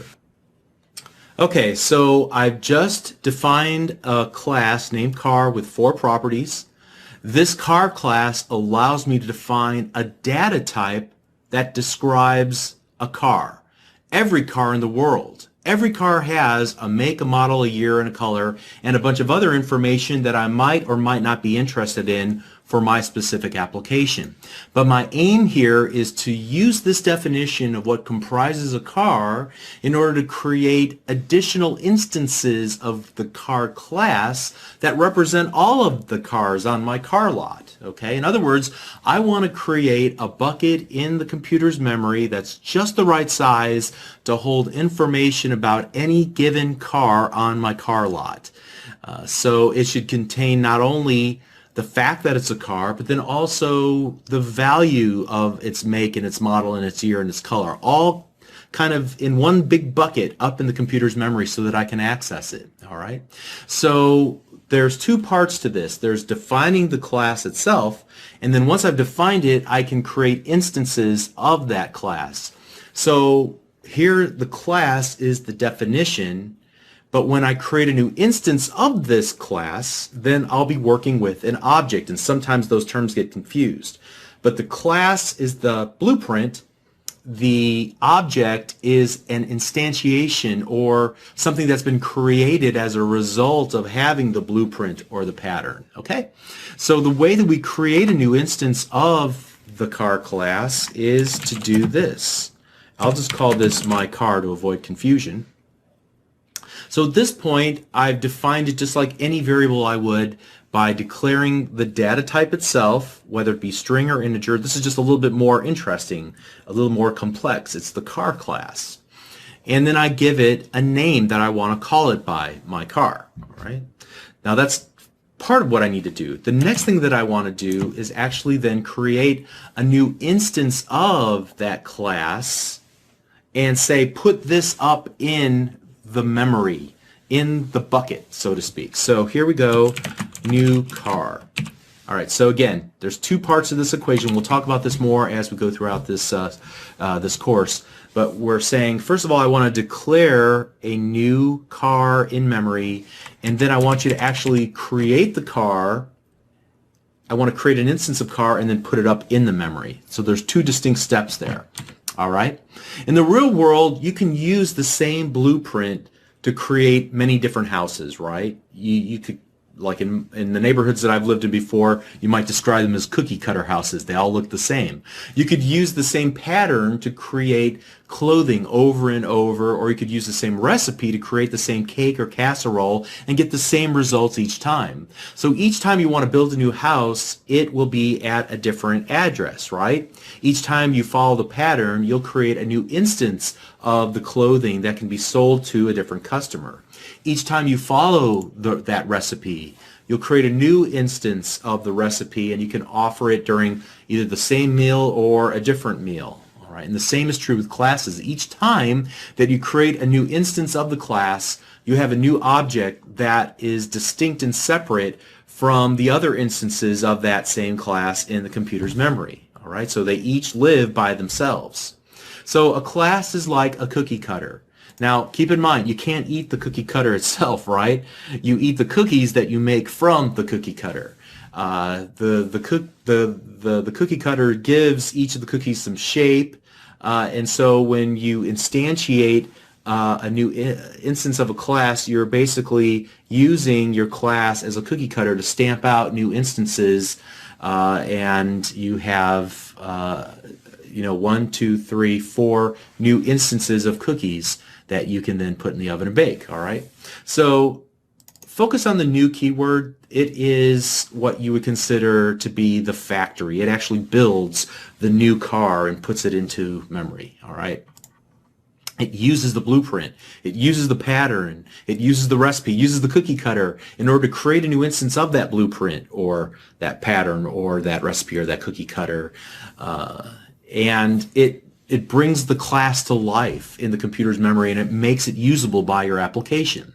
And you can create many instances of a given class, or you can create many objects all based on the same class, but each object will be distinct from the others, if by no other distinction than by merely the address in memory where they live. Okay, so what I want to do is not only set the properties of this car, because I have these 4 properties that I want to use to distinguish this car on my car lot, to represent this single car, but then also I may want to then access or get those properties back out. And it's working just like you're working with variables, all right? So in this case, instead of just accessing make variable, I would go my car.make, right? And I would set that equal to like Oldsmobile. Now, admittedly, in this particular case, I am merely hard-coding these values. If this was a real application, I would ask an end user to input this information, or I'd grab it from a database or something along those lines.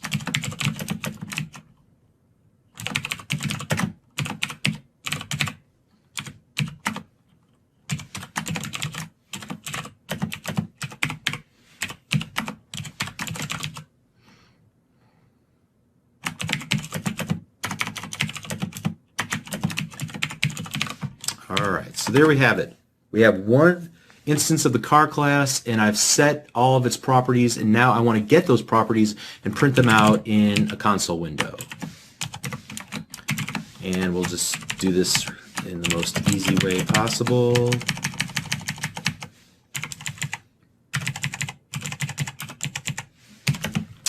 And we access, or we get the values just like we set the values before, by using the name of the object dot the name of the property. So let's go make my car dot model, my car dot year, and my car dot color. Now you might be wondering, well, Bob, why did you do it that way and not car.make or car.model? Remember, car, in that instance, car, describes the class, the blueprint. But what we want to work with is one instance of the blueprint. So that's why we're calling that instance my car. It's the variable name in the computer memory that we want to work with. So let's go ahead and separate these out onto separate lines, and then finally we'll go console.readline, like so. And this should not be an exciting application at all, because we're merely just printing things to screen, okay? But at least I can show creating a new instance of a class, setting the properties, and then getting the properties and printing them out. So that's what this get and this set are for. And there are actually longer versions of to declare a property. In fact, let's just do this prop full tab. And so this is a longer, more complete version of creating a property, but I don't want to talk about it right now. There are reasons why you would want to use this, but for the most part, for our simple needs, we'll just use this abbreviated version of defining a property in our classes, okay? Now, did you notice that we got full IntelliSense support? So whenever I typed out my car dot and I used the member accessor operator, that I'm able to see all the members of the class, the make, the model, the year, and the color, all represented as little wrench icons in IntelliSense, so that I can access them, whether to set their value or get their value. Okay. Furthermore, I'm able to set values the way that I would just with normal variables by using the assignment operator. Okay. I'm able to work with the variables and write them just like I would any other variable in my system. Okay, so there's nothing all that special about it outside of the fact that they're all related to a specific instance of a class. So we've created a new data type, the car data type. And since it's a data type, we can use it just like we would any data type in our system. So if I wanted to create a little method here, private static, and I'll use the decimal data type because I'm working with, going to work with dollars or money, currency. And I'm going to create a method called determine market value. All right. And I'm going to allow this to accept a car as an input parameter. And what I'll do is just, in this case, I'm just going to hard code car value to $100, okay? And we'll leave it at that. In fact, I'll go ahead and add the M here. However, if this was a real application, someday I might look up the car online using some sort of a web service to get a more accurate value. Okay, accurate value. But for today, we're just going to hard code the value to be 100, and we'll return car value. Okay, and so here I can go determine market value. I can pass in my car, and I should return back a value. So let's go decimal value equals determine market value, and then let's go console.write line, and we'll use what we learned previously to print out the value of the car, like so. And let's run the application. And you can see that it's worth $100. All right. Now notice what I did here. I used an uppercase C in car and a lowercase c in car. The uppercase C corresponds to the name of the class because I named it with a capital C. And the C# compiler is smart enough to know that, again, capital C car and lowercase c car are two different things. And this is a common naming convention to use the same name for an object if there's no reason not to, if there wasn't something special about the car, like it being in some special state. But I can reuse the word car. I chose not to do that here just to make it obvious what I was actually doing, but there's nothing wrong with doing this as well, defining this input parameter's data type and then giving that input parameter the same name but just with a lowercase character. They're two very different things. Okay, so moving on, I want to talk about creating methods on the class. We've already said that that classes are containers for methods. So we've created this helper method here inside of my static void main, but it might make more sense for us to create that method here inside of the car class itself, since the car class already has access to information like the make, model, the year, and the color, right? And that's the kind of information that we would use in making a determination on its value. So here, let's go ahead and define this as a public decimal determine market value. Now we're not going to allow anything to be passed in because we already have all the information we need right here. Okay, so let's create a little algorithm here. So if the year is greater than 1990, then we will set the value of the car's value, which we need to define as a, so let's go decimal car value. We'll set the car value equal to $10,000. So if it's a relatively new car, we'll set it to $10,000. Otherwise, we'll say the car's value is only worth $2,000. All right. So this is a very, very overly simplistic example, but we just want to demonstrate the fact that inside of an instance of the class, you're going to be able to access its properties. Okay. So we're able to access the current car's year in order to determine its value. And so in this case, what I'll do is let's comment this out and comment that out. And here we'll go console.writeLine mycar.determine market value, like so. And because this is going to come back as a decimal, I'm still going to want to format it. All right. So now let's go ahead and run the application. All right, and since it's in 1986, it's before 1990, it's only worth $2,000, okay? So in this lesson, we used a very concrete example. We've all seen cars, driven cars, owned cars, okay? A car is easy to conceptualize and represent in a class because there's a tangible real-world equivalent. Now, my assumption again is that your main exposure to classes will be whenever you're using classes defined by Microsoft in the .NET Framework class library. And most of the time, those classes don't represent real tangible things.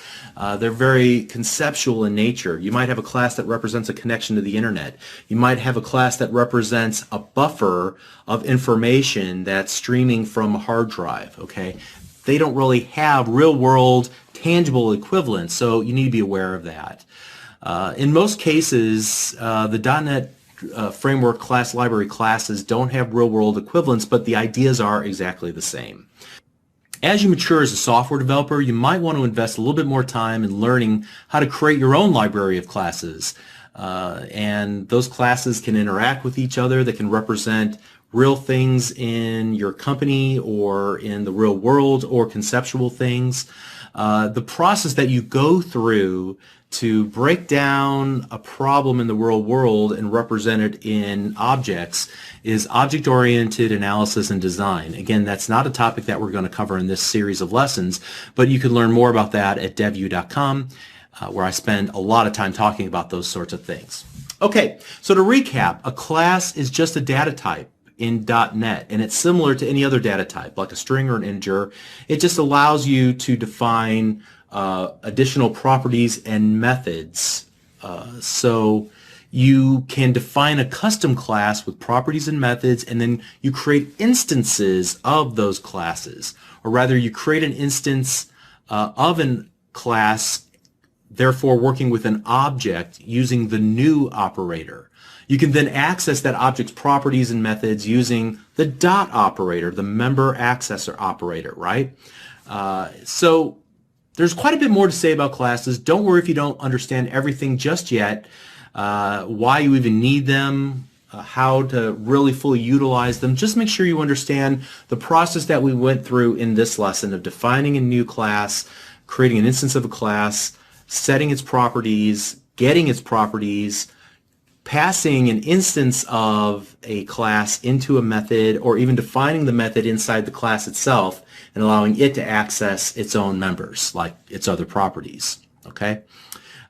So if you really don't understand much more than that, then you're doing just fine. You're exactly where you need to be. Don't worry. We'll cover lots of other topics related to this in the upcoming lessons. We'll see you there. Thank you.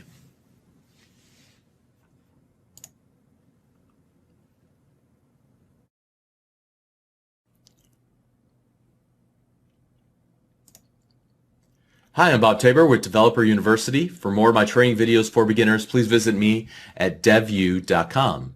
In this lesson, we'll continue to talk about classes and methods. We'll begin by talking about the lifetime of objects. So objects come to life, they live for a period of time, and then they die. They're removed from memory. And we'll talk about the .NET Framework runtime and its role in the creation, the maintenance, and then ultimately the removal of objects from memory.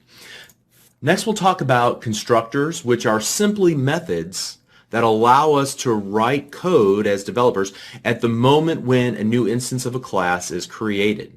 And then finally, we'll talk about static methods and properties. That static keyword's been lingering around now for some time, and we've been using static properties and static methods throughout this course, even from our very first example. So we'll finally tackle that issue in this lesson. All right, so let's begin by creating a new project. You can see I've already done that. You can pause the video and catch up to where I'm at right now. I've created a new project called Object Lifetime. Furthermore, you'll see that I copied the car definition from our previous lesson. If you like, you can type that in, help build some muscle memory, help remind you to use the prop tab shortcut, the code snippet in Visual Studio to create these shortened auto-implemented versions of properties. We'll talk about that in a little while. And then ultimately, you can see in line number 13, we create a new instance of our car class. That new instance we'll call my car. And we talked about this in the previous lesson, but I felt like this deserved a little bit more explanation because there is actually a lot that's going on under the hood, and it would be helpful to understand this as we begin to work with classes and objects. So whenever we issue a command to create a new instance of a class like we have in line number 13, the .NET Framework runtime has to go out and create a spot in the computer's memory that's large enough to hold a new instance of the car class. Now that much we know. The computer's memory has addresses that are similar to street addresses, like the address you live at, the address that I live at. Now admittedly, a computer's memory addresses look dramatically different than our addresses, like 123 East Main Street, because the computer's addresses are typically represented in hexadecimal values, but they're known addresses nonetheless, and it's easy then for the computer to find something in its memory by using its address. So the .NET Framework's first job is to find an empty available address where nothing is currently living, where there's no data that's currently being stored, and that address has to be large enough to store an instance of our class. So the .NET Framework runtime will then create the object instance, and it will copy any of its values that are currently stored in that object instance up into that memory address. Then it takes note of where it put that object. It notes the address of the memory where it put that instance of our object, and then it serves that address back to us, and we store that address in the actual name of, or the instance name of our class, in this case my car. That variable is actually holding on to a reference, or in other words an address in the computer's memory where we can access that object once again. Now whenever we need to access the new instance of the car class, we merely can use its reference name. It's in this case my car. So my car is simply holding an address. It's simply a reference to an instance of, in this case, a car class in the computer's memory. Whenever you need to work with that instance of the car class, you just use the myCar identifier, and the .NET Framework class library, the .NET Framework runtime takes care of everything else for you. It gives you the illusion that you're actually working with the object itself, but in reality, you're just holding on to a reference to an address in the computer's memory. Now there's an analogy that helps me to sort all this out in my mind, and we're going to continue to extend that bucket analogy. If that object is stored in the computer's memory, and if it's what we have equated to a bucket, an address, an area that holds on to our values, then what's returned back to us as programmers is a handle. That's what my car is. It's our handle to the bucket. And we've used that bucket analogy a number of different times, and it's served us well. But we essentially are storing values in that bucket just like we were before, and we're holding on to that bucket using our reference to that memory area in our computer's memory. So what happens if we were to let go of the handle? Well, at that point, we'll no longer be able to get back to the bucket. We've lost the bucket somewhere in the computer's memory. The bucket will no longer be accessible to us. Now, can we ever get back to that bucket? Well, no.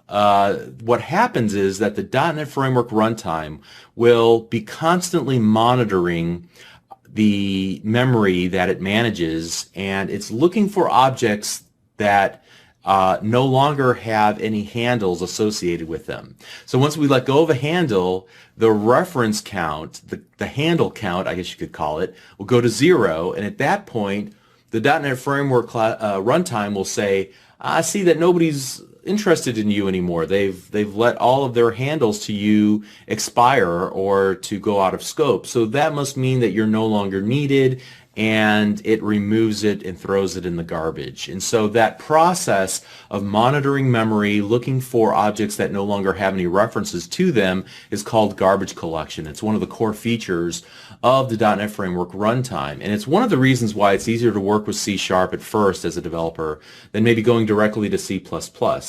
In an unmanaged language like C++, you, the developer, may have to manage memory on your own, and sometimes you might forget that you actually are leaving things in memory and you're not cleaning them up, you're not removing them yourself, so your application might have a memory leak. Or you might have a corrupted memory region where you're using an area of memory and you forget that you're using it, so you copy something else to that area of memory. Now you go back to retrieve the value that you originally put in there, and it's corrupted. So that leads to corrupted memory in applications. You don't really get that issue so much in C# because, again, the .NET Framework runtime takes care of all the memory management for you.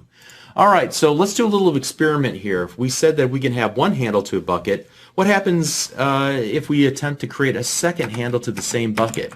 So let me do this real quick. Let me go to my car and start setting some of the properties, like the make equals Oldsmobile.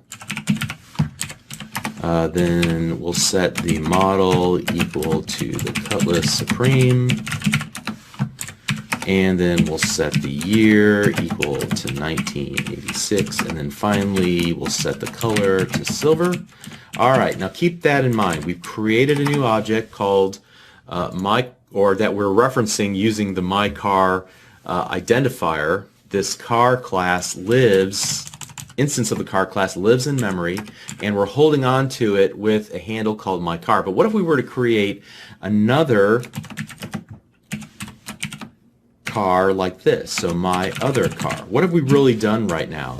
We simply have created a handle, but we've not attached it to any buckets of cars in our computer's memory. So at this point, what I could do is go my other car equals my car. Now, what have we really done there? Well, we've merely taken one handle to a bucket in memory, and we've created a second handle and said, hey, let me copy your address, so that we're both referencing the same bucket in the computer's memory. Now, to prove that, what I'll do is do a console.writeLine, and we will do what we did before. Whoops. All right, and just give me a second here. And we'll reference my other car's make, my other car's model, my other car's year, and then my other car's color. Let me separate these to different lines for readability's sake, like so. Whoops. All right, and then a console.readLine for good measure. Now let's run the application. All right, and you can see that even though we created or set the properties of my car, since we copied the reference to the car object in the computer's memory into a new variable called my other car, I can still get to the values that are in memory because they're both pointed to the same object, right? And now I can even do something like this, where I actually change something. My other car dot, let's set the model equal to the 98. That was the large style model for that car. And let's then go back to and do something similar to this, just to prove that they're one and the same here. And I'll say, hey, let's do that, okay? So we're going to use our reference called my other car and set the model, change the model from the value Cutlass Supreme to the 98, and then we're going to say, hey, show me what's in the My Car object. All right, so now we're going to run the application, and you can see now we're printing out what's currently in My Car. It's the same thing that we changed in My Other Car because they're both pointed to the same place. I just want to emphatically make that point here. All right. Okay, so as you can see, we have now two references to the same object in memory. We essentially attached a second handle to the same bucket so that we can use either one to retrieve the data in the bucket, so to speak. All right. If you don't like that analogy, maybe it helps to think of this in terms of balloons. So I have a balloon and I have two strings tied to the balloon. What happens when I cut the first string? I'm still holding on to the balloon, but what happens when I cut the second string? The balloon now will fly away and we'll never see it ever again, okay? So as references go out of scope, in other words, whenever the current thread of execution leaves the current code block that we're currently in, or those object references are set to null intentionally by the software developer, then the number of references to the object, the number of handles to the bucket, the number of strings attached to the balloon, they go to 0. And so here again, when the .NET Framework runtime looks through memory and finds objects that have a reference count of 0, it will remove those objects from memory.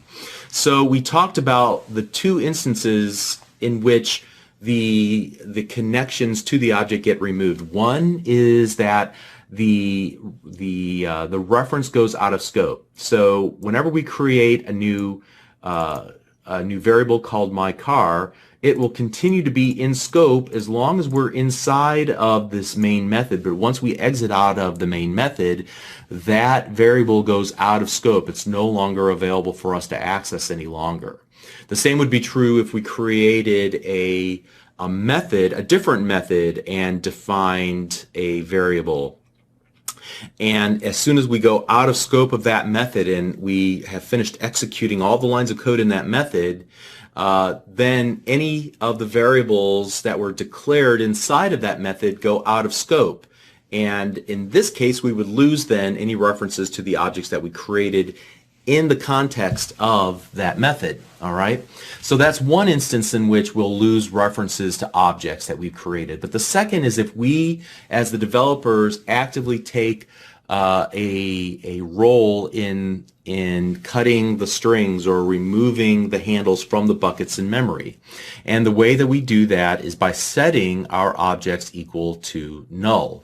The value null is not 0 and it's not an empty string. It just means indeterminate. In this case, what we'll do is go here and we'll set My Other Car equal to null, like so. And when we do this, now we'll remove one of the handles to the bucket, so we're back to just one handle in the bucket.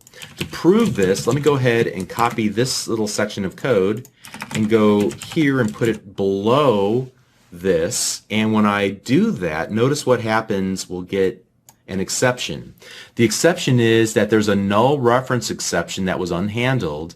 And the reason why it was a null reference exception is because we have now removed the handle. The handle does not point to any objects in memory, and yet we're still attempting to access values from the object in memory, so we get an exception in our application. All right.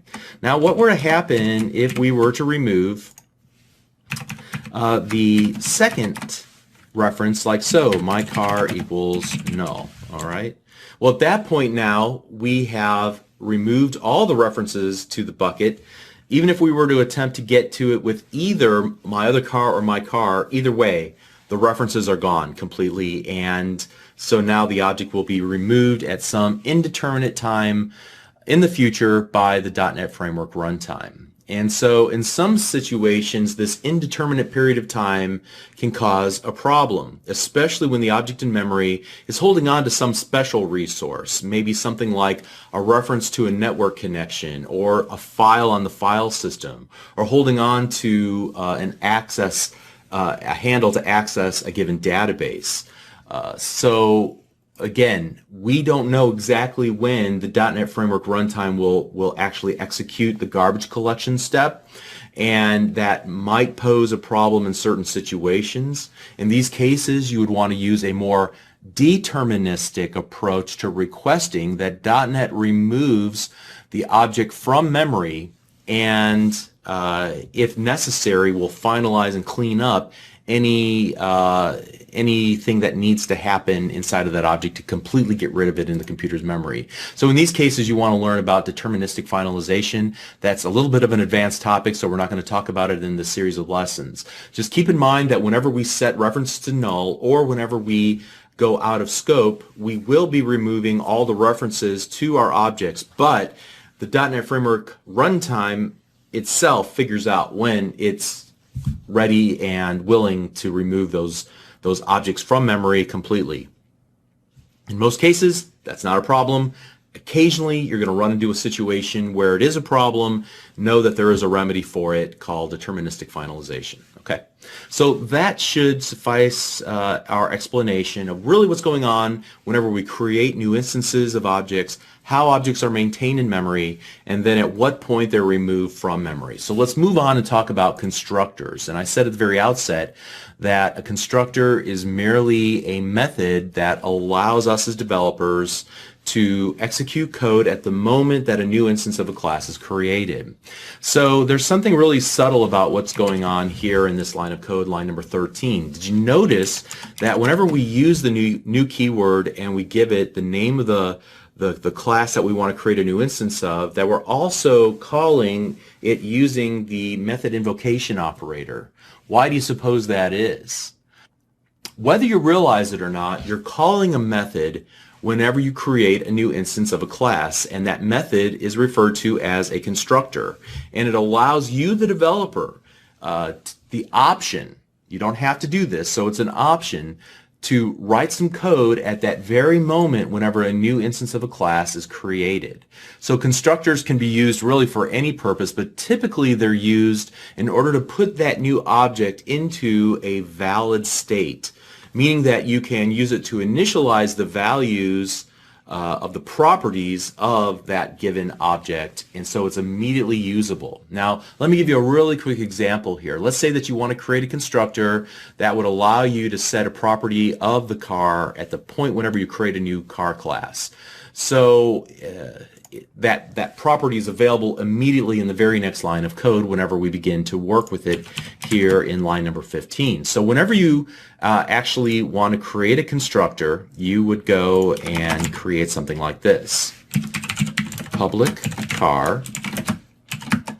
And in this case, what I'm going to do is simply set the make property to Nissan. So by default, whenever we create a new car class, we're going to set one of its properties, the make property, to Nissan. All right.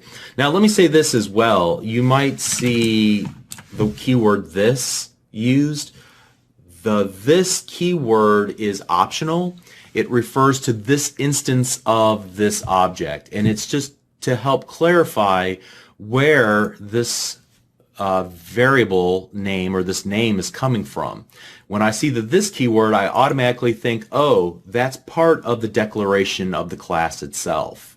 It's saying that you want to access a member of this class that's been created, okay? But as you can see, it's kind of faded out in my text editor. It might not be in yours, which lets me know that I could actually remove this. It's not necessary, all right?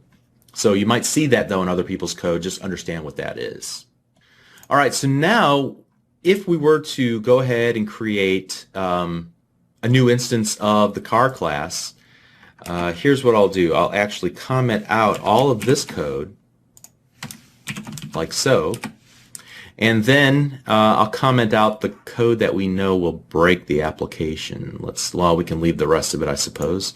Now whenever we run the application, notice that the very first item that is displayed is the make of the car, and it's set to Nissan.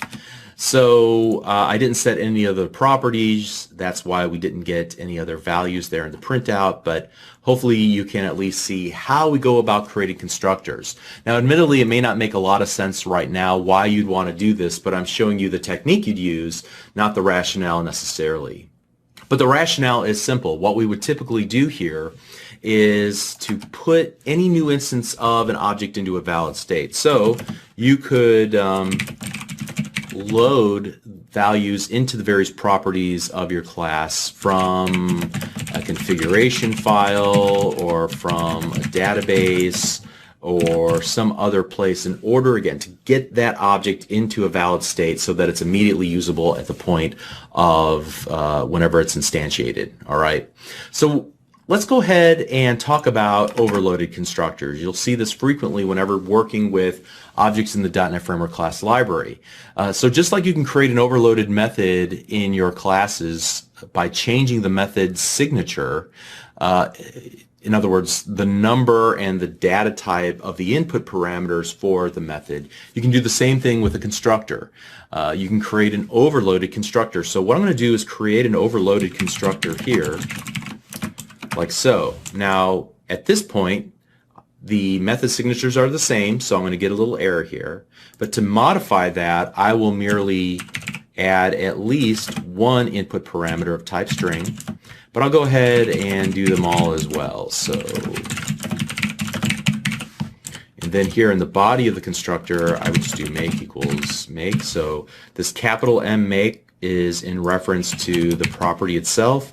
This lowercase m in make is the name of the input parameter. It's a good convention to use the same name for readability's sake and for your own sanity. You don't have to do it this way, but just keep in mind that uppercase m and lowercase m are create two different items in as far as C# is concerned. Okay, so it's not confused. You might be confused, but we'll be able to handle this just fine.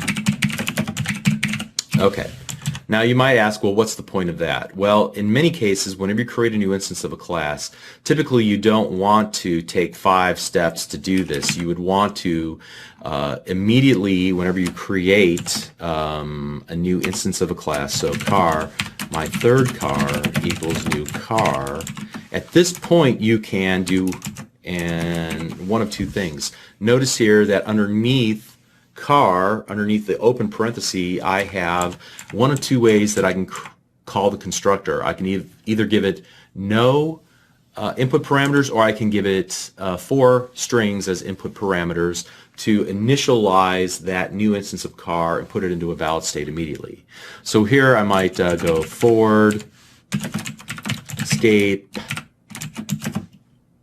2005, white, like so.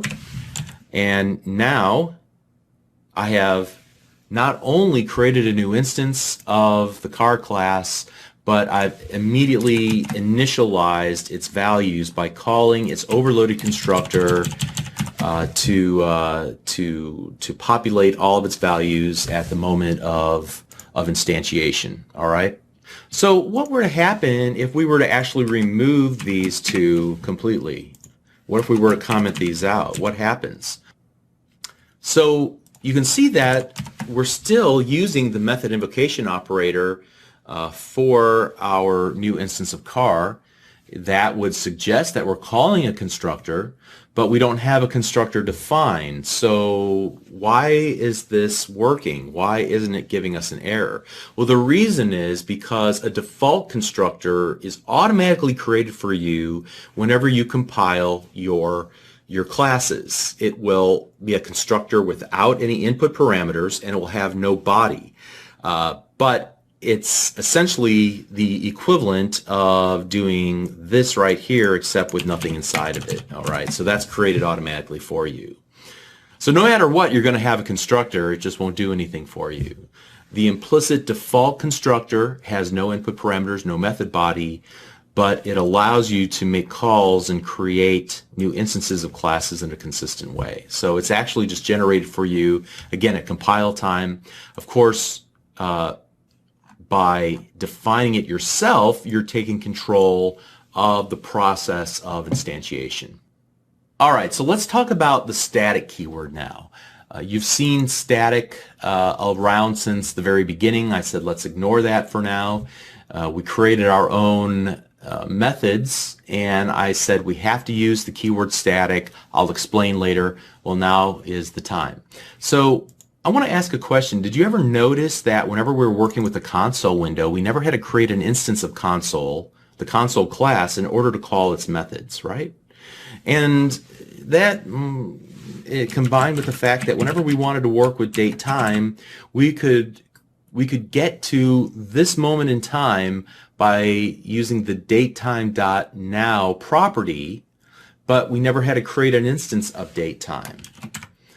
Furthermore, whenever we were actually working with arrays and we wanted to call the reverse method, do you remember we did array.reverse and then we passed in the array itself? How is it that we were able to use the reverse method without creating an instance of the array class? Well, in each of these cases, the creators of those classes, or specifically those methods, adorned their methods with the keyword static, which means that you do not have to create an instance of a class in order to utilize that method.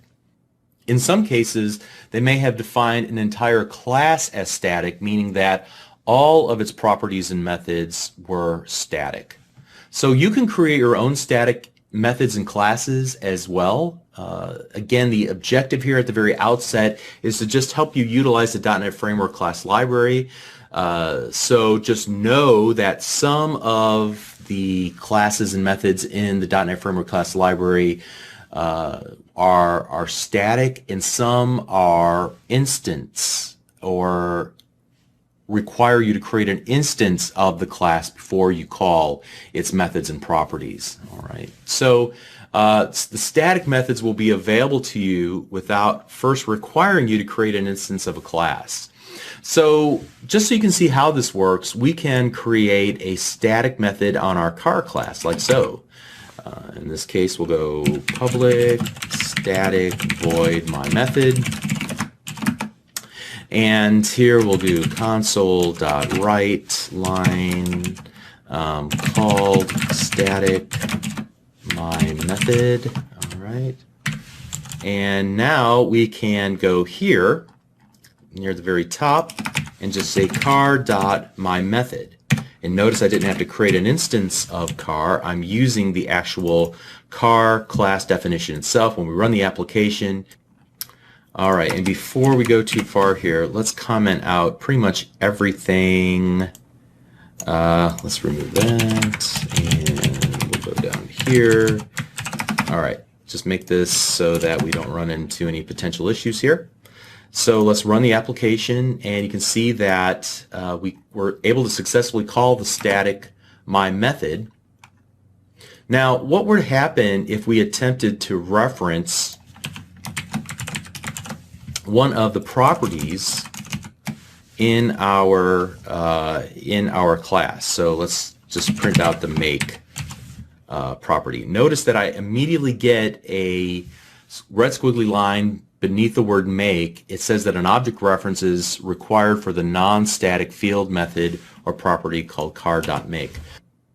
So it's important to keep in mind that there's a fundamental difference between working with classes that have static members versus instance members. Instance members are the things like we've been working up to this point, where we have a series of properties that describe a single instance of a given entity, like a car. There might be methods that operate on a single instance of a car, like the constructors that we saw. Whereas a static member, like a static method in this case, they don't really operate on any single instance. They're more like utilities. You can call them at any time. They don't depend on the state of a given instance of the class, or even the application itself. They can be used at any time because they're not really tied to one specific car. They're true of all cars and can be used at any time. All right, so static members versus instance members. Just keep those two clean in your mind. Now, you might want to ask the question, why would you ever create a static member like a static method?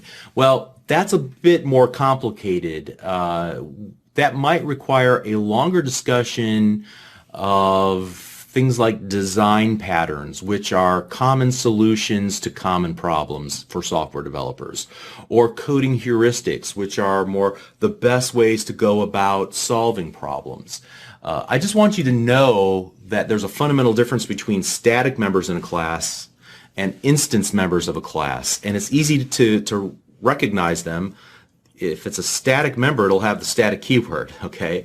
And in which case, you cannot reference any instance members, like instance properties or even other instance methods that act on instance properties, all right? They require an instance of the class to operate. So just know that there are these two types of members in a given class, and that you're going to encounter both whenever you're working with the .NET Framework-based the class library. And why you would use one or the other, well, that's really, again, another story. I would say this, that typically I would recommend that you don't mix and match them in the same class. Clearly not everybody agrees with me, because you'll find that many times. But it's not really important at this point to understand why you would use one over the other. Just know that that possibility exists. That's why you don't always have to create an instance of a class before you use the members of its class. In this case, a given method.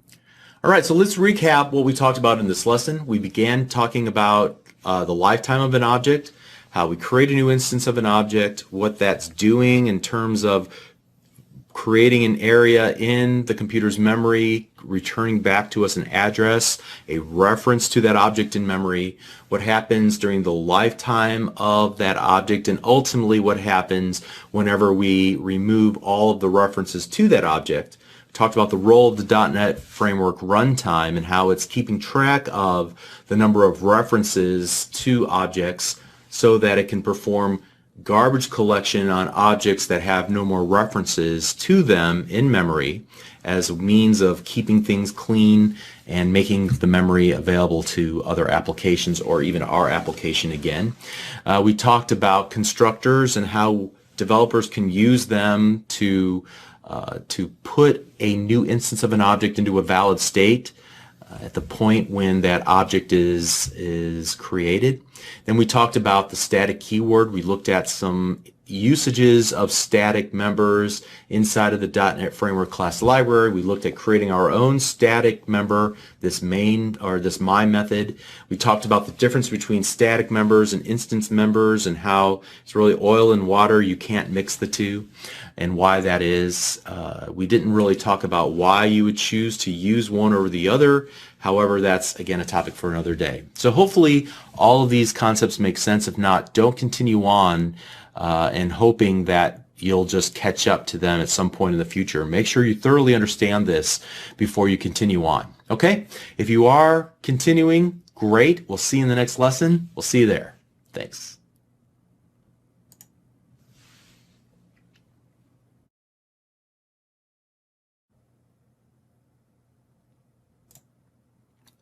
Hi, I'm Bob Tabor with Developer University. For more of my training videos for beginners, please visit me at devu.com.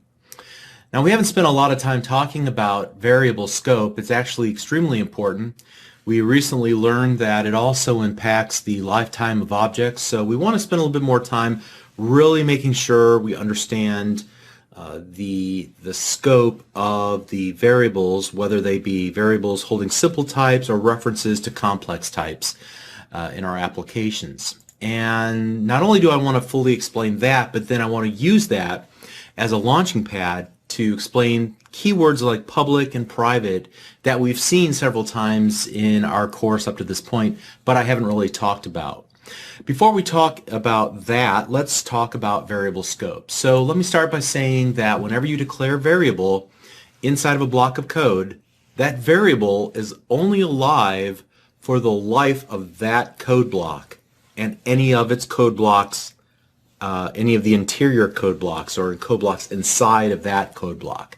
Meaning that when the code block is finished executing, the variable that was defined inside of that code block is no longer accessible, and its values are disposed of by the .NET Framework runtime.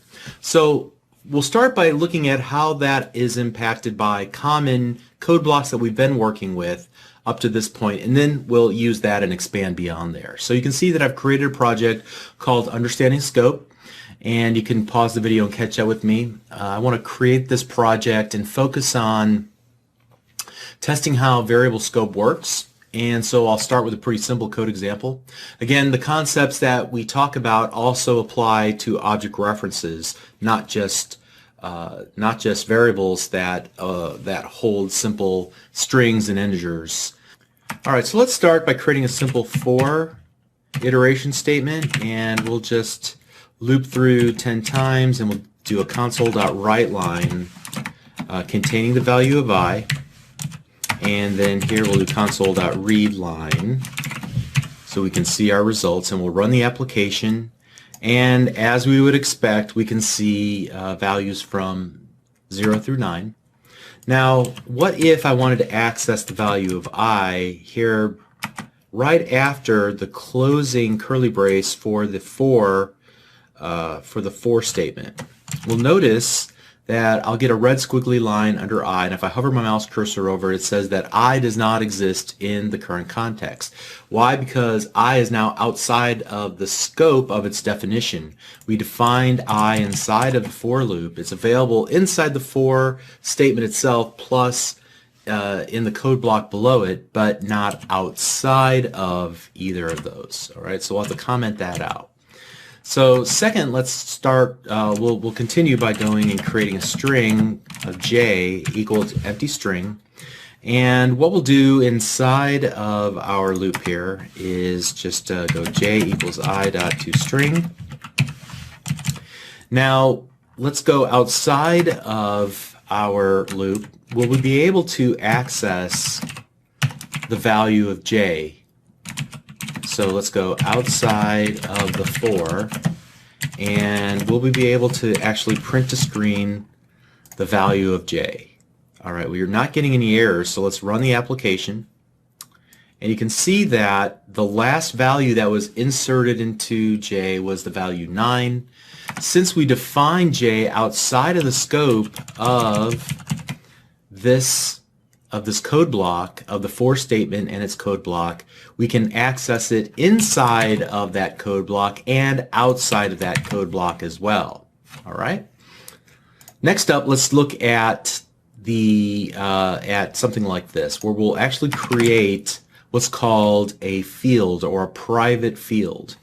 So we'll go private static string k equals, and a private field is sort of like a property, except it's private in nature, but it is available to all of the members of the class. So we should be able to see k inside of our for loop. So let's do I.toString. We should be able to see it here as well in the outside of the for loop, like so. Let's go ahead and run the application, and you can see that second console.writeLine will also display the number 9. But the real question is, what if we were to create a helper method, static void, and we'll just call this helper method. And here we'll go console.writeLine, and we'll say this is the value of k from the helper method, and we'll do that. Now here we'll call the helper method like so. Will this work? Will we be able to access the value of k as it was set inside of our for loop outside of our static void main? Let's run the application, and you can see that we can in fact get the value of k from the helper method. Why? Because k was defined at I guess you could say, the class level. It is a sibling to static void main and static void helper method. Therefore, it's accessible to each of these as well as any of their inner code blocks. All right, hopefully this is starting to make sense.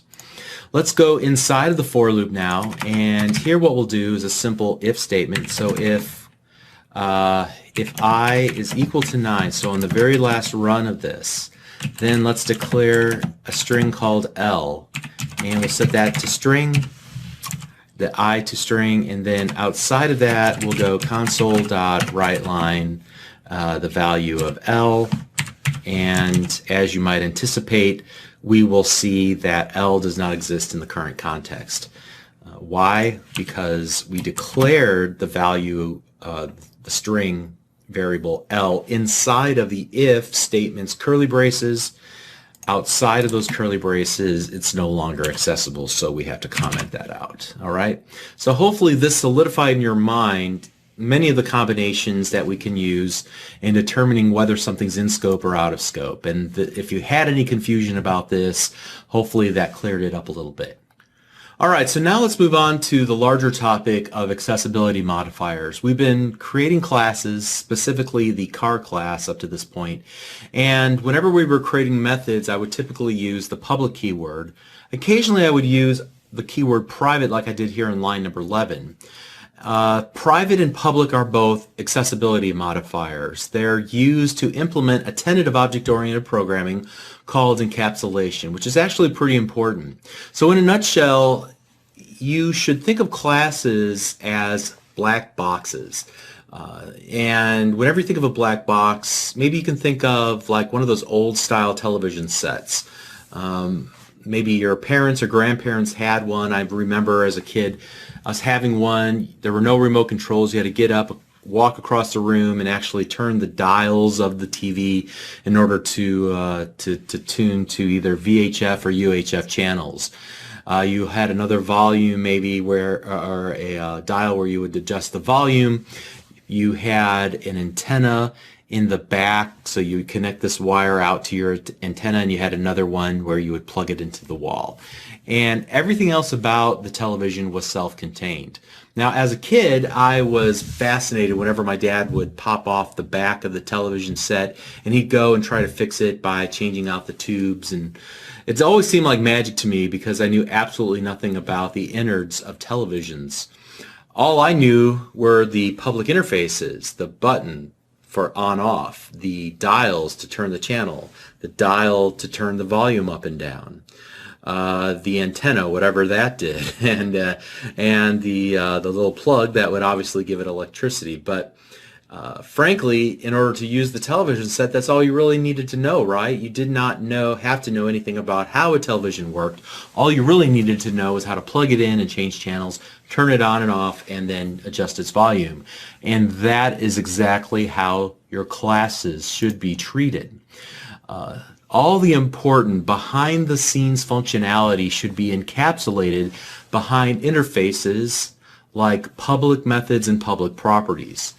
Now, classes might, in fact, have private fields like we looked at here in line number 11, or they might have private methods that are used behind the scenes to enable all the magic that goes on inside of that class. But the consumer of the class shouldn't know anything about the inner workings of the class in order to work with the class, to operate the class. All they need to know is what's publicly exposed through the public properties and public methods. So in a nutshell, private means that a method can be called by any other method inside of the same class. So I used the term private helper method a number of times accidentally. Essentially, when I use the term private helper method, I'm talking about a private method that adds some additional functionality to those public methods that are exposed to anybody who needs to work with the class through that method.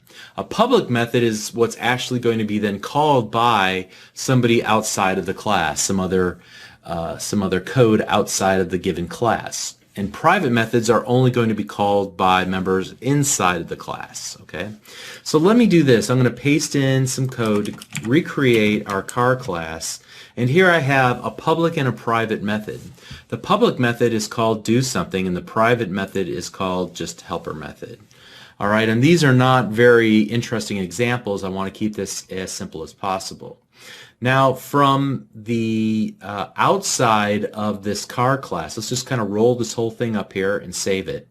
And now whenever I want to go here inside of my static void main, I might want to work with the car class. So I'll go car, my car equals new car.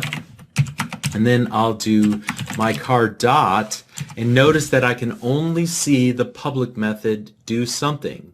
Now, I might happen to know there are other methods also inside this class, but I can't see them from outside. Their visibility is hidden to me because they're marked as private.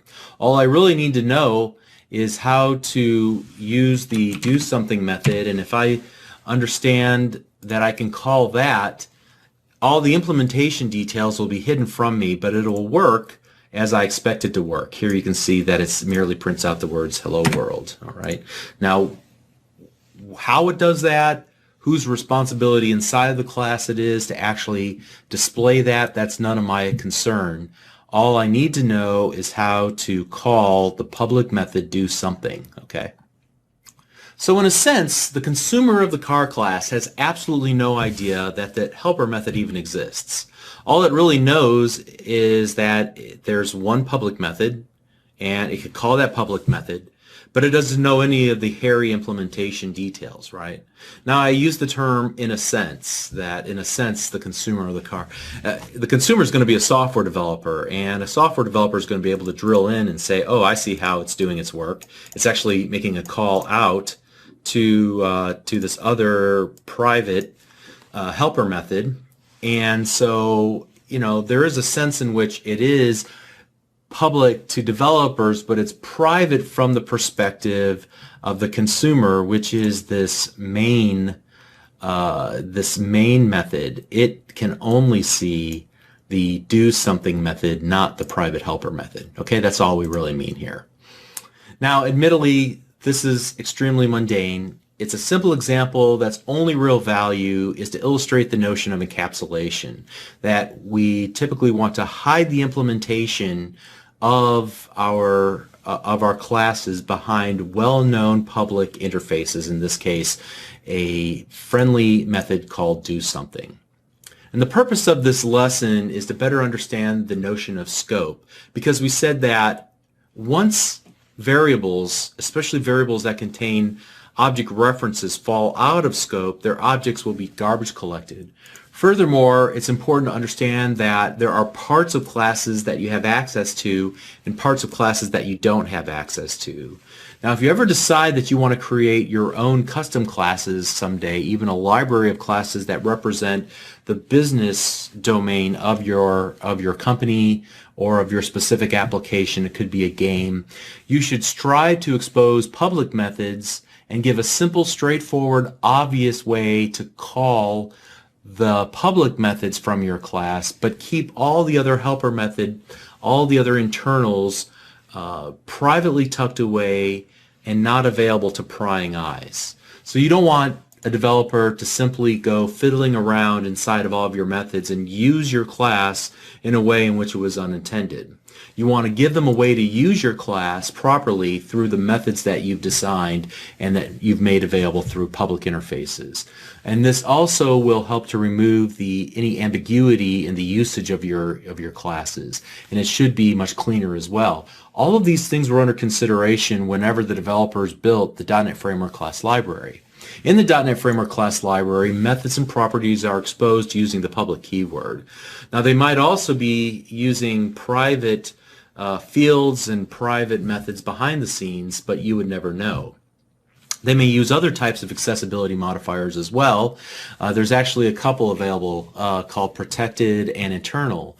However, these are primarily for whenever you're working either in a rich inheritance relationship between classes and you're building a rich inheritance hierarchy between classes, or whenever you're working with a very large library that's compiled into separate assemblies.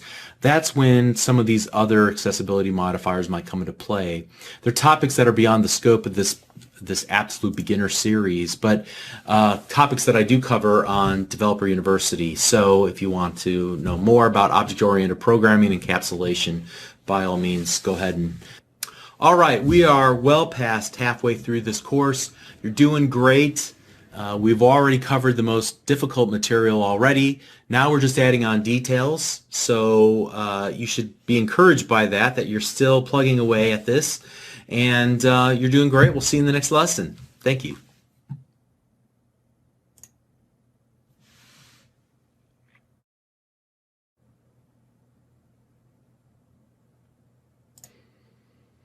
Hi, I'm Bob Tabor with Developer University. For more of my training videos for beginners, please visit me at devu.com.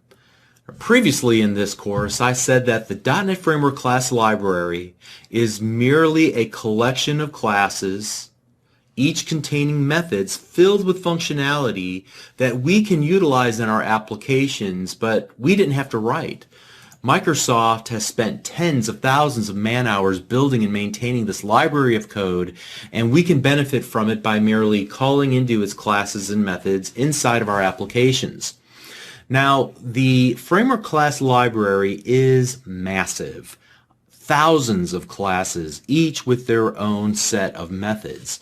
And so the developers of the Framework class library wisely decided to split this library of code up into multiple files. Just imagine if you had to load the entire library into memory every time you wanted to run your application. First of all, it would be excruciatingly slow, and then secondly, it would probably take up the majority of your computer's memory.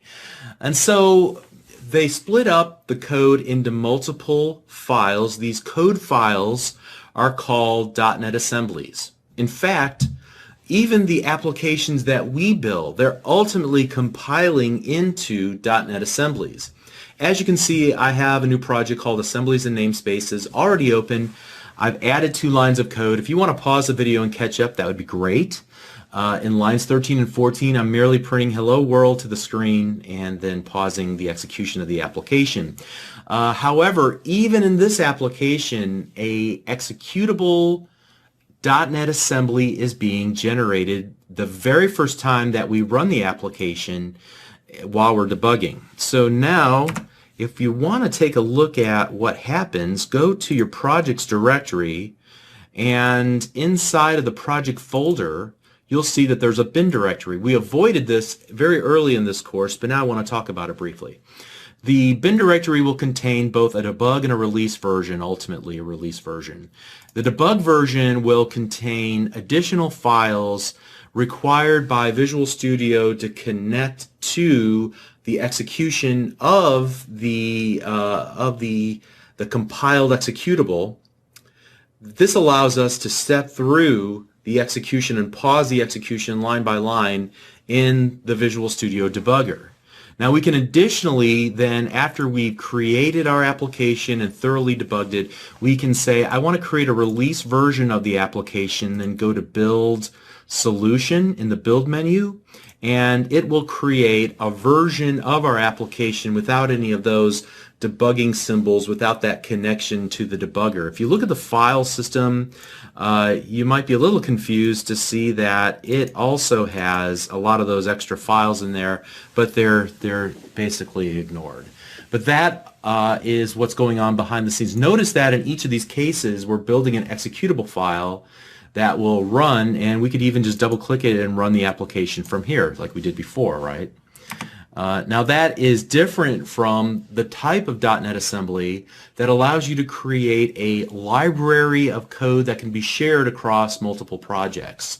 In that case, you'd be compiling a project into a .dll file extension. And we can create a code library. I'll show you how to do that in another video. But at any rate, the .NET framework has to already be installed on any computer where you want your application to work or to run.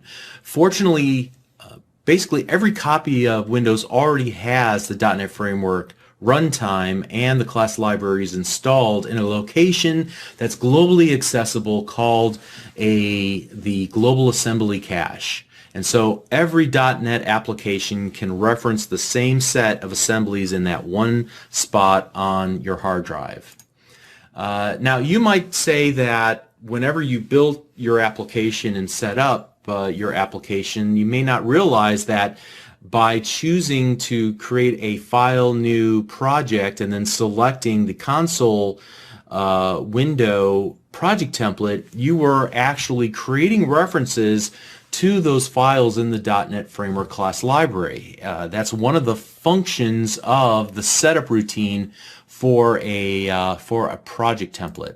So if you take a look at the References node underneath your project in the Solution Explorer over here on the right hand side, you'll see that there are some references already to these things like system, system.core, system.data, system.net, and so on. All right.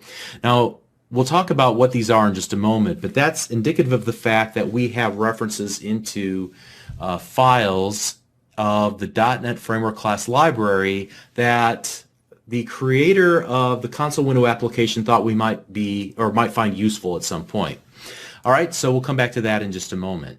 Now, sometimes you'll need an assembly from the .NET Framework class library that has not been referenced, and I'll demonstrate how to do that in an upcoming lesson. Or perhaps you need to add a reference to an assembly created by a third party, maybe even yourself. I'll demonstrate not only how to create your own class library, but then also how to create references to third-party assemblies as well. Again, there are tens of thousands of classes defined in the full .NET Framework class library. In a few cases, the same class name was used, or at least there was the potential for it to be used.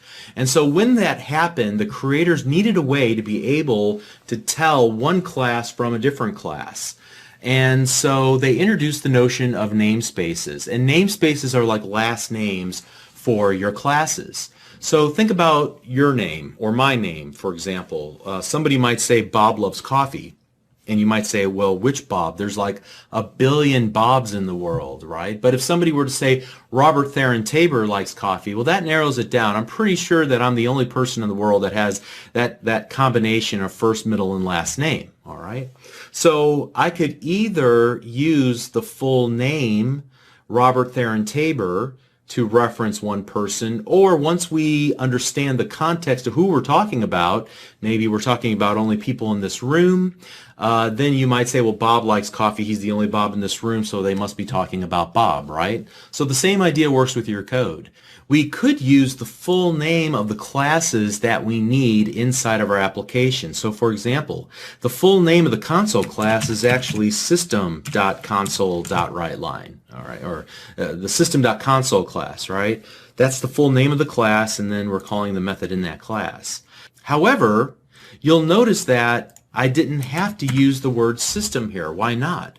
Well, because we used a using statement at the very outset of this code file, which says, I want you to look inside of these namespaces whenever you find a class reference that you don't recognize. And so the C# compiler, it finds the word console and it says, I wonder where that came from.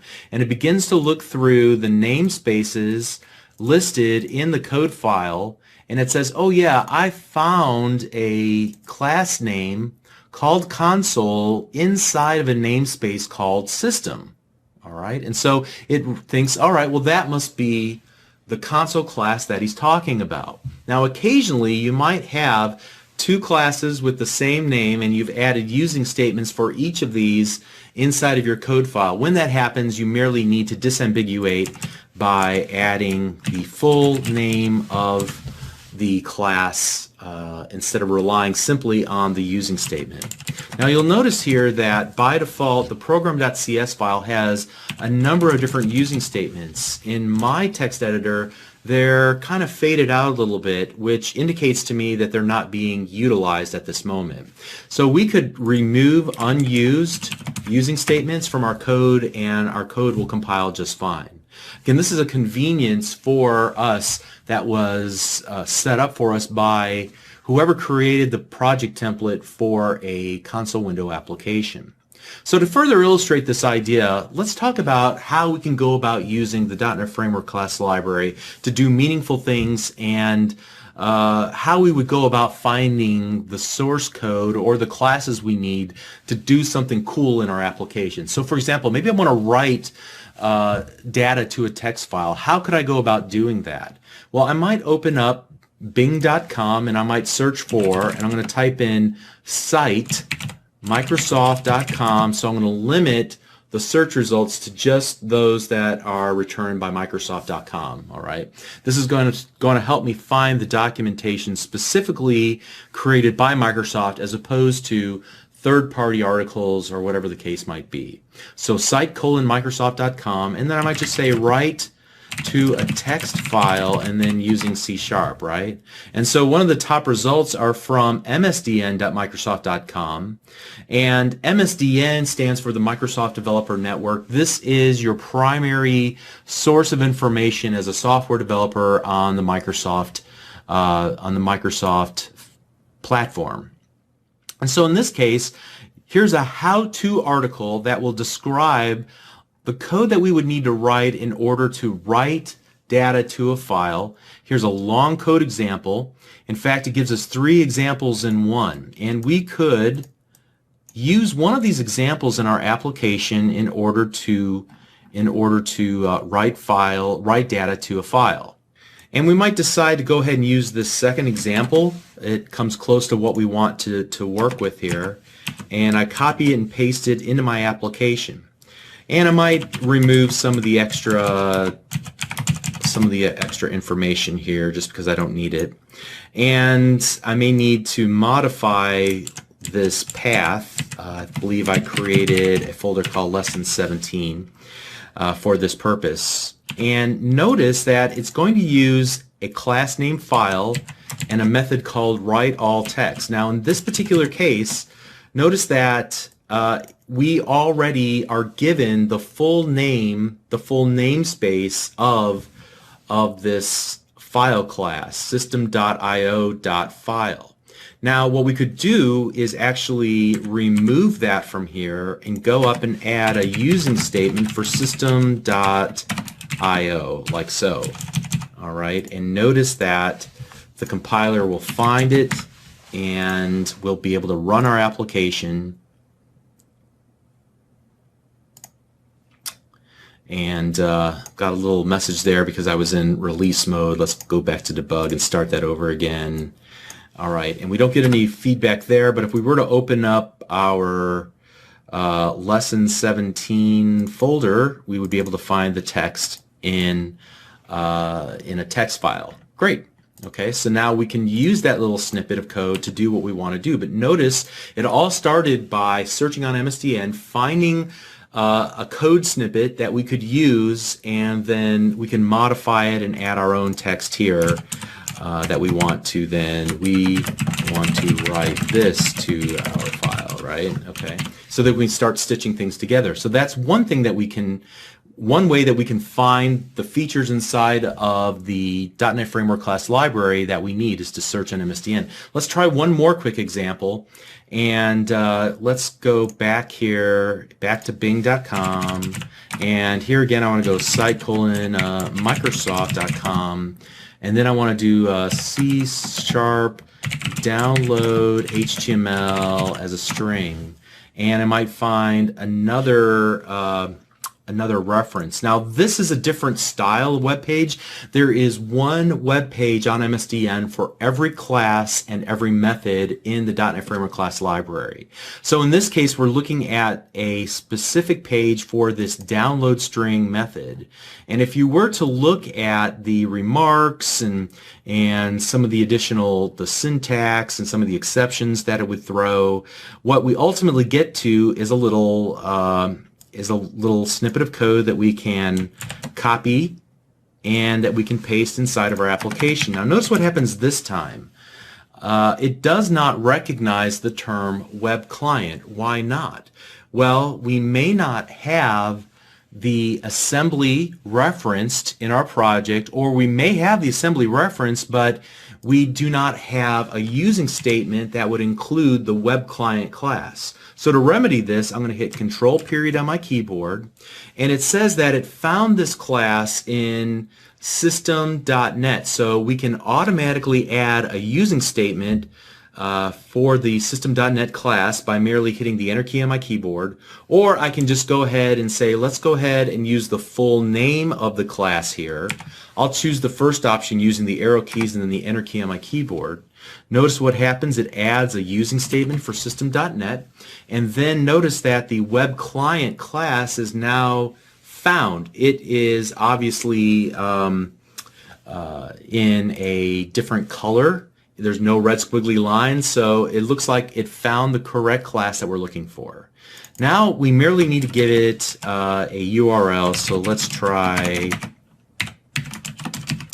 msdn.microsoft.com, like so, and then we will just write this out to screen reply. And then we might even rework our application and attempt to save that into our text file as well.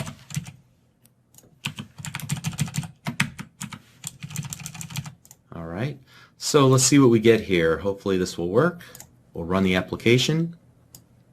All right, it took a moment, but it loaded up a bunch of HTML into our console window. We can see the closing body and the closing HTML tag. Now if we were to go back to our folder and find our lesson 17 folder and open up our text file, we see here is the full web page that we scraped off of msdn.microsoft.com. Okay, so that pretty much wraps up what I wanted to say in this lesson. We are able to utilize the classes and methods in the .NET Framework class library, and we can find what we need by doing simple searches in bing.com using site:/microsoft.com to find the classes and the methods that we want to work with. Once we find those classes that we want to work with, and we find maybe even little code snippets, we can copy those into our program, and we may need to at that point fix the references to those classes.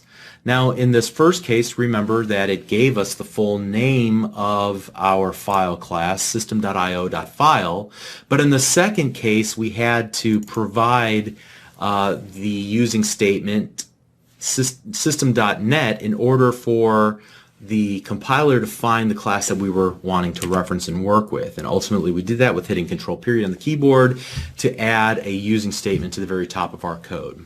We talked about the purpose of namespaces to provide disambiguity between class names. We talked about the using statement as a way of creating a shortcut or a context and say we're not talking about every class in the .NET Framework class library. We're only talking about the classes that happen to be in these namespaces. So if you find Mr. C# compiler, if you find a class that you don't recognize, look in those namespaces first before you complain. Okay, so we're going to continue on these ideas in the next lesson. We'll see you there. Thank you.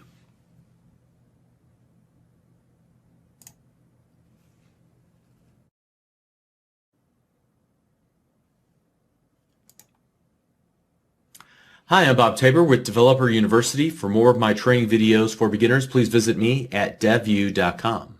Now previously I said that the creator of the console window application project template added references to those assemblies in the .NET Framework class library that we as developers might find useful for the majority of use cases.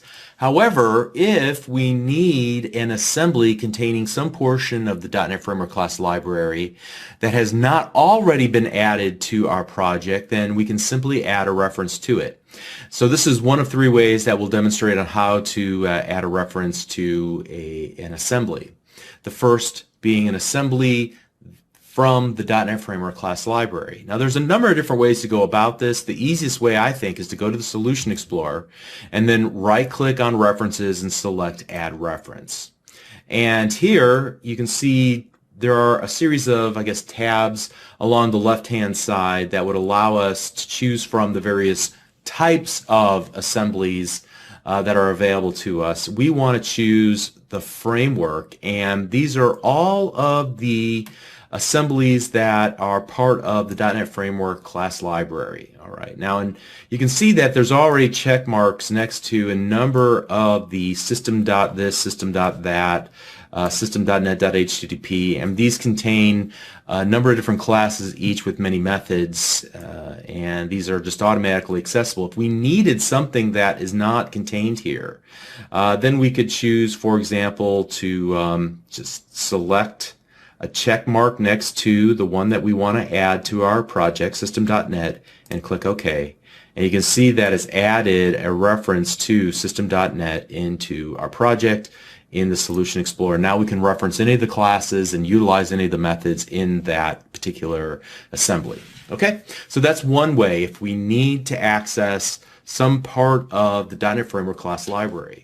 Now, in addition to that, there are libraries that are created both by Microsoft, and there are libraries that are created by by open source contributors, other companies that are provided for free for very specific purposes in our applications. And so these are often common features that many applications need. That's why they've been open sourced. However, they're available through a special tool called NuGet, which is a repository that's maintained by a foundation supported by Microsoft, but ultimately its own entity. All right, and so there are a number of different ways to work with NuGet in Visual Studio. I'm going to choose the visual way to do it, and I find that to be the easiest for those who are just getting started, and for me, because I'm a more visual kind of person. There's also a textual, almost command line style interface that would allow you to do similar sorts of things and even script these things.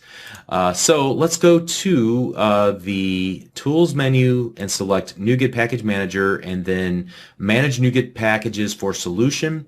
This will open up a tab. Undoubtedly, no matter what you see on my screen, it'll look different on your screen because this is going under active development for the last few years, and it has changed frequently. Now, if there were a package that we wanted to add to our solution, we could simply search for it. Typically, we can learn about these sorts of things through blog posts and what have you. Say, for example, I wanted to access a database from my console window application and I wanted to use the Entity Framework API from Microsoft. It's available through, as a NuGet package, through this Manage NuGet Packages for Solution dialog. So I can select it. I can select it as one of the options. You can see it's one of the most frequently downloaded. Furthermore, I would then choose which project in my solution that I wanted to add it to, and I can choose the Install button. There's some other options as well. I'll leave you to investigate those on your own. I'm going to go ahead and click OK. I agree to the terms for using the Entity Framework. And in this particular case, it installed just a number of references to assemblies and copied them down locally to my computer. Now, depending on the type of package, it could not only contain .NET assemblies, but also sample source code files. It could actually run macros inside of Visual Studio. It could include things like style sheets and HTML and even graphical assets that it will include your project. So this is the second way that we can go about adding assemblies and more to our projects. But the third way that I want to talk about is whenever we want to add a reference to a class library that we've created. Now, we haven't created a class library up to this point, so this is a perfect opportunity to do that and then add a reference to it in our project. So what I'll do is start off by creating a new project. Let me go ahead and let you see my entire screen here. And in the new project dialog, I want to make sure to choose C#. And then I want to choose class library. Notice that I chose the one that doesn't have the little NuGet logo next to it. It's just a little Looks like several books and the C# logo. Now this will undoubtedly look different to you, but just make sure that it's a regular old class library. And here we're going to call this my code library and click OK. And I'm going to go ahead and say I don't really care to save my other solution there. All right, and so inside of this you can see that I don't have a program.cs. All I have is a class1.cs. There's no static void main. And so what I'll call this is the scrape class, and we'll have one public method. So public string scrape web page, and we'll create a version of this where you provide it just the URL, and then we'll create a second version of this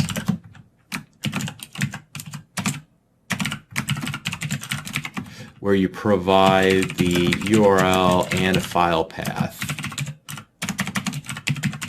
Okay.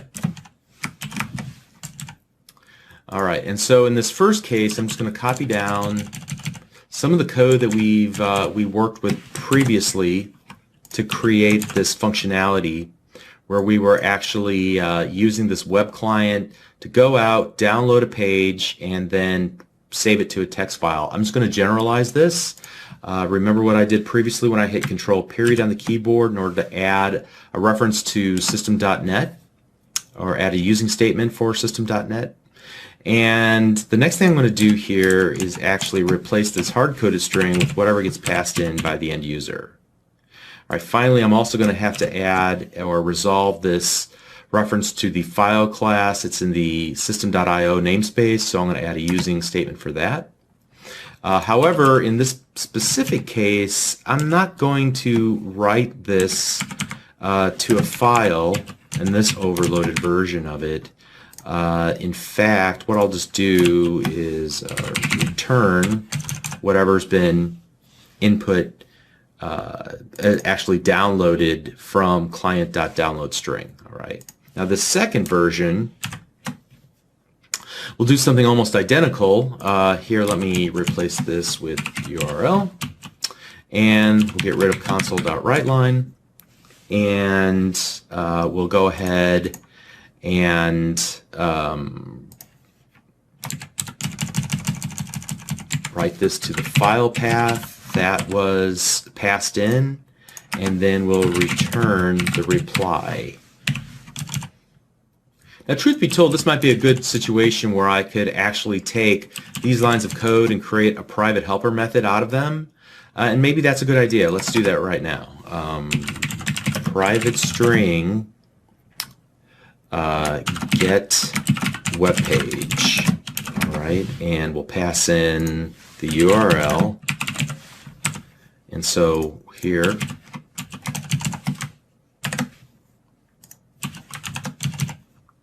and now both of these can just call get web page like so, and here we'll go string return or reply equals get web page. All right, see what I did there? How I was able to use a private helper method to encapsulate the functionality of actually getting the web page itself, and then in this case I was able to extend the scrape web page method to include writing that to an actual file path. All right, so now that I've created this, and let me go ahead and rename this file as well by right-clicking on it and selecting rename, and I'm going to choose to name this file scrape as well. I could name it anything I want. It won't matter because the name of the class itself is scrape. But at this point now, I'm going to go ahead and build the solution. It looks like it built. In fact, let me go ahead and build a release version of this. All right, great. So now let's open up a second version of Visual Studio, and I'm going to call this my client. So this will be a console application called My Client. And we'll click OK. And what I want to do is to, first of all, add a reference to that DLL that we created just a moment ago. So I'm going to go and right-click on References and select Add a Reference. All right, so here I have some choices. Ideally, I would be able to look and find it in the same solution. We'll come back to that and do it in just a little bit here. But I may have to go and actually browse through the file system to find this, and unfortunately this is popping off the screen. However, hopefully we can work our way through this. And I'm going to navigate to the bin directory, into the release directory, and find my code library, and then I'm going to select the add button and then click OK. All right. And so now that I've done that, what I should be able to do is get to the scrape class, right? But it doesn't see the scrape class, so I'm going to hit Control period on my keyboard, and notice that it will find the correct using statement. The using my code library namespace, scrape, my scrape equals new scrape, okay? And now I should be able to go my scrape dot, and there we go, scrape web page. And I should be able to give it a URL. So let's go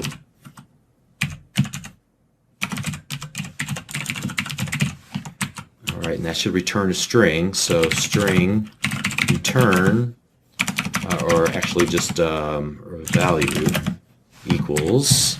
All right, let's move this over a little bit. And then I should be able to print that to screen. So console.write, like so, and now we should be able to run the application,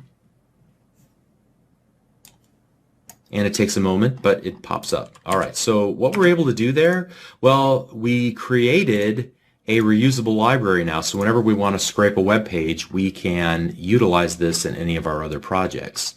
Now, did you find how inconvenient it was to actually go and search around whenever we wanted to add a reference to it? I had to go and browse through through all my projects and everything. But I do want you to notice one thing about what happened after we did that. Let's go to my projects. And let's find that client, and let's navigate into the bin directory, and notice that it copied mycodelibrary.dll into the bin directory for the client application. So that's one of the things that it will do with any of the third-party assemblies that it will utilize. All right, but wouldn't it be easier if we were to start this over from scratch and we were to create a single solution that had both the client and the code library in the same solution? So let's do that now. I'm going to actually open up a third copy of Visual Studio. And here, let's create a new solution. So what I'm going to do is actually scroll all the way to the bottom and choose Other Project Types, and choose Visual Studio Solutions and find Blank Solution. Now this might be in a different place, so you may have to kind of hunt around for it, but you ultimately want to choose Blank Solution. It should be available to you. And we're going to call this Lesson 18.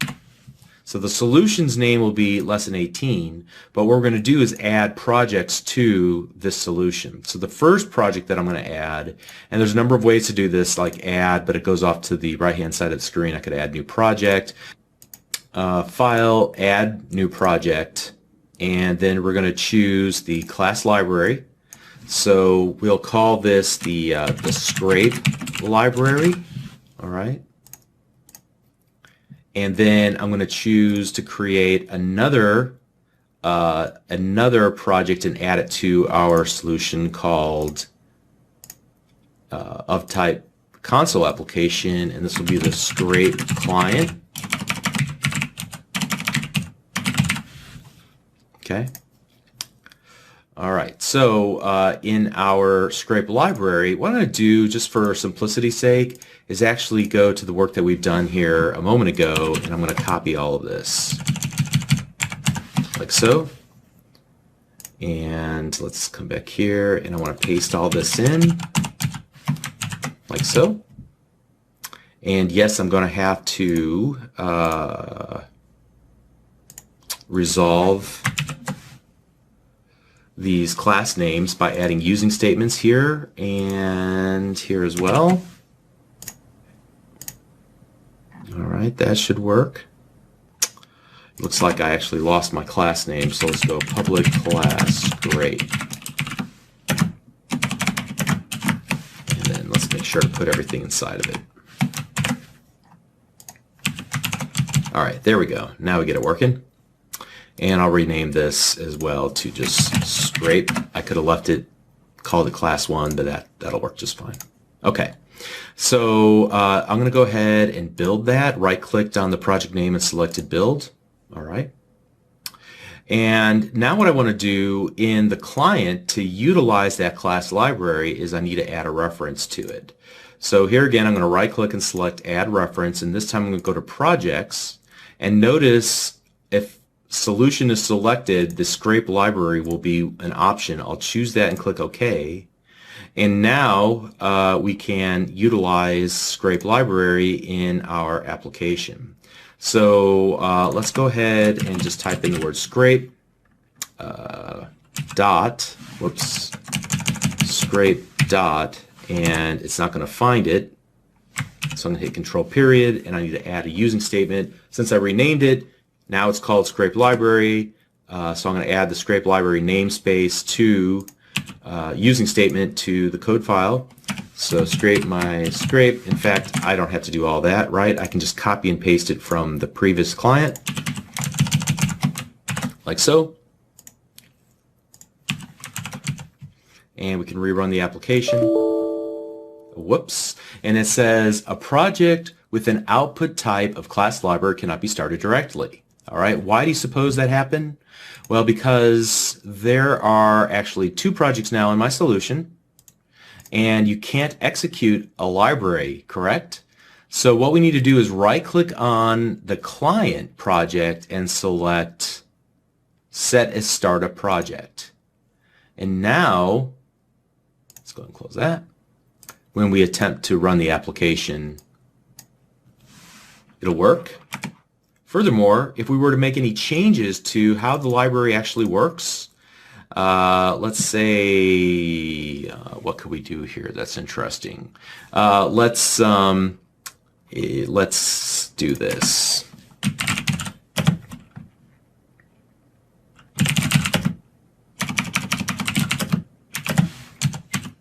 We'll make a change in one spot. And then I'll go content plus equals, that's all folks for the very end, all right, of that string that's returned. And I'll return content this time.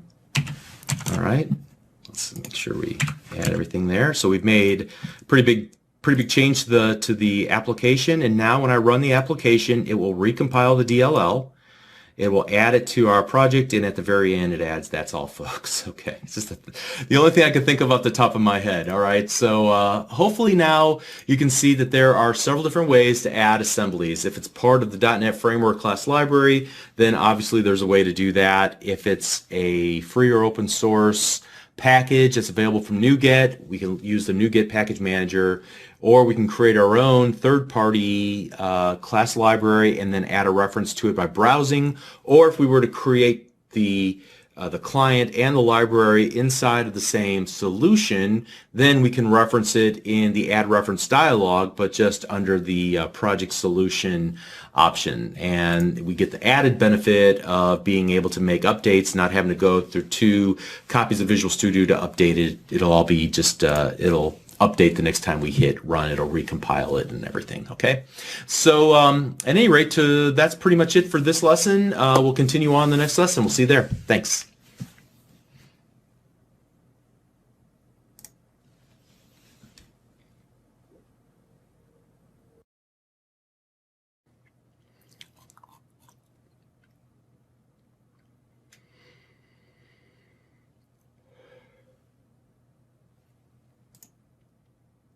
Hi, I'm Bob Tabor with Developer University. For more of my training videos for beginners, please visit me at devu.com. Previously, we looked at arrays, which allowed us to keep a sequence or a group of related data together inside of the same variable. So we would create an array by providing a data type, and so each item in the array had to be of that data type. We would also provide the number of elements we expected in the array by defining that number between a set of square brackets. Now that we have that predefined sized array, we could add items into each element of the array or retrieve values out of each of the elements of the array by indexing into the array using a zero-based index to index in and address one specific element of the array. Now, once we had the data collected into an array, we could do some interesting things. We could iterate through the array and investigate each element of the array. Or we could even pass the array around as if it were one variable, pass it in, for example, as an input parameter to a method. But you recall at that time I also said that at some point we would talk about collections. And I even gave collections a nickname, calling them arrays on steroids, all right? And I think you're going to agree after this lesson that collections are great whenever you're working with all data types, especially those data types, those custom data types that we've been working with up to this point in this series of lessons. For example, the car class that we created ourselves. Now, as far as the .NET Framework Class Library is concerned, it will often use both arrays and collections depending on the need, but I think you will probably wind up preferring to use collections in your applications because of the rich filtering, sorting, and aggregation features that are available to collections through a technology, a language called LINQ, L-I-N-Q, which stands for the Language Integrated Query. It was a very innovative feature whenever it was first introduced back a number of years ago in C# and other .NET languages. Other languages have since implemented something similar to it, but we're going to dive into that topic of LINQ and what you can do with it in the very next lesson. But first of all, let's talk about collections. We're going to talk about two collections specifically, lists and dictionaries. Now, truth be told, there's probably a dozen additional varieties of collections that you could use for very specific purposes. They each have a superpower. They each have a very specific use case where they're intended to be used. I find myself using lists and dictionaries 95% of the time, so we're going to focus on those for this lesson. But after this lesson, by all means, feel free to go off and learn all the additional collections that are available to you and what they can do that's a little bit different than the list and the dictionary. Okay, so suppose that I have a number of cars on my car lot and I want to write an application that allows me to manage them. So I need some way to collect all of the individual instances of the car class together into a single array or collection. Now again, I might use an array of cars, but I think I'm probably going to choose to use a collection because of the added features that I'm going to gain using collections.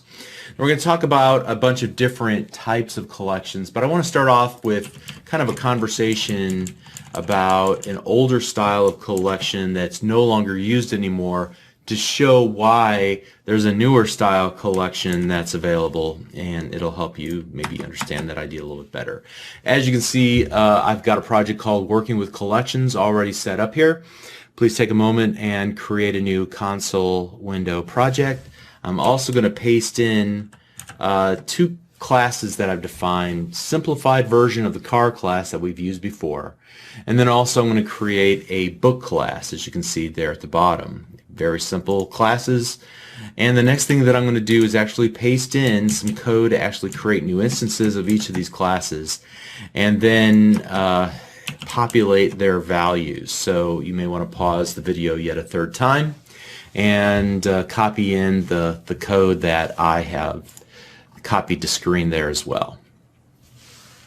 Alright, so the very first thing that I'm going to want to do is to work with a collection, and I'm going to work with something called an array list.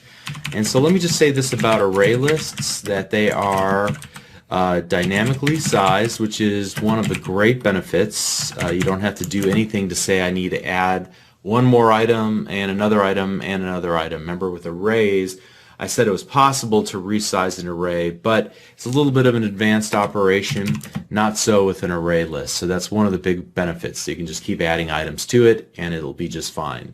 It'll also support cool features like sorting. You can easily remove items from the collection and so on. So let's go ahead and create a new instance of this array list. And when I do, notice that we don't already have a reference or a using statement to a namespace. So what I'll have to do is hit Control period on my keyboard, and you can see that it is in a namespace called using system.collections. I'll go ahead and add that namespace to my project. And so we'll create a new one called my array list equals new array list, like so. And now that I have my array list, I can begin to add items to the array list, like, for example, the car, the first car, and then I can add a second car, like so. All right. Now, one of the problems with the old style collections like the array list is that there was no easy way to actually limit the type of data that would be stored inside of the array. So for example, I want to work with automobiles, but I might accidentally add a book into the array, and it will work just fine. All right, there's no complaints. So the old style collections are not strongly typed, in so much that you can put anything inside of a collection. At first glance that might seem great, but what if I wanted to actually then print out a list of all of the cars, makes and models? So let me start by, at the very bottom here, type console.readline so we can get through that formality, and then I'm going to just do a for each. And what am I going to work with here? Let's just say I'm going to work for each car in my array list, all right? And then I might go console.writeLine, and let's just go car.make, like so, all right? And print that to screen, and let's run the application, and we will get an exception whenever we hit the third item in our array list. Notice that it has printed the first two to screen, but when we get to the book, it says that there's an invalid cast exception. In other words, we could not convert a car, or rather a book, which was the third item in the array list, into a car. So when we get to this spot in our as we're iterating through each of the items in our array list, we're going to hit a problem here. And the fundamental problem is that we allowed our collection to store something other than cars. So we cannot work with these collections in a strongly typed fashion. Now what I can do, and one of the neat features here, is that I can actually remove that item prior to going into that for each list, and we should just be able to execute the application without problem. All right, so that is at least one of the good benefits there. But unfortunately, the downsides outweigh the benefits, and so let's go ahead and take a look at the newer style collections. The first I said was that we were going to look at a list, and more correctly we're going to look at something called a generic list. So often you'll see it referred to as list of T, like so. All right, and so that of T in the term generic might require a little bit of explanation. When .NET was first released, the first set of collections allow you to put anything you wanted into them, like we saw here just a moment ago. Now, it might make sense in some contexts, but typically it doesn't, and it leads to potential errors like you saw. Now, at some point then, C# introduced the notion of generics. And specifically for our purposes, they released a series of generic collections. And so a collection is essentially generic, but it requires that you make it specific by giving it the data type that should be allowed inside of that collection. So we have a generic list, but we're going to make it a specific list to cars so that we can't even add a book to that collection. So let's attempt to do this one more time. This time we're going to go list, and notice that I'm using angle brackets, and in between the angle brackets I'm going to say what data type I want to use. In this case I want to use the car data type. So list of car called myList equals new list of car, like so. And at this point we can go ahead and add car 1 just fine. We can add car list to my list. We can add car 2 just fine. But what happens when we attempt to add the book into our list? Well, at the point when we attempt to add the book to the list, we get an exception. We hover over and it says it cannot convert a book to a car. All right, and that makes a little bit more sense. It is specific to a car data type, so we cannot add a book to that list. But from this point on, we can work with it now with some confidence. So each car in my list.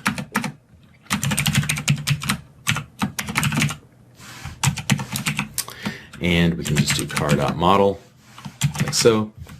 And we would get what we would expect here. Great. A list of our car models. Okay? So that's one of the big benefits of working with a generic type, is that it allows us to work with a specific data type and only allow those types into our collection.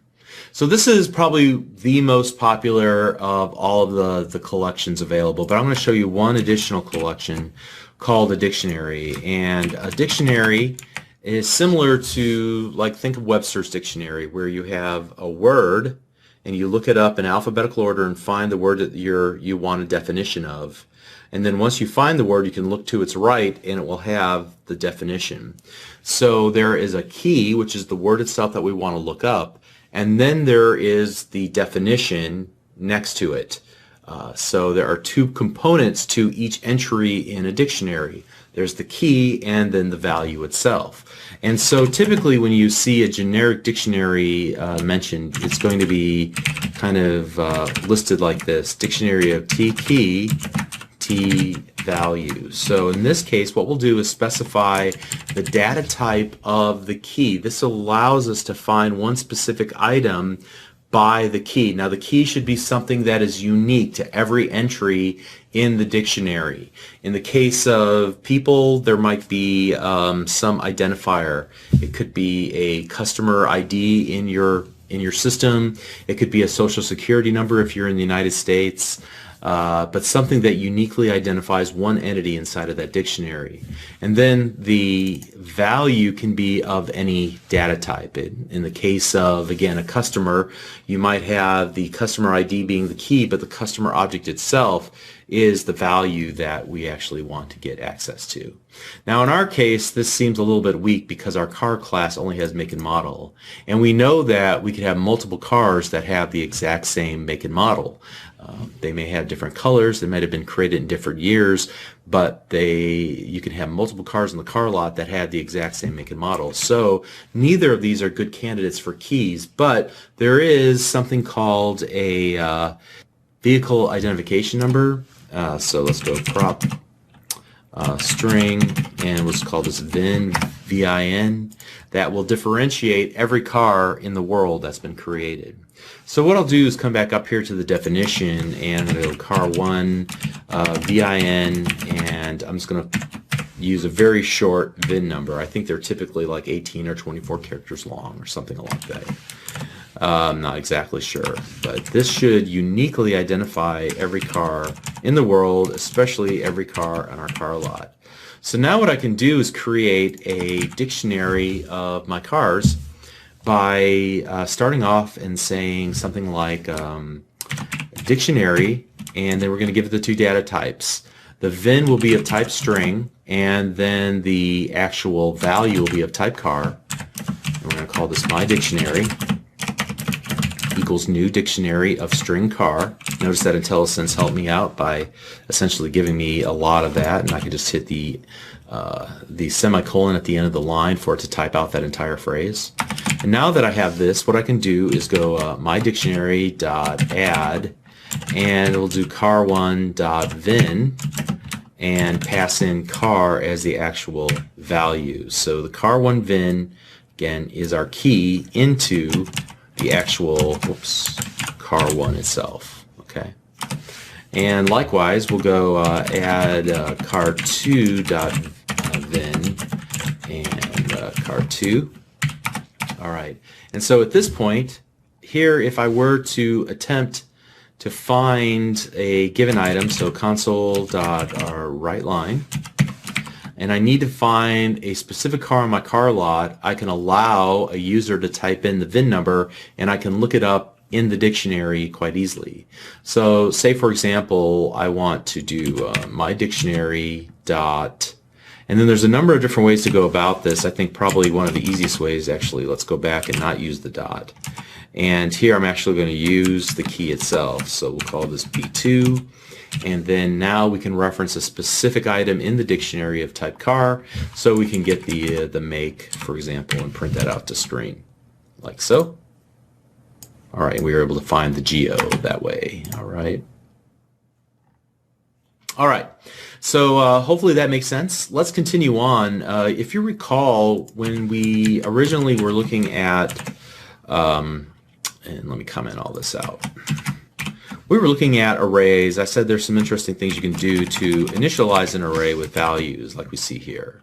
Here we're creating a string of an array of strings called names, and to initialize it I give it a collection of names that are comma delimited.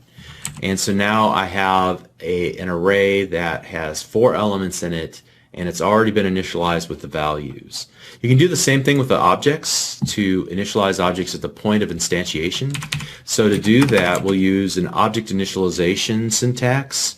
In fact, let's go ahead and just to prove this all works, let's comment out everything we have up here as well. And get rid of the cars in the book. And we'll come down here and go car1 equals new car, and then notice what I do. I use that same syntax, the curly braces. And inside of here what I can do is actually define all the values. So make equals, let's just dream large here and go make, and the model would be a 750, and we'll make it an LI, and then we'll also give it a vehicle information of C3. All right, like so. So now I've done actually 3 things in one line of code. I create a new variable called car, I create a new instance of car in the computer's memory, and now I'm getting access to that address in memory by using the car1 label, the variable name. And then I go ahead and populate the properties of the car object at the moment that I create that new instance by using this object initializer syntax. All right. Some people don't like this. It looks like it might be doing too much in one line of code, but I think you'll find that if you ever do need to hard code examples like I do frequently, that this shortened syntax actually saves you several lines of code, and it's just fine. It's valid code. All right, so let's go ahead and while we're working here, let's go ahead and create a Toyota. We'll set the model equal to a 4Runner, and we'll give that a VIN of D4. All right, like so. Okay, and so now we can work with the cars just like we did before. But in and of itself, this might not be so interesting. But this is the object initializer syntax, and we can take this one step further when it comes to working with collections. So we can use collection initializer syntax.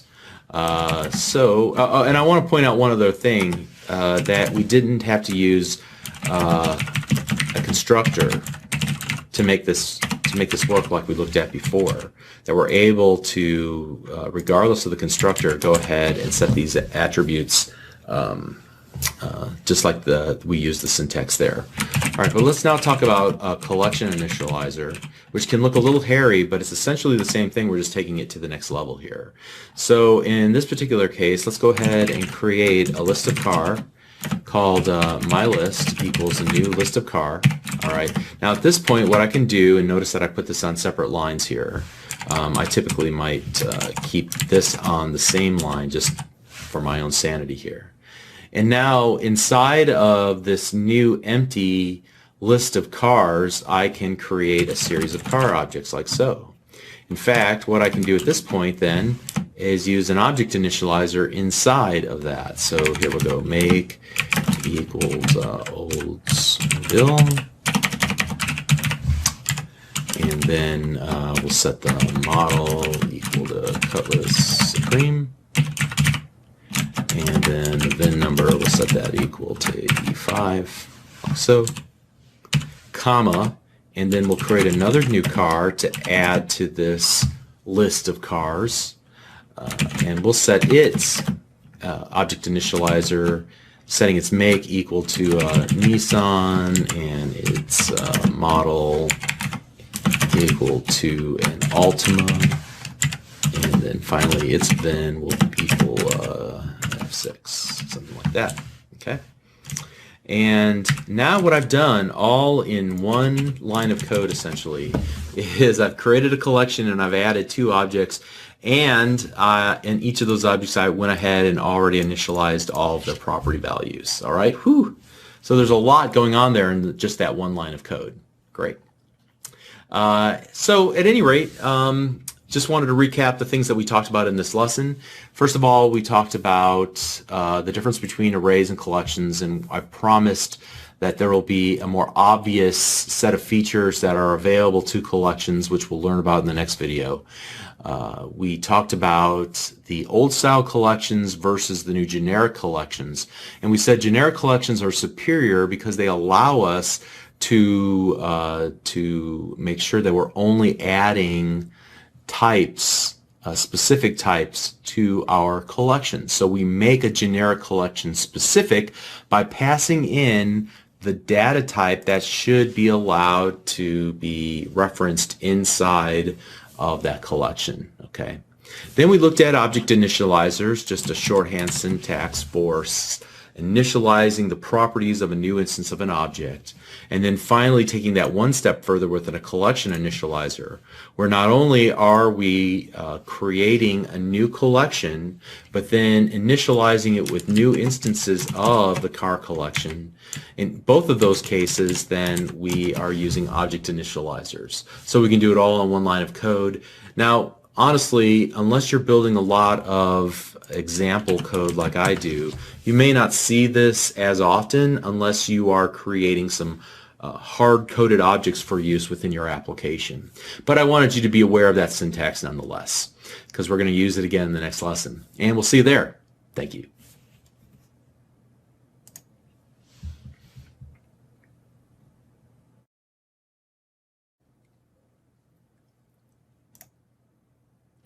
Hi, I'm Bob Tabor with Developer University. For more of my training videos for beginners, please visit me at devu.com. In this lesson, we're going to look at LINQ, the language integrated query syntax that was introduced some years ago to provide a way to filter, sort, and perform other aggregate operations on collections of our data types. And so we'll demonstrate two different styles of LINQ syntax. There's a query syntax that will resemble the structured query language SQL for querying databases. So if you're already familiar with SQL, this will at least feel familiar. Then there's also a method syntax, which might feel more familiar to C# developers. However, there is one little strange nomenclature thingy that we got to figure out, okay? But I think it's pretty easy. I think I have a good way of explaining it to you, and hopefully you'll understand what it's trying to do there. But what I'd recommend is you find the code for this lesson. There should be a before and after folder, and you want to copy the code in the before folder into your projects directory, and then open it up, and you'll be where I'm at right now in the Understanding LINQ project. You can see that I merely created a car class, and then I also have here a a collection initialized class filled with cars, filled with attributes that we'll be able to search and sort on, and that'll give us something to work with here. All right, so what I want to do to begin with is to kind of show you a comparison between LINQ's query syntax and then LINQ's method syntax to do the exact same thing. And you'll see the obvious difference, and we'll talk about the ways in which they're different. But let's begin with a query where we want to find all BMWs in this list of cars called My Cars. So it's as easy as this, and we'll talk about the var keyword here in just a moment. But BMWs equals from car in cars, from car in My Cars, where car.make is equal to BMW select car. All right. And so now let's come down here and print all those guys out. So let's go to console.write line. And let's provide the vehicle information number. So let's do 0 and 1. So we'll go, actually, let's do this. Let's go for each, tab, var car in BMWs, console.write line, and then we'll go car.model and the car.vin. All right, and let's go ahead and add some of our replacement characters in there. All right, now let's go ahead and run the application, and we see that we get 3 cars that have been returned. So of all of the cars, I think there's 5 or 6. 3 of them with those VINs, A1, C3, and E5, are BMWs. And if you take a look at the data, that would be correct. So very quick, concise way of finding only those cars that match that criteria. All right, what if we wanted to add additional criteria? So say, for example, we wanted to also see where the car's year equals 2010.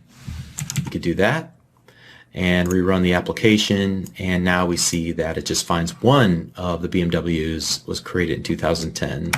It is this last one, the 555i. All right. So that is the language integrated query syntax, the query syntax of LINQ. Let's go ahead and comment that out and compare that to the method syntax.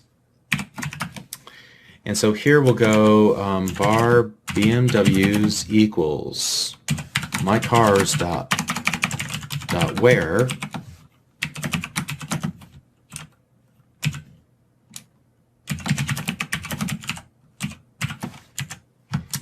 All right, so this will give us all the BMWs. So let's go ahead and run that. And it gives us the same 3 that we got before.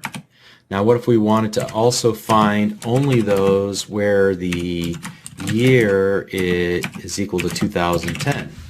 Then we would do that. Okay, and so you can see we found just that E5, that last one. All right, so this might take a little explanation here.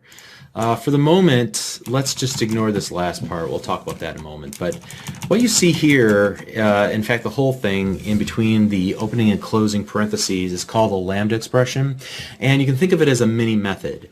Essentially, what will happen is you say given P, so given an instance of the collection, only return back to me those instances of car where the make is equal to BMW. See how easy that is? Again, just a mini method. You can kind of think of this as like the input parameter, and then this is just some condition, and when it's true, then return that instance and add it into this little collection over here. So now that we have a subset of all of the available cars on our car lot. Furthermore, I just added the logical AND operator and said, and make sure also that it was in 2010. Okay, well that filters out 2 of them. So again, mini method, lambda expressions are just mini methods. So for any given item in the collection, it has to match that criteria, and if it does, then we can add it to this little subset collection over here that I'm calling BMWs. All right. So the var keyword, it has a very different connotation in C# than it does in other programming languages. So here I would ask that you forget what you know about var from maybe JavaScript or Visual Basic or some other programming language. It does not mean the same thing. In this case, the var keyword says that we're going to let the compiler figure out what the correct data type is. I'm not even sure what gets returned from this little query that we do here. If you were to hover your mouse cursor over the where, you can see that it's going to return back an IEnumerable of car. What's that? Not entirely sure. Doesn't really matter. I don't care what it is. I know that it is a collection of cars. And kind of to prove this point, we'll talk about this in just a moment, a little bit later, where the var keyword can really come in handy because we truly don't know what it is that's being created by our LINQ queries. Okay, so again, the var keyword, it's still strongly typed. We're just going to let the compiler figure out what the type is at the point when the code is compiled. All right? All right, so let's move on and let's take a look at a few other examples. So I may want to find a list, an ordered list of cars. So I might go ordered cars equals from car in my cars, order by car.year descending, select car. All right, so that's how I would take all of my cars and order them in descending order by their year. And then let's just change this from BMW. Let's put this to ordered cars, like so. And this might help if we actually saw the year itself. So I'll add in car.year as well. And let's go ahead and run the application. And so you can see it starts at 2010 and in descending order works its way back to 2008. Awesome. All right, so that same query, if we were to do it in using the method syntax instead of the query syntax, it would look something like this. So var ordered cars equals my cars dot order by descending. So given each item in the collection, only return those or actually order them by the year, like so. And we should see the same grouping, and we do. Starts at 2010 and works its way back to 2008. Awesome. So again, in my opinion, this is more concise. The only conceptual hurdle you got to jump over is just make sure you understand what a lambda expression is. In this particular case, it's not a filter. We're just saying, given each item in our collection, we want to order by this particular property, the year, all right, and then add that ordered item to our collection of our new collection of cars over here. Okay. Now there's a lot of interesting things that we can do, and I'm only going to work with the method syntax from this point on. So the first we might do something like this. For example, if we wanted to find just the first item, so let's go ahead and grab this, and maybe we want to find the first item where the make is equal to BMW, like so. So this will give us the first car, the first BMW car in the list that it finds. All right. So let's go ahead and console. In fact, let's change the name of this to first BMW. So console.writeLine. First BMW dot, let's go, just the VIN number should be sufficient. Let's run that. All right, so we can find that the first BMW in the list was A1. Or we can do the first BMW, and we can actually start by ordering by descending, given the year. So you can see I'm chaining these together. We've talked about method chaining before. This will return a collection of cars, and then this will return a single car in that collection. And then we'll print that single item's VIN out to a window, in this case E5. So the list is first sorted, and then we grab the first one that matches our criteria of BMW, okay? So that's how we can use first. I'm going to comment that out. We can also do something like this, console.WriteLine, and inside of here, let's go mycars.trueForAll, and say the year is greater than 2012. And need one more right there. So is it true that all the cars in my car lot are, that every one of them is greater than 2012? That would be false, all right? Well then how about, are they all greater than at least 2009? All right, that's still false because we have at least one that was created in 2008.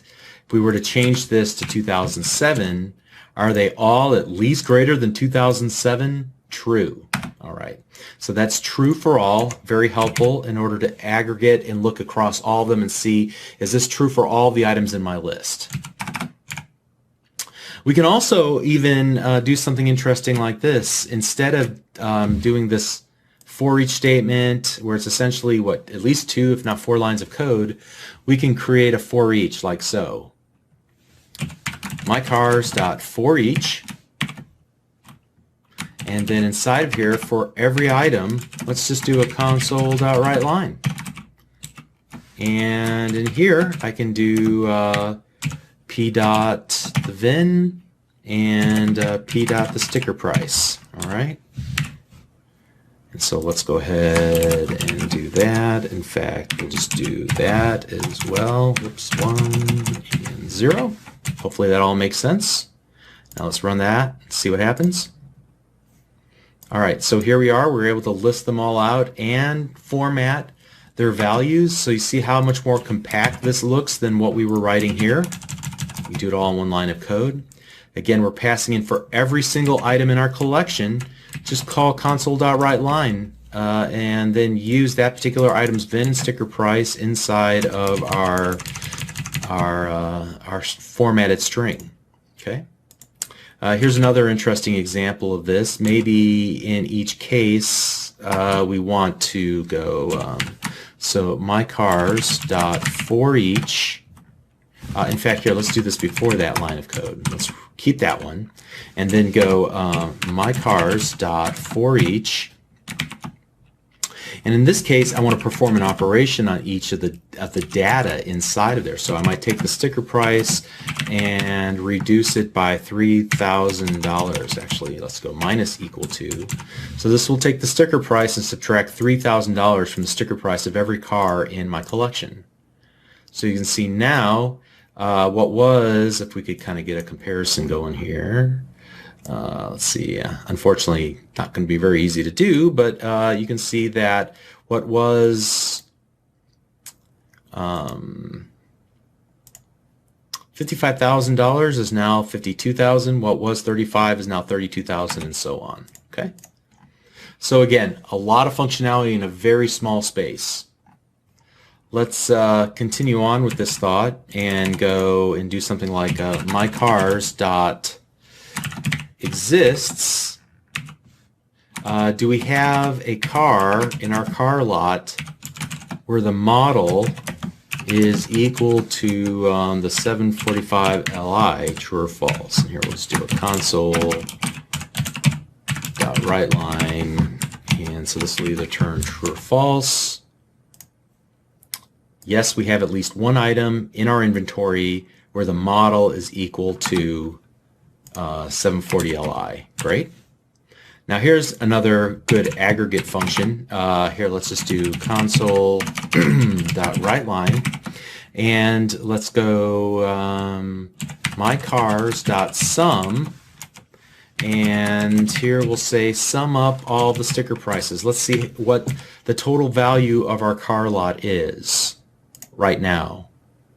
And you can see that it's about 247,000. So actually, there should probably be a better way to format that using a format code, but hopefully you get the idea. We're able to sum up a single field across all objects in our collection of cars. All right?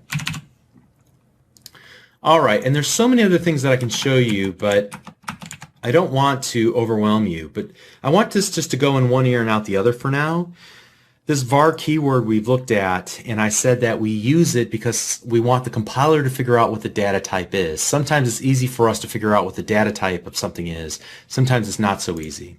So to kind of illustrate this, let's do a console.writeLine, and what I want to do is call on my cars, I'm going to call the get type. In fact, all data types in .NET have this get type method declared because it is it's declared on the grandparent of all objects called system.object. It defines this method called getType, which will tell us what the type of a given object is, and we can print it to screen. So in this first case, what is my cars? Well, my cars is a generic list of the car data type. So this understanding link is the namespace, and specifically though it's the car type. So we're basically saying this is a list of T, a list of car, right? So that's what's being printed out whenever we're looking at what the cars are, and that's pretty easy to see because we defined it here. But once we perform an operation like one of these here, let's just see, ordered cars, we'll copy that again and stick it down here. And then I'm going to do console.writeLine ordered cars.getType, and it'll show us what the data type is for ordered cars. Let's go ahead and compare the two. All right, now in this case you can see that we're no longer dealing with a list of car, even though under the hood we know we're working with a list of cars. The way that it's represented in .NET is that it's actually an ordered enumerable, so an ordered list of of the link.car, understanding link.car. Okay, so again, okay, that makes sense. That's an ordered version of cars. How about just a regular old where statement? So let's do that. Let's copy that and see what the data type of that is, and then do the same sort of thing here, where we're going to see what that is. Let's go ahead and run the application again. All right, here's this third one. So this second one was an ordered enumerable. Then the one where we just called the where was an enumerable plus the where list iterator. All right, so things are starting to get a little funky here, right? It might be difficult for us to be able to express this ourselves if it were not for this var keyword. And so the var keyword is essential to help us to be able to create these very complex queries and not have to worry about what the data type of it is that's returned. We know that it is a type of list. It's an enumerable list, whether it's ordered or not, and we can for each our way through it, or whatever the case might be. Now the last thing that I want to demonstrate is I'm going to take this this first query here, and I'm going to pop it all the way to the bottom. Again, if this stuff doesn't make sense, don't worry about it too much. I wanted to go in one ear and out the other, just to kind of explain again the value of the var keyword. In this case, let's change something about this. Let's call this my new cars. All right. And here I'm not going to return cars. I'm actually going to do what's called a projection. I'm going to only take certain values, certain properties of a car, and I'm going to project them into a new data type. What's the name of the new data type? Where am I defining that data type? I'm not going to define the data type. It's an anonymous type. What's the name? I have no idea. It's anonymous. All right. So we can define types at runtime and only choose those properties that we need in the type for the moment. why may not be obvious just yet, but I want you to understand that there is this idea of what we can do here. So in this case, let us merely let's pull out just a few things like the car dot make and the car. Whoops, I'm sorry. This should be select new car dot make car dot model. That's all we want. We're going to leave all the other attributes of car alone. We're going to only take these two values, put them into a new anonymous type. Where's the type defined? Nowhere. We just made it up off the top of our heads. And we're going to save each of those anonymous types into a new collection of anonymous types. All right. All right. So let's go console.writeLine and then take a look at new cars.getType. And let's run the application yet another time. All right, and so this time you can see that we also here have an enumerable plus where select list iterator, whatever that means. But then notice that the data type involves something called an anonymous type that has two attributes, two string attributes, which would be the make and the model. All right. And so I say all that to say this, that whenever you're working with LINQ, there's a lot going on under the hood to make it all very easy and accessible, but it all depends on defining your types as var, which says we'll let the compiler figure out what the type is. We're not so worried about it because the data type might be so crazy that we can't even comprehend what it is. All right. So hopefully that makes sense. Just to kind of recap the things that we talked about the difference between the query syntax and the method syntax. We looked at a number of different examples of the various LINQ extension methods that were available. We saw how we could kind of break apart an individual lambda expression to better understand that essentially we're saying each item in the collection, run this little mini method against it, and return back a given item that matches that criteria. And then we looked at how to tell what the types were and what the value of the var keyword is, and then we looked at anonymous types. All right, so we covered a lot of ground. I didn't explain everything in great detail, but the key here is just to kind of look at that little formula and try to understand what it needs. Look for examples online. Make yourself a little cheat sheet, and you should be able to utilize these methods inside your own application. All right, so that wraps up LINQ. This will be the hardest thing that you have to think about today, I guarantee it. All right, so that's it. We'll see you in the next lesson. Thanks.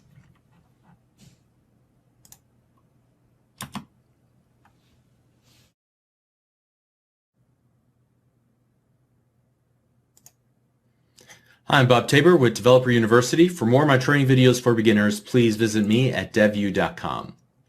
In this lesson, we will introduce a new decision statement. The if, else statement and the conditional operator are both great. They work best when there's only a handful of things to evaluate. But if you start needing to evaluate many different potential cases, you might find that the switch statement is a little bit more concise and keeps things a little tidier. And that would probably be one of the only reasons why you would use it, and I'll show you a second reason why in this video as well. So we'll come back to the switch in just a little bit, but first I want to talk about a special data type called an enum, or an enumeration. Typically, we want to limit the possible values of a given variable. Now, admittedly, we're already limiting the possible values that can go into a variable by virtue of the fact that we've given it a specific data type. However, even within that, I may want to limit the number of possible values to just a handful. So typically in software development, you want to limit and constrain your data to ensure its validity inside of your system. An enumeration is a data type that limits and constrains all possible values to only those that are valid and have meaning within our system. So, for example, we might want to keep track of a series of to-do items. Maybe that's the type of application we're building. And each to-do item is represented by an instance of a to-do class. And so we may want to keep track of the current status of a given to-do item on our list.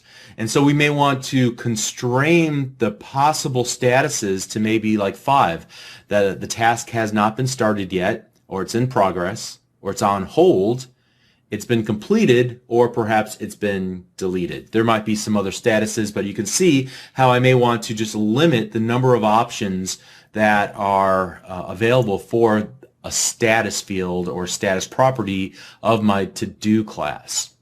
So we could do this a number of different ways. We could just concoct a numbering scheme where 1 is always represents not started and 2 represents in progress. But numbers are, I refer to those as magic numbers.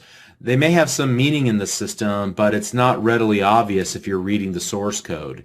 As the developer, you may have to look up at some external reference, maybe some code comments, and who knows, maybe those aren't even, maybe they're not even current anymore. Maybe things have changed since whoever wrote those code comments originally wrote them. So I may need to reference or look through a number of different code to ensure that what number 1 means in the system, what number 2 means in the system, and so on. The same thing can be true with strings. I could just use a literal string to indicate the current status. So I could use a literal string, not started, or in progress. But the problem with literal strings is that somebody can mistype them, or they could be there could be a space and not started one time, and then somebody uses not started without a space the other time.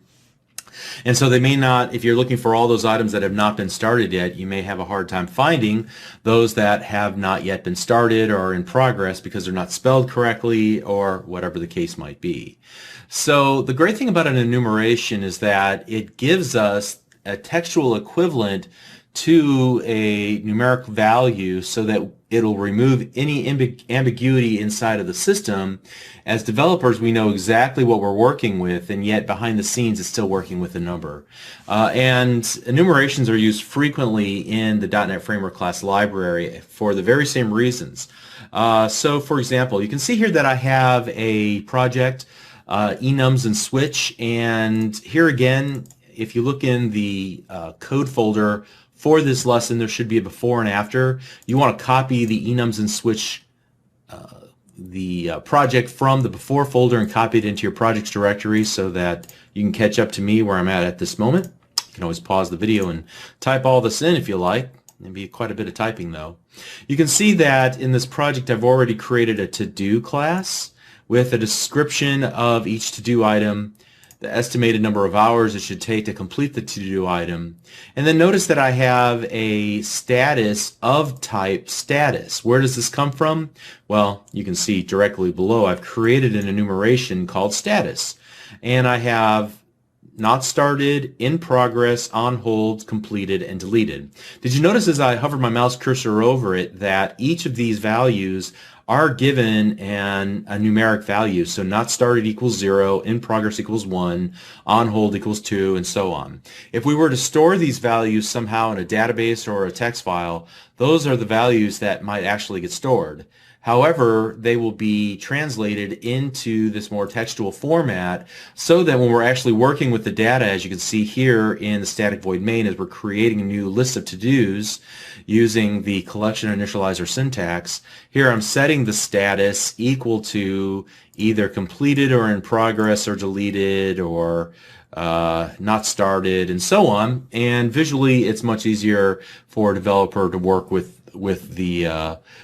those options in a more textual sort of way. Now the .NET Framework class library will use enumerations extensively. In fact, even in the console window, if we were to set the foreground color, notice that IntelliSense automatically pops up to the console color enumeration. See, it says enum over there Whoops, let's see, I don't think you can see that. Let's go up a little bit here.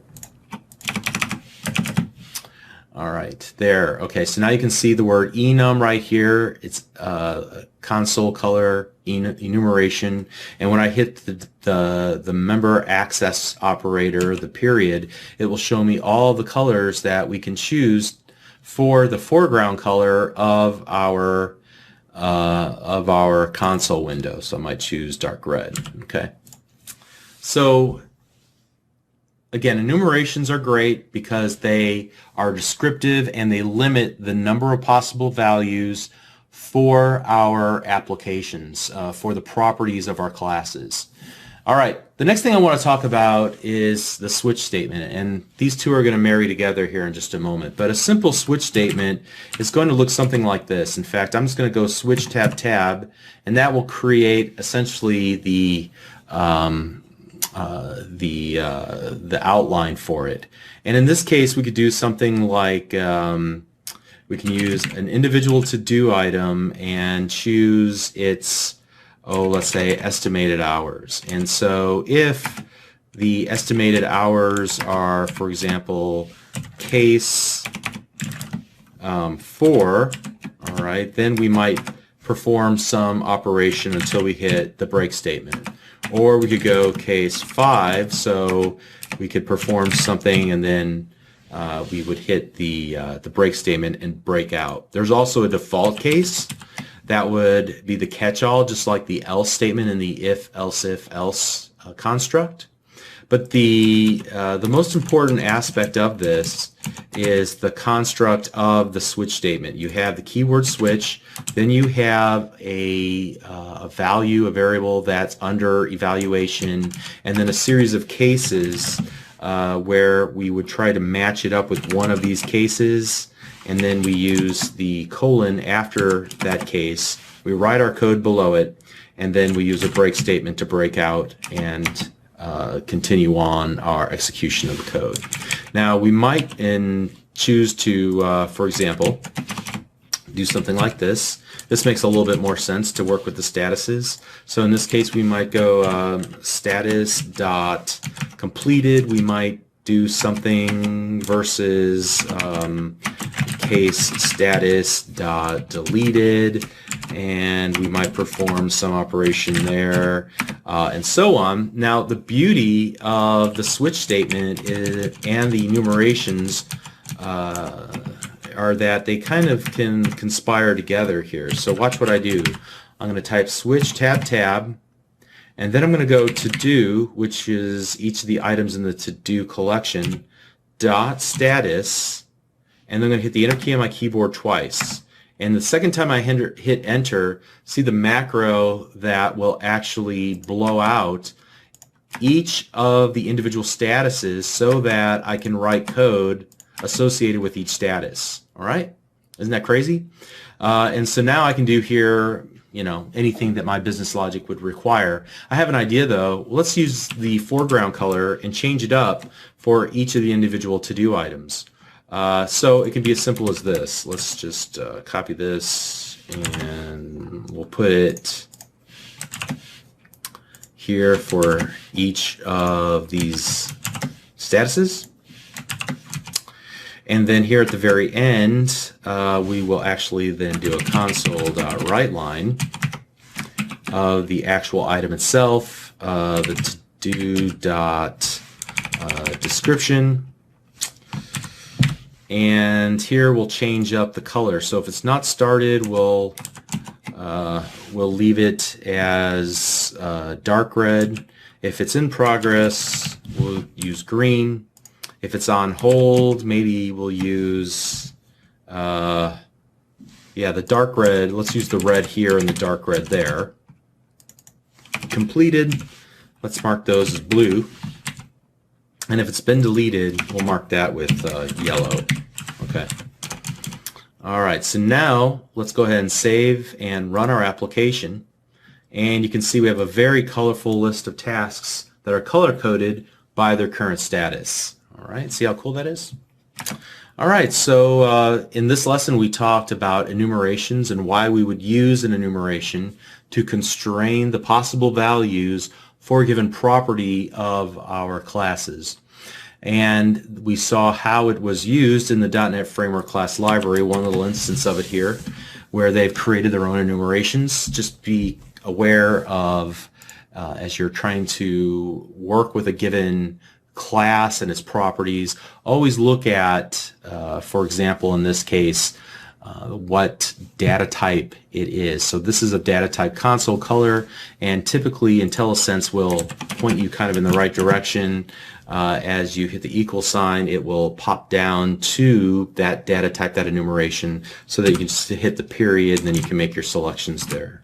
So that's a really good hint. And then we looked at the switch statement, the structure of the switch statement, where we're evaluating something in between the opening and closing parentheses.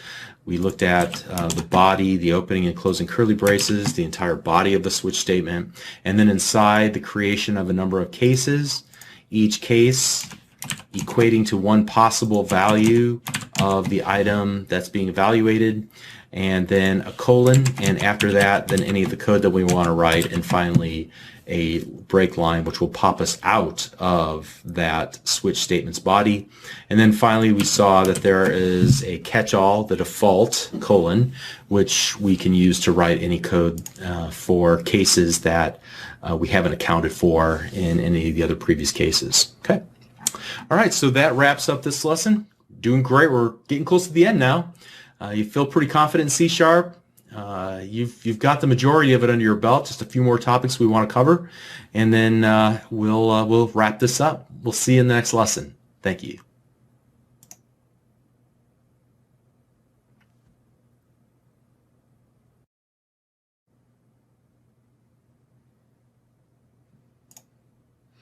Hi, I'm Bob Tabor with Developer University. For more of my training videos for beginners, please visit me at devview.com.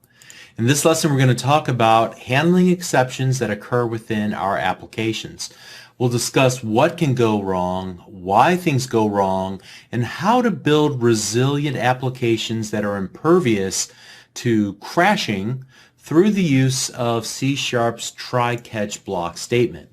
So when the compiler catches a data type mismatch or an unresolved reference to a class or some malformed C# instructions, it'll refuse to compile your C# code into a .NET assembly until you fix the problem. These type of errors are called compilation errors, and that's not what we're talking about in this lesson. However, there are other types of errors that happen during runtime, or in other words, they happen when the compiled .NET assembly is actually in the act of executing. And honestly, there are countless number of reasons why you could encounter an exception while the application is running, depending on the kinds of things you're trying to do in your application. And many times, these things are outside of the direct control of the software developer. So for example, if your application can't read or write to disk because a folder or a file is missing on disk where it expected to see it, it could trigger a runtime exception. Or maybe the file's corrupt, or maybe the network access to that resource is unavailable, or attempted perhaps to access a database and it couldn't find something in the database that it needed, a table, a column, whatever the case might be, because the structure has changed of the database out from under the application. All of these things and many, many, many more could cause the absolute failure of your application. And the user will see a nasty error message at runtime, and they'll in frustration say, the developer. So in some cases, the developer may have not even foreseen that could have potentially been an issue. And so if they didn't see that it could be an issue, they couldn't have accounted for it. Maybe the developer, for example, allows the users to type in a country, but the user misspells the country name. Now, maybe they did that intentionally or unintentionally. Perhaps they maliciously use numerical characters instead of alpha characters. But as a software developer, your job is to make sure that you account for all of these possibilities. A friend of mine was fond of saying that 80% of all code exists to solve 20% of all the potential problems that could happen in your application. So generally, software developers should be pessimistic regarding the reliability of everything outside of their control, whether that be input from an end user, any connection to a network, to the file system, anything that the developer cannot directly control should be held in great suspicion. So again, if you rely on a file or a network resource, you should treat it with great suspicion. If you rely on the user to type data into your application, definitely treat that with great suspicion. It's absolutely evil, okay? So this is the software developer's equivalent to driving defensively. Always code defensively, which means you are always looking for problems all around you all the time. Now, the way that the C# developer codes defensively, or one of the ways in which they do it, is through the use of a try-catch block. And I'll demonstrate that in this lesson. Up to this point, we've been reading, or actually writing, files to disk. This time I want to read a file to disk. We use the same file class like we've used previously. And notice that I already have a using statement for system.io, so it finds it. And this time I want to use the read all text instead of the write all text. And here, let's just go ahead and set this example up. Notice that I've already got a project created called Handling Exceptions. Please pause the video and catch up with me if you like. But here we go, string content equals file.readAllText. And then let's just, for the sake of argument, hard code a location. I'll put this at lesson22./example.txt, and then we'll do console.writeLine the content, and then finally console.readLine, like so. Great. All right, so far so good. And now here I just want to demonstrate that this actually will work. So you can see that I created off my root a lesson 22 folder with example.txt in it. Let's go ahead and run the application and show that there is actually text in that file. It's just a quote from Mark Twain. And now that we've got it working correctly, let's break the application by giving it a fake name, just by removing the E on the end of example.txt. And now you can see that we get an exception. This is a file not found exception, was unhandled. And so I'll tell you what, let's do this. Let's stop the application. That's what the developer will see while they're debugging their application if they were to run across this issue while they're building the application. But what if we were to build a release version of the application by changing the solution configuration and then selecting build solution? Now we're going to go out to our projects directory, and I'm going to act like an end user and actually attempt to use this application outside of Visual Studio, so outside of the debugging environment, just to see what the end user would see if they ran into this exception at runtime. The name of this is Handling Exceptions. All right, there you go. And let's go into the bin directory, into the release folder, and I'm going to double click the handling exception, and whoops. Notice that I get this ugly little message here, and it's trying to help me figure out what happened, and I get all this text here with all this ugly information, just spewing out all this information that an end user probably would have absolutely no idea what the issue was. Although we can read here near the very top that the problem is that it couldn't find the file lesson22/example with no e.txt. Now, a very observant user might be able to look at this and figure it out if they stared at it for a while, but most users are going to be scared off by this, and I don't blame them. So we ideally would like to make sure that the end user never sees anything like that whenever they run our application.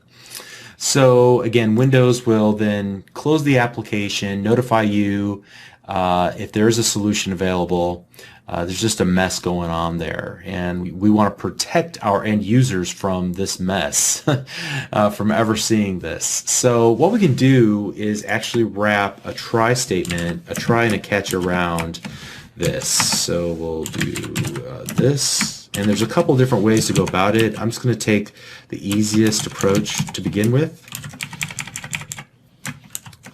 And what I might do is just go ahead and let's switch back to the debug configuration and run the application.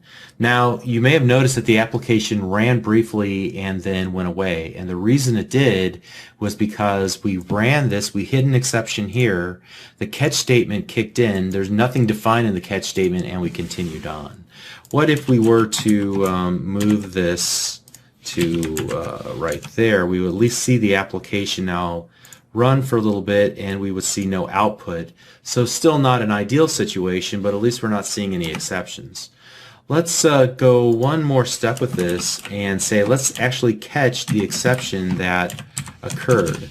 So here we're going to catch an exception call that we're going to call EX. Now, exception is the most general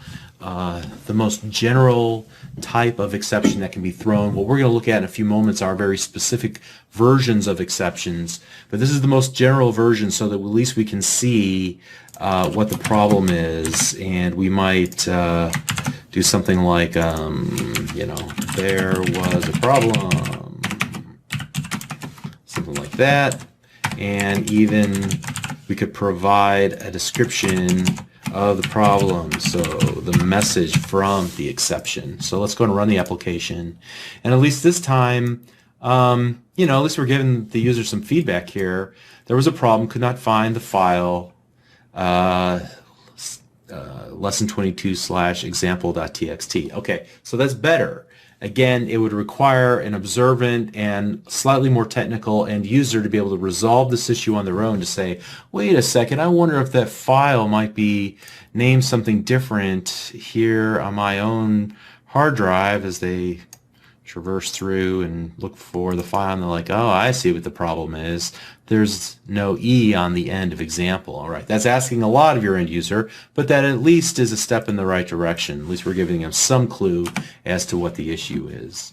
Now, really what I would like to do is account for all the possibilities and be a little bit more specific. So if I were to hover my mouse cursor over this read all text where the issue seems to be mostly, you'll see that we've only been looking at the return value and the input parameters for a call to a method. But notice below that there's a list of possible exceptions that could occur. Also, if we were to go to system.io.file.readAllText, so let me just copy this, pop open, and let's go to Bing. We're basically going to be searching through Bing here for system.io.file.readAllText. That should help us find an article in MSDN that has a full description of this method. You'll see that there's two overloaded versions. We're using this first overloaded version of it.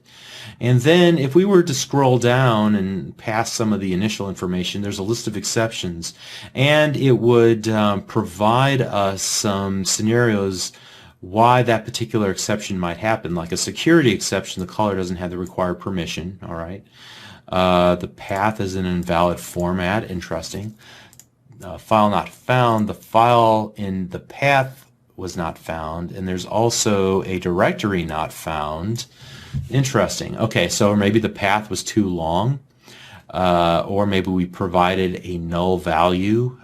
So there's a lot of things that could potentially go wrong whenever calling this method, and as developers, we really need to the extent that we can, account for all those potential situations, at least the ones that make sense.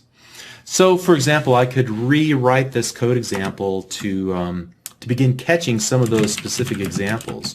So, for example, let's take a look here. Let's first of all make sure that the directory exists, and then if it does exist, then we'll check to make sure the file exists. And so then if the file and the directory exist but we're still getting an exception, then maybe we let it drop off to this most generalized exception here. So I'm going to start from the most specific case and then work my way to the most general case. In this case, I think the file not found exception is probably the most specific of the ones that we're going to work with, and then we'll catch the directory not found exception,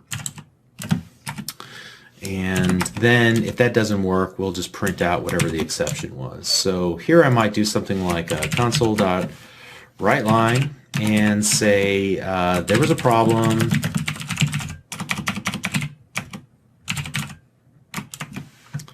And then give it a specific, make sure the name is name of the file is named correctly. Should be example.txt. All right.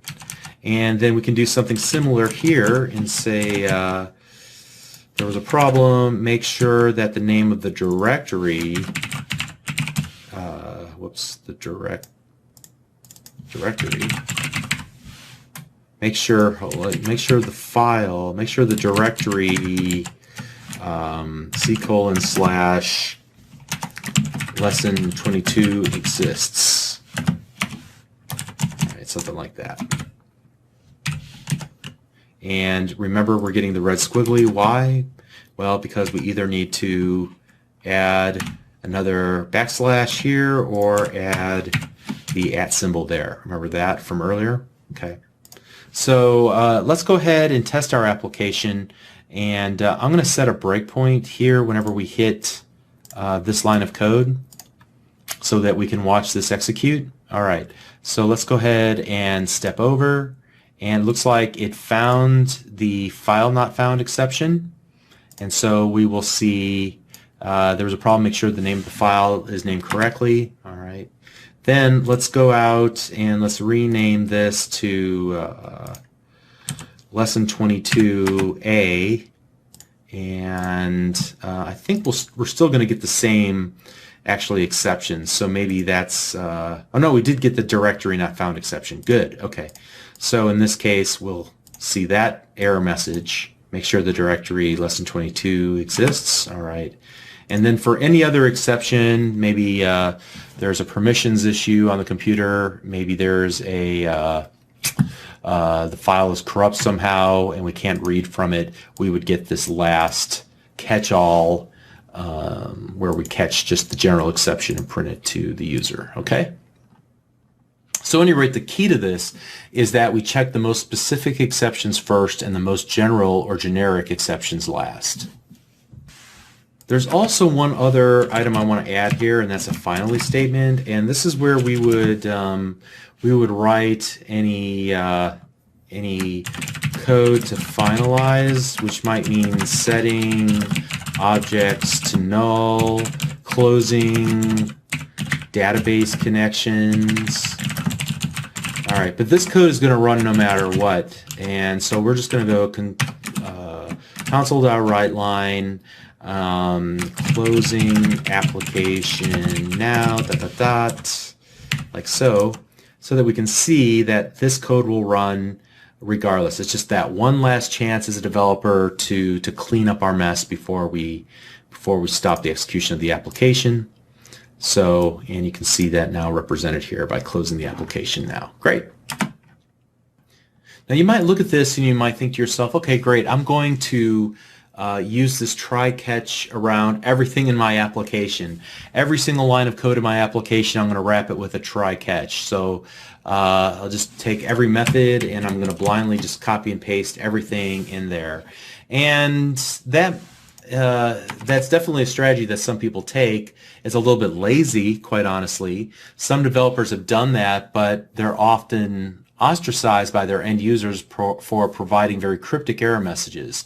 So if we were to leave all of these off and just wrap everything and just only show the exception EX, we would just be saying, hey, there was a problem here, figure it out for yourself. That's not really advocating on the part of the user, right? We're not protecting the user. Furthermore, we might be tempted to provide some type of debugging information for ourselves as developers. Sometimes you'll see some error codes pop up that no human could be expected to understand except the guy who originally wrote the application. The reason developers do this is because sometimes they take that exact approach where they just say, hey, we're going to forget about the user. I'm just going to wrap everything in a try-catch, and it'll pop the error message to me. It'll float back to me. I'll fix the problem, and everything will be okay. But again, this catch-all is convenient to the developer, but it's really frustrating to the end user, so you shouldn't do that. You should strive to put the same amount of attention into protecting your user from having these sorts of issues and protect them from having to guess at what to do next by simply helping them fix the problem. Tell them specifically if you possibly can. If you, the developer, can fix the problem, or at least you can point the user in the right direction, then that's awesome. You should do that. But if you can't, well then at least try to identify the exact nature of the problem and then ask the user for the type of input that you would need as the developer to fix the issue. You don't want to leave your users feeling stupid that they did something wrong. You want them to feel empowered, and you want them to feel like your application is well built and it considered them whenever you were building it. So that's what makes your application polished. It's what users expect, a reliable experience with no surprises. All right. So to recap this lesson, we talked about a number of different things related to exceptions that can happen. Essentially, anytime that you, the developer, are not completely in control and you're accessing things outside of your boundary of control, outside of your domain, you need to wrap those in a try-catch and be thoughtful about the types of exceptions that you'll be handling. Listening for specific exceptions that a particular method could raise, and it's easy to find out. All you got to do is hover your mouse cursor over it, or you go to MSDN and you find that method, and you look for, like we did, all the potential exceptions that could happen, and then be reasonable about it, but then write the code necessary to handle those exceptions and protect your end user. We looked at the try, the catch. We looked at catching the exception and then using certain properties of the exception, like the message property, to print out to the user what the issue was. We could also use this to log the error, even send it to a centralized logging service like Application Insights that's available from Microsoft Azure to report back to the developers what the issues were. And then you can use the finally code block to clean up any connections you have to file systems, databases. You can set objects equal to null and go ahead and remove all of your references and be very explicit about that before you shut down the application. Okay, so hopefully that was helpful. This is a great lesson in building resilient applications, giving the users the kind of experience that they would expect whenever things go wrong in your apps. All right, so we'll have one or two more lessons and then we're done. We'll see you in the next lesson. Thank you.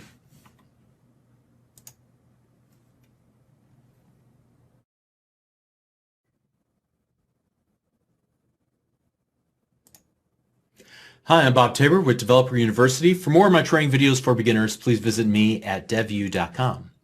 In this final tutorial video in this course, we're going to discuss event-driven programming. Event-driven programming is really at the heart of Microsoft's presentation APIs, whether it be for web or Windows. And really, for that matter, it's at the heart of just about every other API in the .NET Framework class library. It is so essential that we have to spend a little bit of time here near the end talking about it, because it's that next step that'll help you graduate onto building real applications with real user interfaces beyond this course. So events allow you, the developer, to respond by handling those key moments in the life cycle of the application's execution, allowing you to write code to respond to an event being raised. All right. So up to this point in our simple console window applications that we've been building, there's really only been one event that ever gets fired off, and that is the application startup. So on application startup, the static void main is executed, so it's handling that event, I guess you could say. And this is where we write the majority of our code, and that's why it actually executes whenever we run the application. Now, in a modern user interface, whether it be for Windows or for web, users can interact with the various elements that they see on their screen. So they can hover their mouse cursor over given things like buttons or graphics or text boxes, and they can see maybe a change in the visual presentation. Maybe they see a pop-up that explains the usage of that given item. Perhaps they can click on an item to enact some business functionality inside the application. They can press keys on the keyboard to make things happen. They can type inside of text fields, or they can drag and drop items around the user interface. And each of those will raise a number of events. So as a software developer, you can decide to write code that responds to those interactions between the end user and those various user interface elements on screen. And you can also choose to ignore those that really don't make sense, that you really don't care about, you don't implement for your application. So a given component, let's say a button, for example, in its development by Microsoft, they included or defined an event. Let's say it's the click event for that button. Now, the developer, you and I, we say, hey, I want to write code that performs this business logic that I'm writing here in C# whenever that event, the button's click event, is raised, then I want this code that I write to be executed. So the developer creates a method and attaches that method to the event, and I'll show you how we do that in just a little bit here.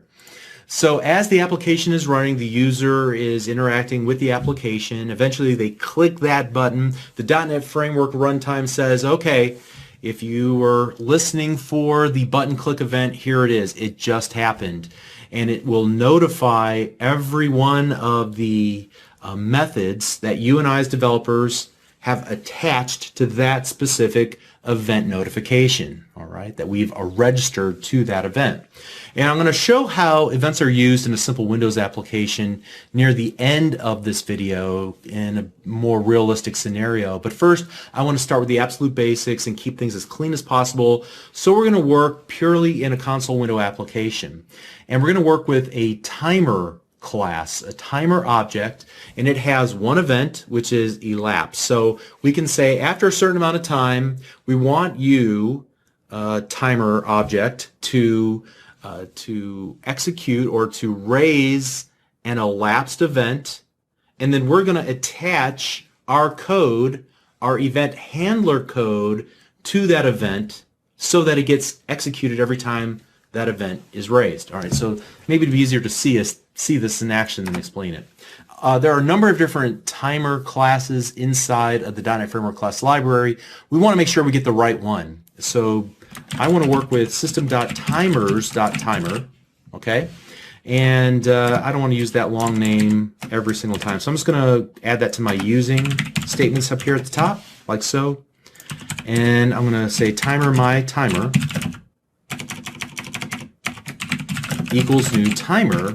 And one of the overloaded versions of the constructor for this timer class allows us to pass in the interval in milliseconds. So every, let's say, 2,000 milliseconds, we want the elapsed event to fire, to be raised. All right, so 2,000 milliseconds would be simply 2 seconds, all right, which is an eternity as far as a computer is concerned. Okay. Next up, what we're going to want to do is say, all right, my timer, we know that it will raise an event called elapsed. And so we want to create an event handler, a method that will be executed whenever the elapsed event is raised by the .NET Framework runtime. So here you can see that we get this little message on screen that says press tab to insert, and I press tab, and it automatically creates the method stub called myTimerElapsed. So, and it creates it in a very specific way with a very specific method signature.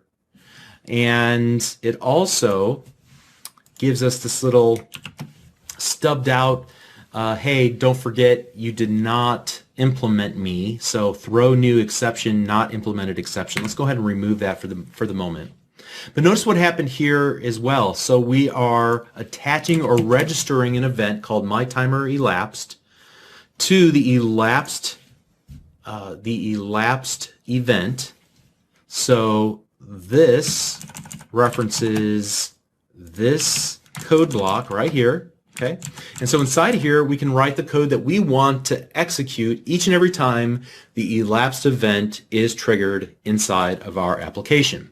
So this is where I might write something like console dot writeLine, and the elapsed event will send along some event arguments, and one of the interesting event arguments is actually the signal time, and that will give me the exact down to the millisecond when that particular event was erased. Okay, so here we go, and I'll just go, actually let's do it this way so that we can format it nicely. We'll call this elapsed,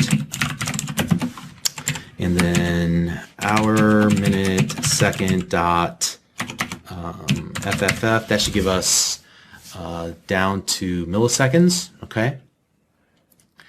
And now what we'll do is actually tell the timer to start ticking by calling the start method. And then we're going to go console.readLine, and we're going to say continue running until somebody hits the enter key on the keyboard. Okay. Hopefully that makes sense. And let's run the application. And now we see every 2 seconds we get this message. So you can see at 32, 34 seconds, 36 seconds, 38 seconds, plus some 1,000 milliseconds there, we get that myTimerElapsed method executing. All right. Now let's do this. Let's say that we want more than one event handler to execute whenever the event is raised. So I can do this all day long. I can say, hey, well, let's go ahead and add another method. This time it'll be called myTimer_elapsed1. Notice the 1. Here I'm going to get rid of this little box again. And inside of this new method, I can do essentially the same thing, and I'll just use that elapsed1 versus elapsed. In fact, just to make this obvious, I'm going to use that little trick we learned just a lesson or two ago, where we set the foreground color equal to the console color dot red. So that will be for the second one, and then we'll do console dot foreground color equals console color dot white. All right, so we can see clearly the two different event handlers that are both executing whenever the elapsed event is raised by our timer. So let's run the application. All right, and now we see the pair running every 2 seconds. All right, and we could continue adding additional event handlers to the event. All right, so that's what this little operator is doing. It's saying how many current items are subscribing or have been attached to this event. I want you to attach this other one too. Okay. Now we can do the opposite as well. In fact, let's go console.writeLine, and we'll say press enter to remove the red event. All right, probably a better way to say that, but hopefully you get the idea. And so then after this read line, we'll add another read line for the very end of the application. And in between, what we'll do is actually unregister, detach this second event handler for this event. So we'll just do the reverse. myTimer.elapsed minus equals myTimerElapsed1. So now we have removed it and it should no longer execute whenever the elapsed event is raised. So let's run the application. All right, so you can see, here we go. And now I'm going to hit the enter key on the keyboard, and we should only see the white, the first version of our event handler firing every 2 seconds, okay? Hopefully that all makes sense. All right, so this is the most simple scenario that I could think up without having to actually create a real application. And by real application, I mean one with a graphical user interface. But now that we've broached that topic, let's go ahead and build an example WPF application. WPF stands for Windows Presentation Foundation. It's one of the APIs inside of the .NET Framework class library that you use to build Windows applications. In other words, applications that are executed on the Windows desktop, not web pages that are executed on a server and their markup is delivered into a browser, but a true application that's running on the end user's desktop. So I'm going to go File, New Project, and here I want to make sure to choose WPF application. It should be one of the templates that are installed in the New Project dialog. And what I'm going to call this is WPF Events, like so. All right, and then click OK. And this is not going to be a tutorial on how to create Windows presentation, application, interfaces, or how to work with it, but I just want to show you the basics are generally the same. So here we have a basic application. We can actually run the application. It'll do nothing at all. We just get a white form on screen. But I want to go to my toolbox over here on the left-hand side. I'll even pin it down briefly. And then inside of here, what I'm going to go is to this rolled up area called Common WPF Controls. Now, what you see on screen might be a little bit different than what I see on my screen. Okay, just make sure you're working inside of this main window.xaml and that you see some visual representation of your form here in the main area. All right, you could ignore everything below. That's the actual markup that will generate what you see visually here. We're only going to work with the visual editor, but know that there's some markup that's going on to produce this, okay? But again, that's a topic for another day. I'm going to drag and drop a button onto the design surface like so. I'm going to go over here to the Properties window on the right-hand side. And this will allow me to set various attributes of that object, that visual object. So for example, I can change the content to click me, all right, like so. I'm also going to add a label control. I'm going to drag and drop it anywhere on this design surface. I'm going to remove the content completely, but I'm going to change the name to my label, like so. Okay? Now what I want to do is print out the phrase hello world whenever somebody clicks the click me button. I'm going to choose the click me button again by selecting it here in the visual editor, and then I'm going to look for this little lightning bolt over here in the properties window and click the lightning bolt, and this will show me a list of all of the events that this single control, this button can raise. Now, a lot of these are going to be for very specific situations, and we can ignore the vast majority of these, but the most important one here at the top is the click event. Now, I can write C# code that will execute as a result of this click event being raised by the .NET Framework because somebody, the user, clicked on that click me button. So I'm just going to double click here in this white area, and when I double clicked in the white area, it created this button click method stub. All right, so this is going to be my event handler code. Let me use the auto hide pin to get rid of that so I can see this. And here what I'm going to do is type in my label dot content equals hello world, like so. And then I'm going to save my work, and then I'm going to start the application by running it. I'm going to click the click me button, and it displays the word hello world inside of the little label. All right. Now, what you didn't realize is that maybe that whenever we double clicked inside of Visual Studio in this little white area right here, it created a event handler for us, and it wired up or attached or registered that event to this button. You might wonder, well, where is the code that looks something like button dot click plus equals, where's that code at?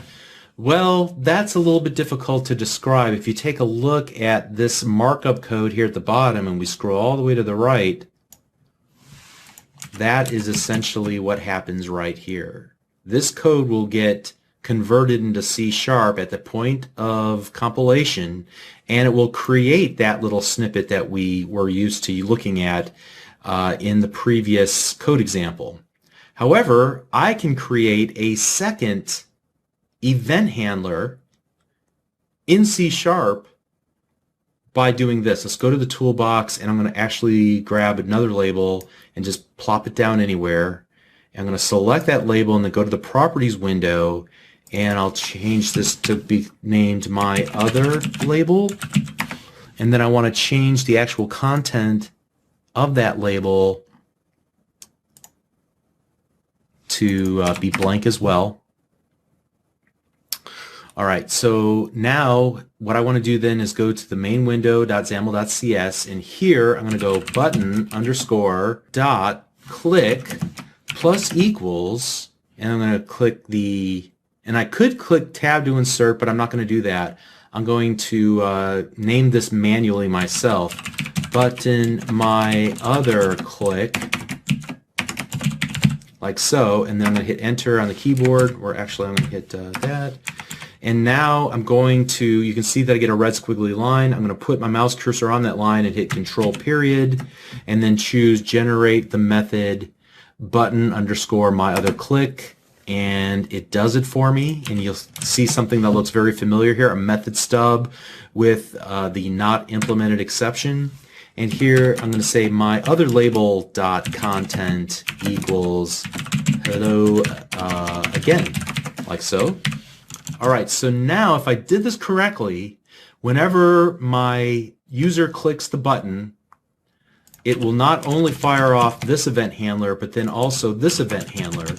And this event handler we wired up manually using the technique that we learned in the previous code example. So let's just run it and make sure this actually works, and it does. All right, so the same principles are at play here. The difference is the vast number of events that are accessible to every single visual control in your toolbox whenever you're working with the Windows Presentation Foundation API. All right.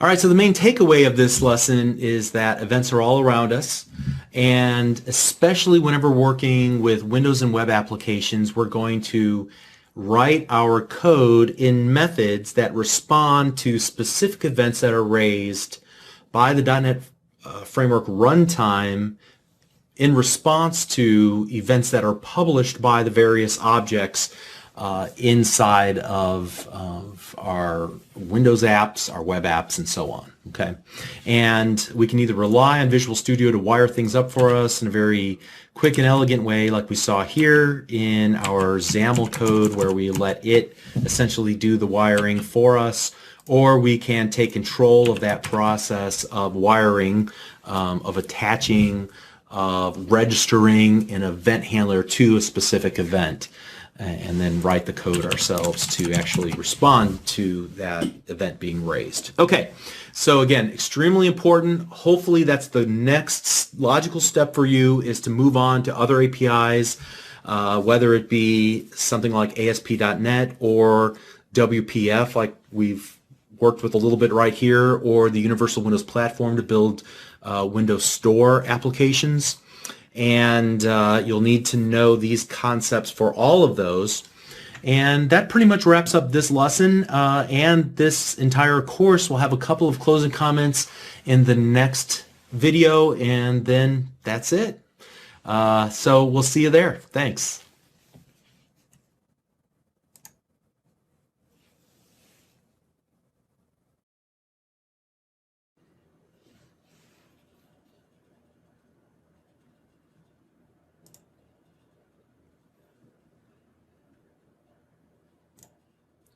So congratulations, you did it. You made it all the way to the end. That's a huge accomplishment. Don't sell yourself short. When I look at the given views for a course, I'll typically see the first 2 or 3 videos in the course have an astronomical number of views, and then it begins to tail off over time until you get to the very end, and well, you see a rather small percentage of those who started actually finishing the course. And that used to concern me, thinking, well, maybe I could be a little bit more engaging and keep people's interest longer. But the good folks at Microsoft Virtual Academy assured me that that happens across the board with every course. So I think what's really going on is that everybody has the best of intention to follow through, to watch an entire course, but then life happens, distractions pop up, maybe changes in priority, present themselves, they interrupt or completely halt progress. But the good news is that is not you. You were able to make it all the way through to the end, and now you're well on your way to mastering C#, or at least learning more about C#, and then from here learning more about .NET, picking a user interface technology, whether for web, Windows, or mobile. Maybe learning more about databases, maybe using C# to access APIs around the internet. And we'll talk about some of those things that you could learn as you move on from here a little bit later in this video. But soon you're going to be building your own applications, whether for yourself, for your employer, maybe your future employer. But whatever the case might be, congratulations. I really encourage you to continue your momentum. Don't stop here. Keep pushing forward. Keep taking baby steps on a daily basis. As you know, daily progress, no matter how seemingly insignificant, is how you make real improvements in your life. It's how you add skills to your skill set. And you've taken this great first step in the right direction, and I'm proud of you. Can't say that enough. Great job. And I'll continue to encourage you throughout this lesson. But I want to wrap up the series in this lesson and provide a few suggestions about where to look for answers whenever they pop up from here on out, as inevitably you can continue by building applications and learning more about the various APIs that are available to C# developers. We're also going to talk about the right way and the wrong way to ask for help out on the internet. And then I'll make a few suggestions on topics that you might want to investigate from here on out as you continue your self-directed training. But before I get started in earnest, let me say that some of the ideas that we talked about here, especially some of the more advanced concepts that I hinted at, or that I said, okay, you can let this go in one ear and out the other, just wanted to show it to you real briefly. Some of these things could require weeks or months or even years of thought work before your mind is really able to accept them and digest them. I mean, I know I've personally spent hours just staring at a wall thinking about some programming concept, trying to wrap my head around it. The mind needs quiet time to reflect. You need to put yourself into a position to succeed by giving your mind the time to discover, the time to ask the crucial questions, the time to allow those neurons to make those vital connections. Honestly, there are things that I learned about 10 years ago that I'm still trying to really wrap my head around, figure out what this means overall, in what contexts it applies, things like that. And many times I might need to read different books and articles, watch videos, and to hear what different authors have to say about a given topic before it finally resonates with me and I really understand what the topic is, how it pertains to me, what do I need to do with it, things like that. Each author who talks or writes about a given topic can say things in just a little bit differently, and sometimes that can finally unlock something for me. So don't forget to keep pushing forward and keep learning, because there's always answers out there. But ultimately, I hope you realize that you really don't need to know everything right away to get started and to be productive right now. You don't have to be an expert first before you can begin to write software. In fact, some concepts really only make sense after you have more experience. Once you've made some mistakes, or you can see where a given idea, and oh, I see where that applies, I could use that here in this scenario. That finally makes sense to me why I would want to do that. So object-oriented programming is a good example, and there are some others too. So I titled this lesson, Where Do You Go From Here? And my intent was to answer that in two different ways. So first of all, where do you go from here whenever you have a problem and you're having a hard time resolving the problem and getting back on your feet again? Well, there's a good chance at some point as you're learning, as you're building applications, you're going to run into error messages or something that just doesn't make any sense. It happens to everybody. But I would encourage you to not fret. I think, in fact, what makes programming such a vital skill is learning how to solve problems that combine your existing knowledge with your ability to reason through what could be the problem, and then your ability to research and perform research on a given problem until you come up with a solution to it. And the good news is that there's this large community of other developers inside and outside of Microsoft that can help nudge you and get you past these sorts of problems. These people write blog posts, they answer questions in the various forums, they write books, they record screencast video tutorials like this one. And you can tap into that community of knowledge at any time. But let me give you a few tips on how to utilize that community in the most effective way. So let's suppose that you do hit a wall. You're experiencing some issue with your application. It's not behaving the way that you expected. Maybe you're getting some strange error message popping up every time that you try to debug your application. So where do you start to debug this, to pick apart the problem and get to the root issue? Well, first of all, I research using key phrases directly from the error message itself, and I can't emphasize how vitally important that is. So if there's an error number or a specific phrase that I can latch onto, and I can surround those in double quotes as I type in my query to bing.com, that always helps me get closer to a resolution.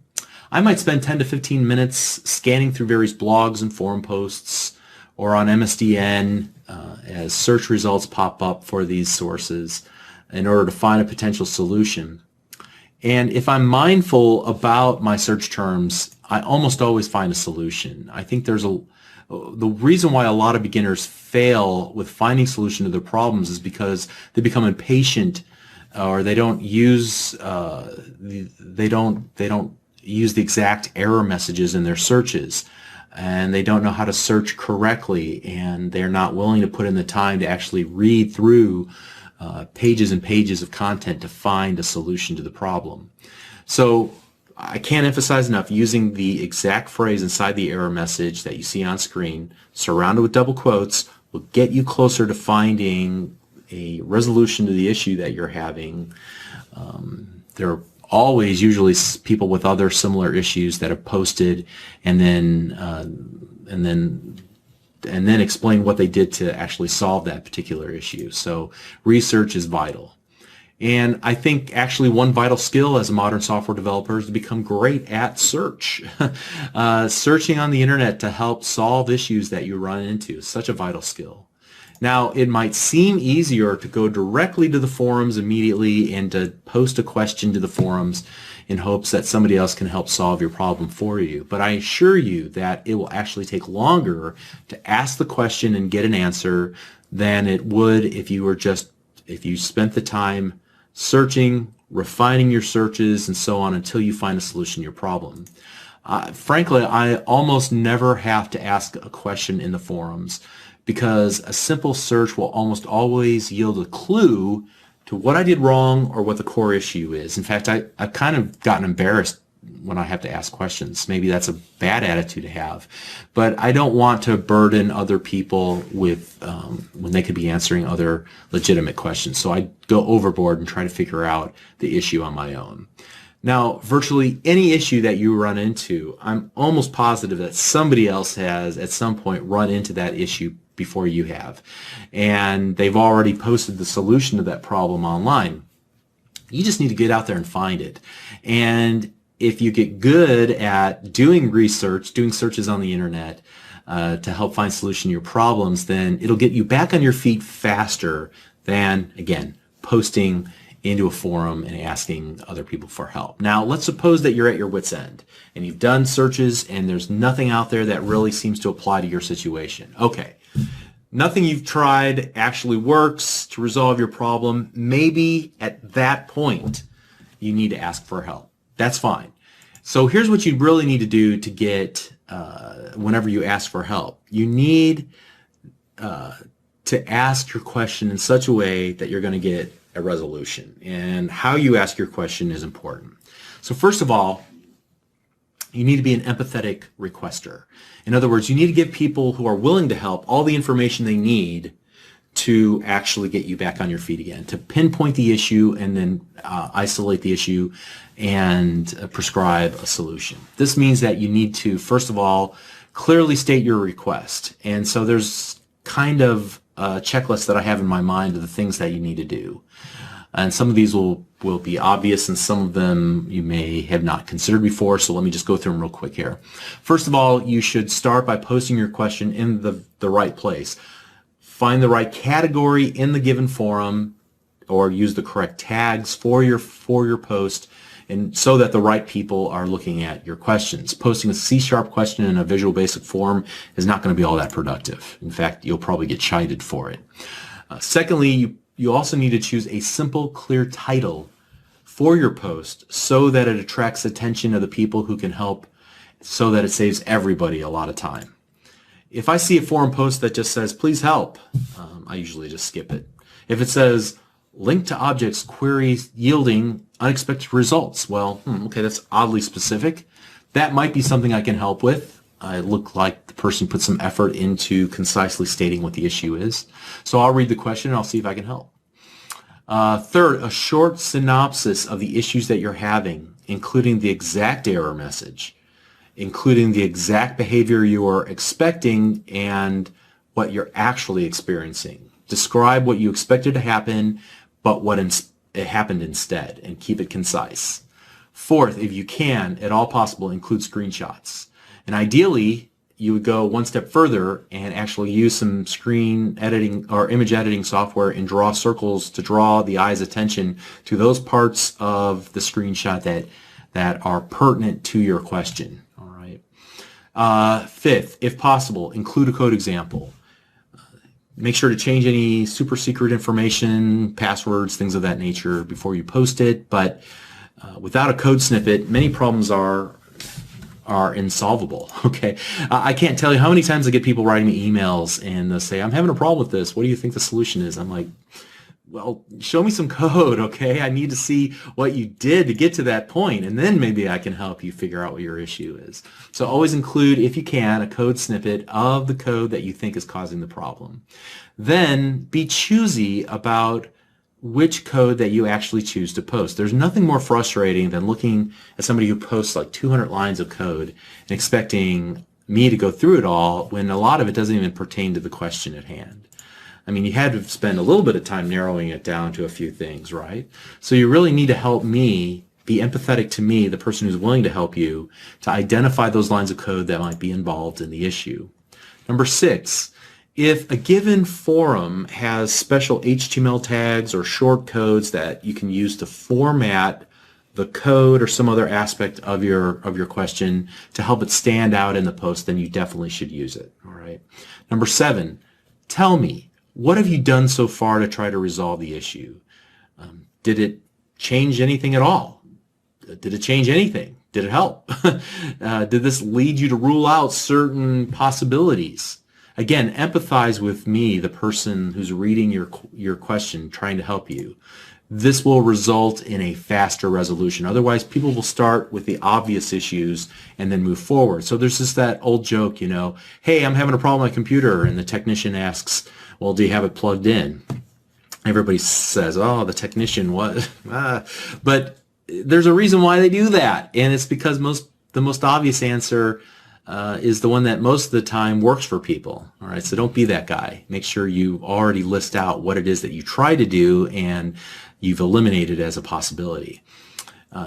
And so number 8, tell me which operating system you're using, which version of Visual Studio and the .NET Framework, which programming language you're using, which updates or service packs have been applied, anything that you feel is pertinent to help you diagnose the issue. That matters more than you might realize. Number 9, suppose that there's a resolution to the issue. You actually figured it out. Awesome. Very cool.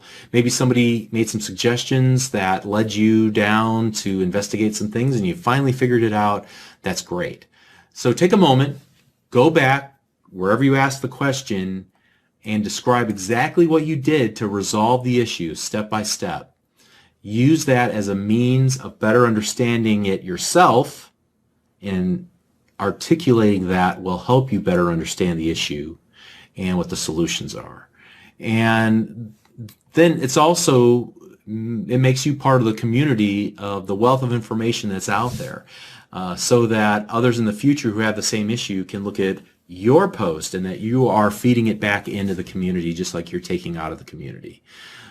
So chances are that honestly, that person that you help in the future is actually you. I can't tell you how many times that I've found a resolution to something, and then months later, I hit up against the same thing, thinking to myself, I know I've solved this once, and I'll go searching for a solution, and I'll find the exact solution, and I'll rate it. Oh, that was me. That was me who answered the question. So it would be nice just to search for your own solution online if you knew where it was, or at least find be courtesy to everyone else and to your future self to actually post answers to the questions that you have. All right, and then finally, absolutely, 100%, be polite. People don't owe you an answer. They don't owe you anything. If they're going to help you, they're going to do it out of the kindness of their hearts. They're going to be doing it in their spare time as a means of maybe, furthering their own understanding, helping themselves grow, but then also to help you grow as a software developer. So say please and thank you and be nice, and then help other developers as you have the opportunity. I do sell training content, but I give a lot of it away for free. I do ask questions in the forums, but I answer a bunch too. So make sure that you become part of that community and that you are feeding back into the community your own help and your support, just like you've been supported by others. All right. So you might be wondering, where do you go to find this level of support where you can ask questions? And that really depends. Typically, I'd recommend that you go to msdn.microsoft.com. Here, let's go out there real quick. So msdn.microsoft.com/forums, and it might redirect you based on where you are in the world. But typically, you can choose from a number of different forums, so you definitely want to find the specific technology or language or whatever the case might be, or do a quick search for those keywords, again, right here inside of the MSDN forums. It is monitored by Microsoft employees as well as people called Microsoft Most Valuable Professionals, or MVPs. So MVPs are usually knowledgeable people who've demonstrated their willingness to help, and they've been identified by Microsoft as people who are willing to help, and so they qualify for that based on some criteria, not the least of which is participation in these forums. Then there's also another more comprehensive place you can take a look.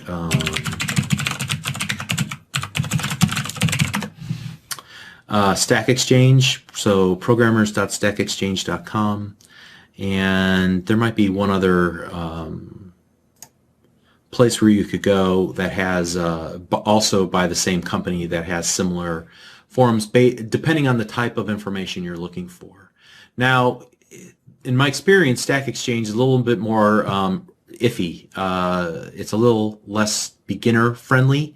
Maybe that's changed by the time that you visit, and I only say that it's a little less friendly because not only will you be critiqued for how you ask your question, but very often if people do a search to help you and then they find that there's already an existing question that's similar enough to you, they'll shut your question down. So, just follow their rules. Do an extensive search before you ask a duplicate question. Don't take offense to criticism about your question. And again, I'd recommend that you search long and hard before actually posting the question, because again, I'm convinced that virtually everything that you could run into has been asked by somebody already. You just need to spend the time to find that answer that you're looking for. All right, so I said that I would answer the question of where to go from here in two different ways. And I've answered the question where to go whenever you have problems, but now I want to answer the question, where do I go to learn more about application development? Where do I go to learn more about software development?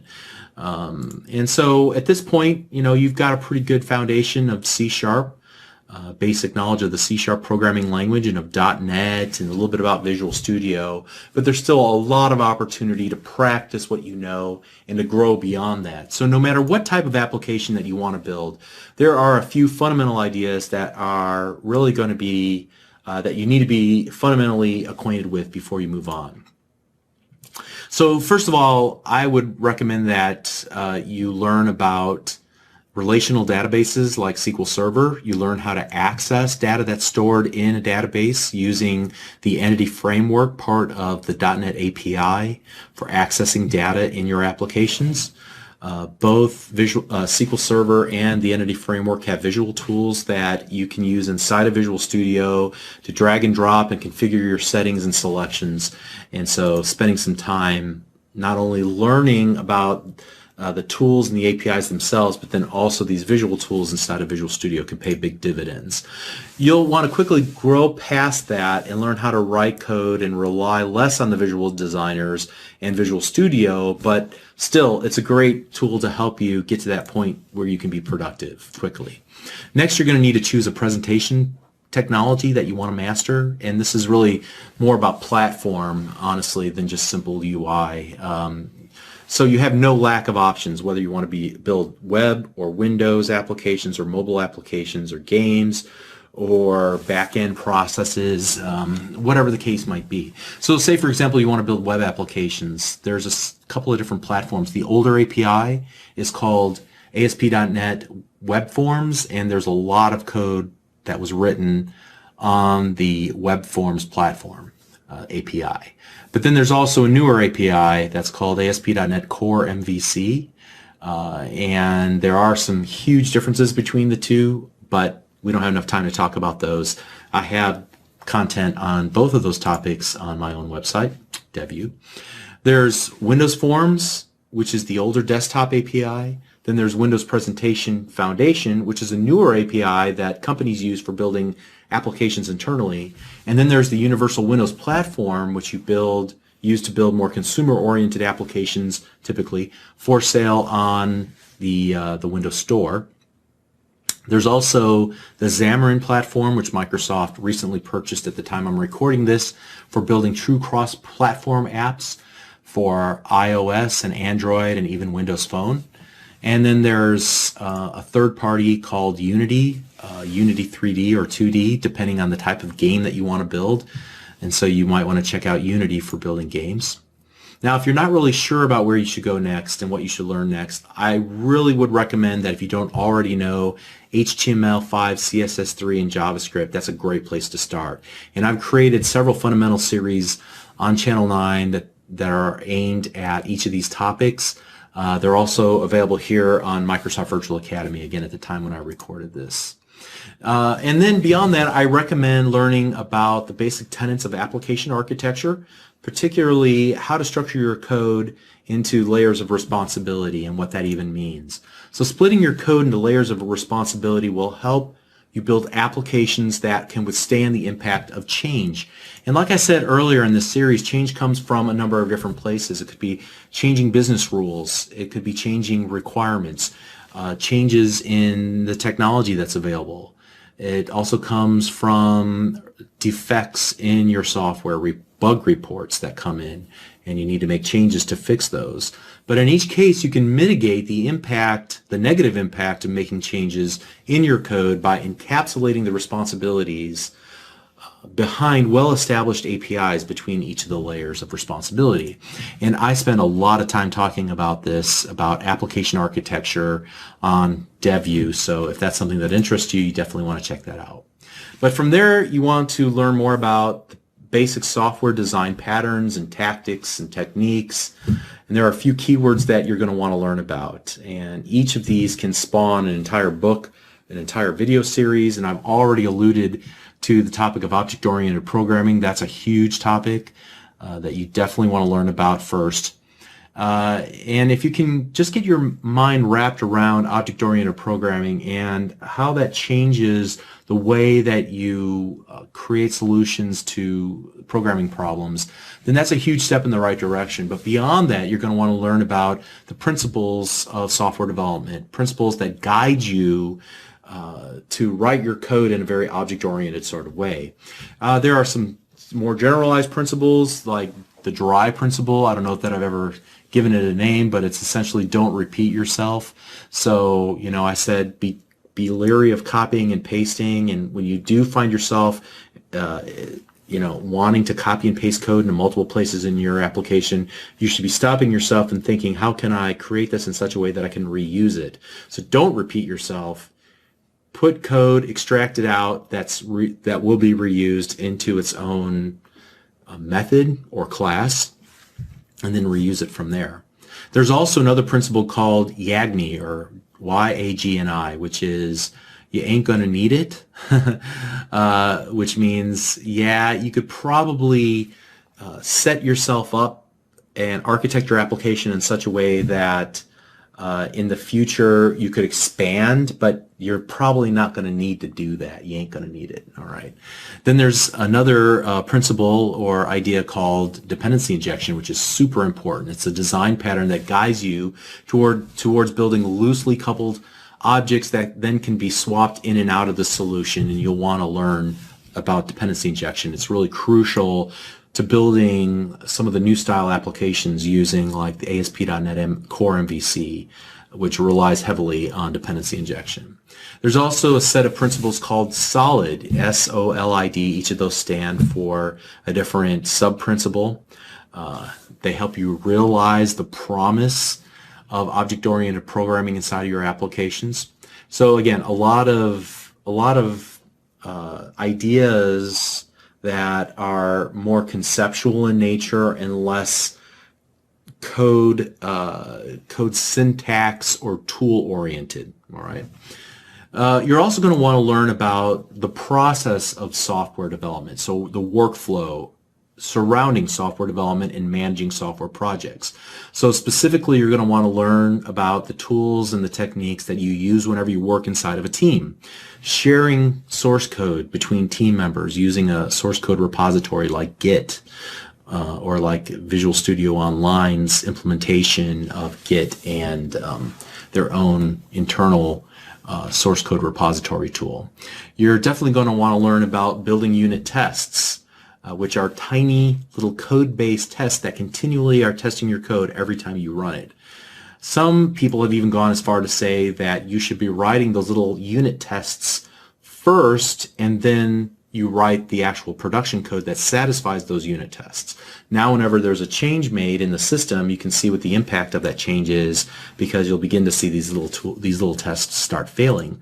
That is a process called test-driven development, and some people swear by it, other people swear at it. So you're also going to want to learn about agile project management, agile software development techniques, defining requirements in user stories, playing a game called Planning Poker to determine what features can we include in a given iteration of our software building process, using agile boards to manage assigned tasks between the various software developers on the team. You're going to want to learn about the nature of iterative development. I already used that term, iteration. So you want to learn about what are iterations and what are the goals of iterations and why they're useful. You'll want to learn about developing a spike of functionality all the way through all the layers of responsibility in your system. So I've given you probably, several dozen different key terms that you could use as a launching point to search on. And honestly, if you just were to if you were to look at all those terms that I just used, it'll take you several years to learn about all those things, even at a very general, in a general way. But fortunately, again, you don't have to know it all to get started and be productive today. So yeah, there's so much to learn in so little time, but it's what makes software development fun and makes it exciting, because there's always something new to learn and some new technique to try. I've had friends at Microsoft actually confide in me that it's a challenge for them to keep up with it all.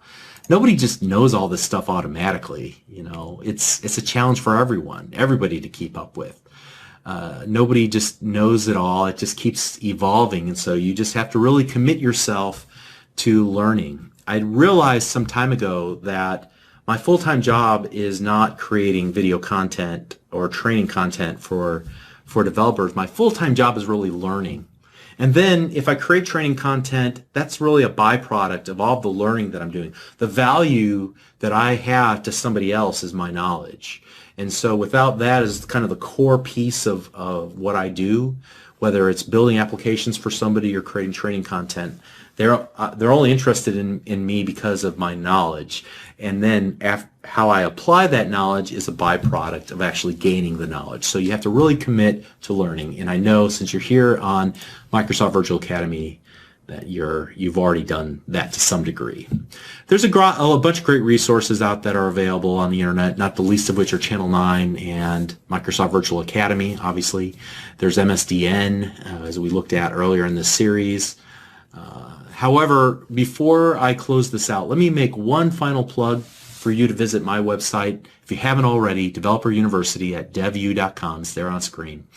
I've designed the courses there specifically for someone who's a beginner, to help them get up and running as quickly as possible, pointing out what I feel like they really need to know in order to master key ideas that will lead them to get jobs in the software development industry, providing homework exercises and quizzes, but more importantly, coding challenges that force people to write and to develop the muscles of your mind that allow you to pick apart a problem and create a solution for it. All right.